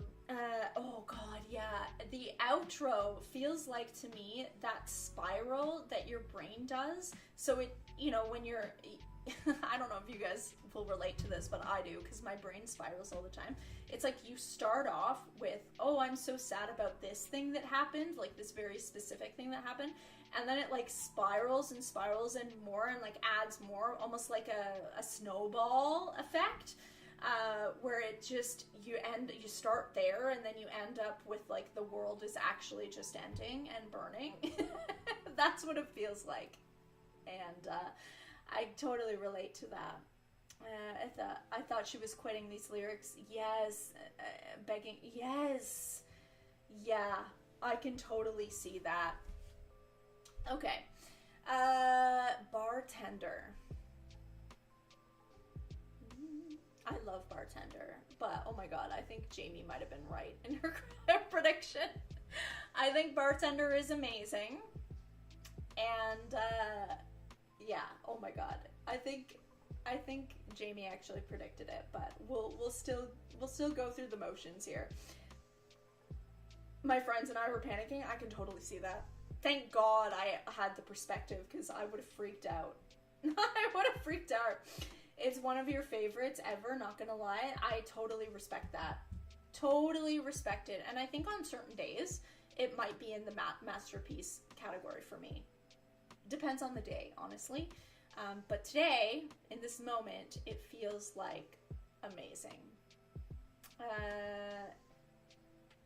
So let me just read out what I put down here for Bartender.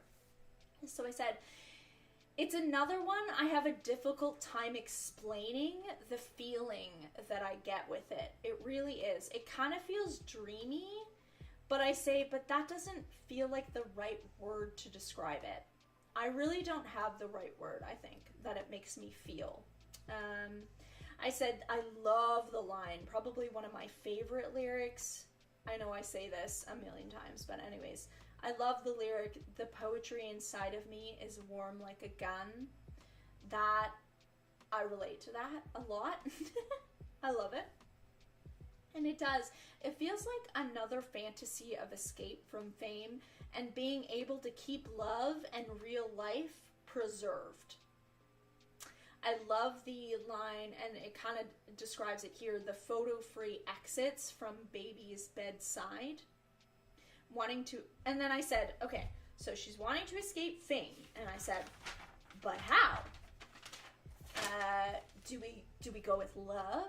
Do we sink back into our alcohol addiction? I just want to be numb again. And then I said, I'm obsessed with the stutter on Bartender. I love all the little ideas, all the little theories that you guys have. The camera clicks, love that. Going with the fame idea again. The glasses clinking, love that. Going with the addiction. And I just said, it's so interesting. There's just so much in it. I love it. It's so good. It's so underrated. I agree. Ooh, yes, it does give Honeymoon Vibes production. I can totally see that. And 13 bitches are kind of like, I always call it bitches. Why do I call it 13 bitches? Anyways, they're kind of like distant. I can see that. It makes complete sense to me. Especially with the kind of fame thing. I do. I think she's escaping fame in it. I totally think she's escaping fame in it. Little details of your life. For me, when it came in, I just bought a new car and a house 50 kilometers from my last home. It was hilarious for me. That's amazing. It does. It definitely, but that's like to me, the root, this is just my opinion. So I could be completely wrong. But to me, yes, it's very obviously also about addiction. Obviously, the song is called Bartender, so that's like what we're seeing on the surface for sure. It is. Definitely not contending that. But I think the roots of it are in fame, I think, personally. But it's like how she feels about fame is making her want to go back to drinking. And so they're intertwined together, in my opinion. Which is why I love the theories about the camera clicks and the glasses clinking. It's both. It's all of them, because they all are intertwined in those themes. I love it. It's so good. Her buying a truck in the middle of the night is so her. She loves to be... But think about it. Like, I mean, maybe she did. She definitely has the money to buy a truck in the middle of the night. But, like, if you think about that as a metaphor, she's escaping. Right? She's escaping. Photo-free... What is it? Photo-free... What? Photo-free exit. She's taking her photo-free exit. Fame. Right? Bartender is not my favorite musically, but I do like it a lot still. Even my least favorite on NFR Amazing. Yeah, well, that's it, right? It's such a good record. That's why, like, I'm telling you now, literally nothing is in the good or not for me. Like, it's so good. For the love of this man, I'm not drinking wine, but this cherry coke you serve me is fine. Yes, I agree with that as well. I mean, they all kind of work together, don't they? The fame, the men, the alcohol, they're all different addictions that she has. And I do think they're all woven in these songs, especially the ones that are specifically about addiction. I feel like she draws from all of those inspirations. So, are we like Carmen Part 4 now? You know? Like, yeah, totally. I agree with that completely. Okay. We're almost done. We're almost there. I need to go eat, so we need to get freaking through this.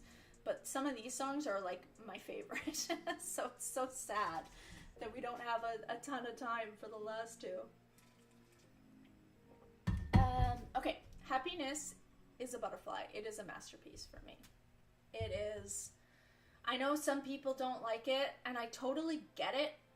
Production-wise, it's made for me. It just is. Well, let's see what I wrote about it. I said, I love the line, do you want me or do you not? Perfect start of the song. I wrote, that's the fucking question. And then I said, I'm obsessed with this whole song and every single lyric. It's true, I am.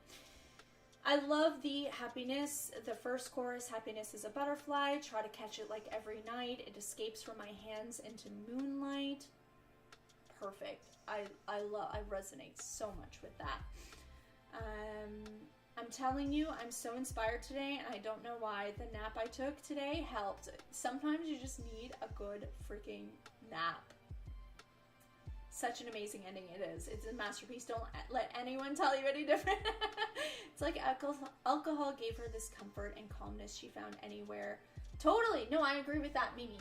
I do. I agree with that. The serial killer line. That one just keeps blowing my mind more and more. And I said, because I have had people say, like, that, you know, they don't resonate with that line. And I hope that you don't resonate with that line. I said, I hope you never, and I mean this, this is straight from my heart. I hope that you never have to feel what this feels like. And I said the dark metaphors with that line, the serial killer line, they just keep going if you start answering the question she poses. Like, really think about it.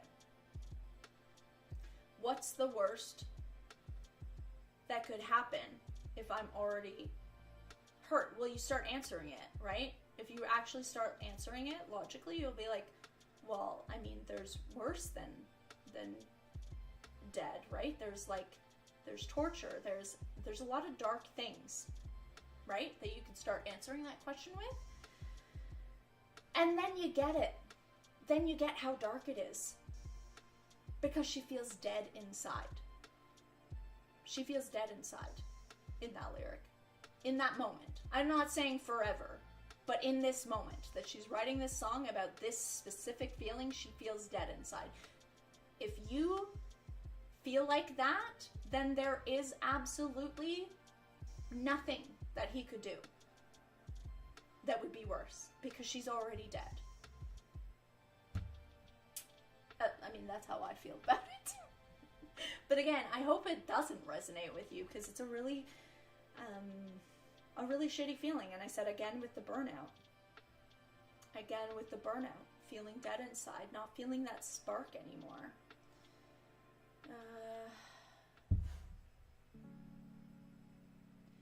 It feels so repetitive for me. It's the best song ever created in my head. I get it, but I do get it, because it's very repetitive, and it just resonates so much with me that I don't care.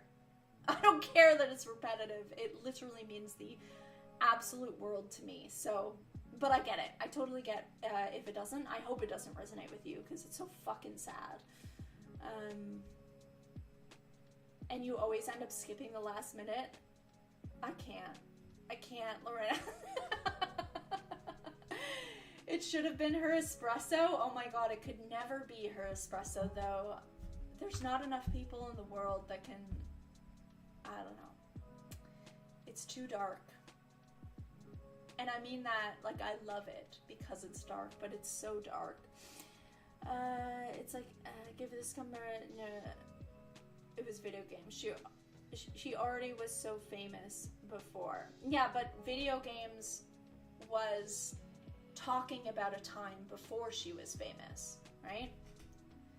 Yeah, I understand when video games out, she became famous, but that's not what the period is talking about, right? Happiness is a Butterfly should have been as big as video games. Oh my god, it's so good. I feel like I either love your bands or I'm totally against it. That's actually amazing.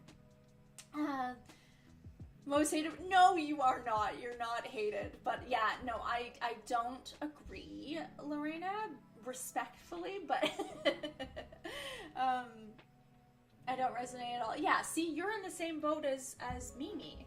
So yeah, you're definitely not the only one here. It is fine to have... It's fun to have different opinions. It's because we all have different lived experiences. So they're all going to resonate differently. But anyways, yeah. And then it has the line that, in my opinion, could sum up her entire thesis. At least up until this point. I don't know about... I can't speak for the other stuff I haven't listened to. Oh, or ooh, I just want to dance with you. It's her life's thesis up until this point. Literally, summed up in one line. How can you tell me that's not a masterpiece when she writes that line? You can't. You can't tell me. And then, of course, the line change in the next chorus. Happiness is a butterfly. We should catch it while dancing. I mean, you saw in my reaction how that resonated with me. I had a full story that I went on with that. I said there was something so raw and emotional about this song. I said it's made for me.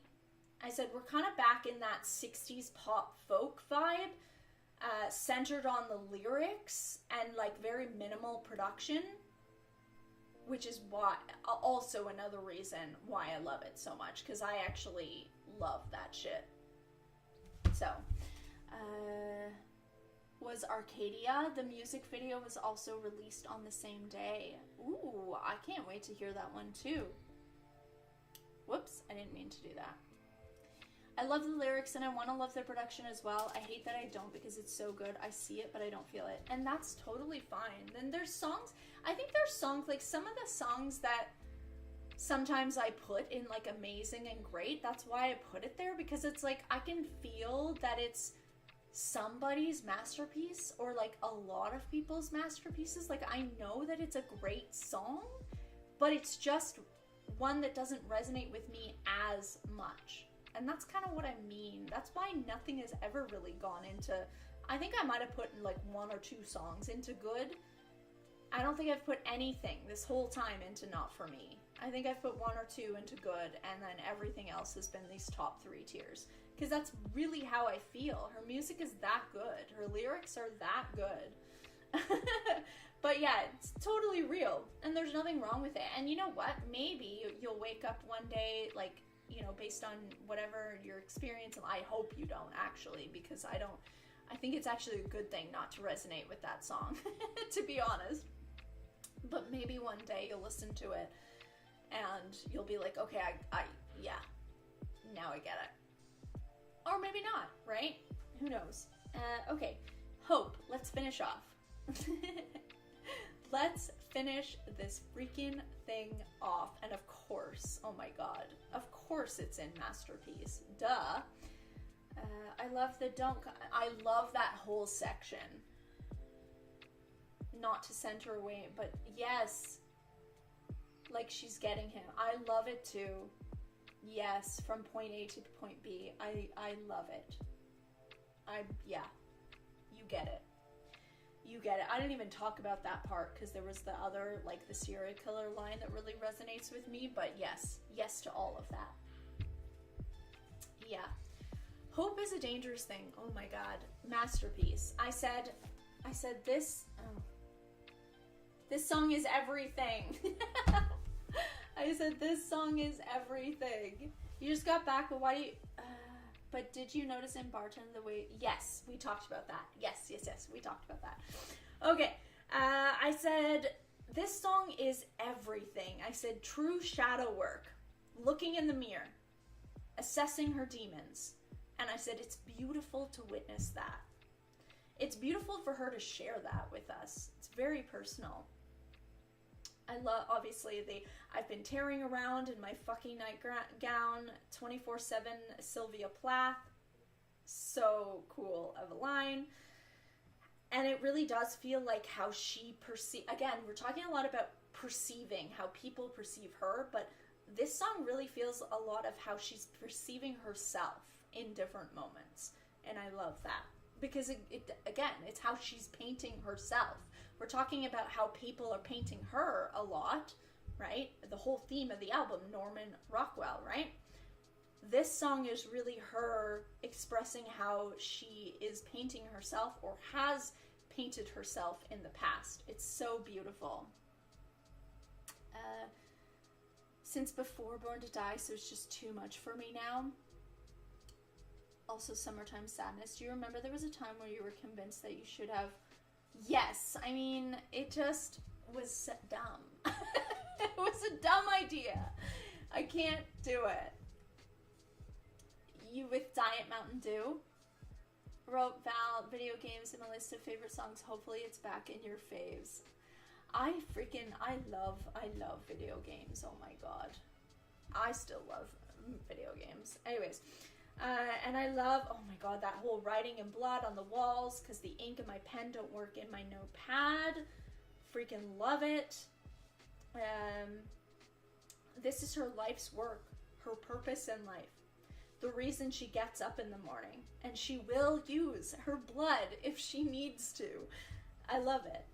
She's that dedicated to her craft. I know it's a metaphor, but I really do feel like it points to how dedicated she is. Oh, and the whole line about her dad calling from beyond the grave. I just want to say, hi, Dad. I said, this line is just so interesting. It's like she feels like she's a ghost. Like, the idea of Lana, right, how everyone sees her, is transcended herself. It must be so weird to be famous. Anyways, again, the perception of herself, the famous woman. But with their dad, she can feel like herself again, grounded, when she's often felt like a shell of herself, especially in the last few songs. It's beautiful. Oh my god, it's like I want to cry just thinking about it. Not even listening to it. Just talking about it is making me emotional. It does feel like a fever dream. Hey Alex, you are late. We're almost done. We're like wrapping this up in the next 5 minutes, but I'm glad that you're here. 14 years now. That's wild. You must have such a different perspective than me on these. It's so cool. That's why I love hearing all of your guys' thoughts on it. It's so interesting. And then I said, I'm very interested to hear more about her relationship, or lack of, with her mother. I said, I can already tell it's incredibly painful from this song. And then I said, I think it's actually interesting that I originally interpreted this as her talking to her shadow, to now realize it is most likely actually her mother. This is me, I'm just riffing here, and I'm just gonna read you all my thoughts here. And then I said, but also, was I fucking wrong? What is a shadow? I said, it's a wounded part. Wounds made from childhood. We repeat cycles from what we've learned from parents, teachers, etc., and what they've told us, what they've done to us, whatever. Those things live inside our body, and we react accordingly. And so I said, so her mother is her shadow, her demon, her monster under her bed. I was like, I was correct, but I didn't know it. So it's like when people are like, no, it's actually about her mother. Yes, but her shadow is her mother. So I was right, in my opinion. In my very factual opinion. I was still right. I still picked up on that. So. I'm giving myself a pat on the back. And yeah, that'll be really interesting to hear more about that. The line, there's a new revolution, a loud evolution. Beautiful. I said, change is a powerful thing. And the oh my God, born of confusion and quiet collusion. I said, I don't want to say too much about this, but I predict I will talk more about this theme, this idea, in upcoming works. Especially the quiet collusion. But we'll see. We will see. And then go back into her again. It's like remembering songs all over again. Usually try to change up that. Yes, you kind of have to do that sometimes. You'll have information about her relationship with her mother. I was gonna say I'm excited. It feels weird to say I'm excited because also it's horrendous from what I have gathered. So I'm not excited, but I am interested, we'll say. I'm very interested to hear more. Whatever she wants to share with us. Being totally unbothered by the other one is cracking me up. Oh my god, yeah, she looks so cute. Hi, Jenny. You're such a cutie. Oh my god, she's so cute. Belly out. Belly out just to the world. She's amazing. I love Jenny. I mean, I love them all, obviously. You do that once every 6 months. Got it. Video games as a choice still hurts.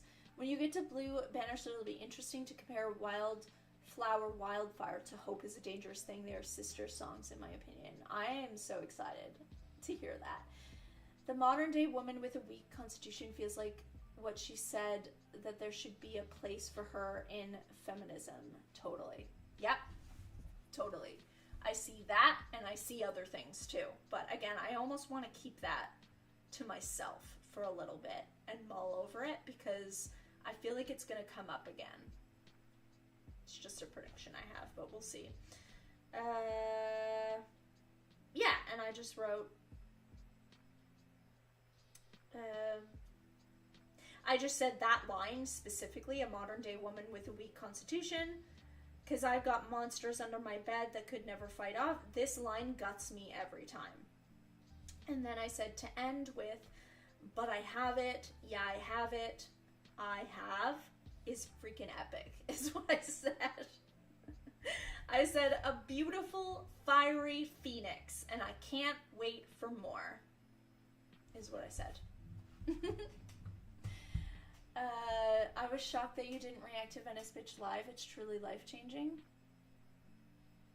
That you didn't react? What? I'm so confused. I love Venice Bitch. Do you mean like the first time, like the first time I knew nothing about Lana Del Rey and I was like, I don't get it. That I can get, but yeah. I needed to be primed a bit, I think, but that title, Wildflower, what is it? Wildflower, Wildfire? Something like that? It's very intriguing to me, for sure. So let's see what we have here. We're gonna end off here.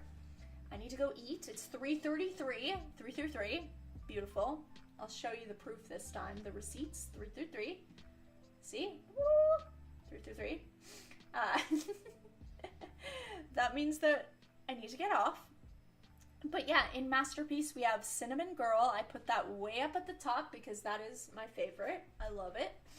Norman fucking Rockwell, Mariner's Apartment Complex, Love Song, How to Disappear, The Greatest, Happiness is a Butterfly, Hope is a Dangerous Thing, ...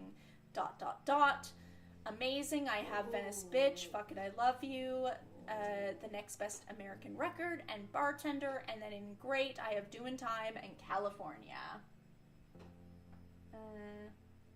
That you didn't react to the... Oh, I did. I did react to the Venice Bitch live performance. I did. I don't know if you watched the video, but in that section, I actually wrote out that it got blocked worldwide on YouTube, so I couldn't keep it in the reaction, but it's actually there on Patreon still. I did react to it. But yeah, unfortunately, the Apple performance that was chosen got blocked worldwide, so I couldn't keep it in for YouTube. But yeah, Patreon is always there.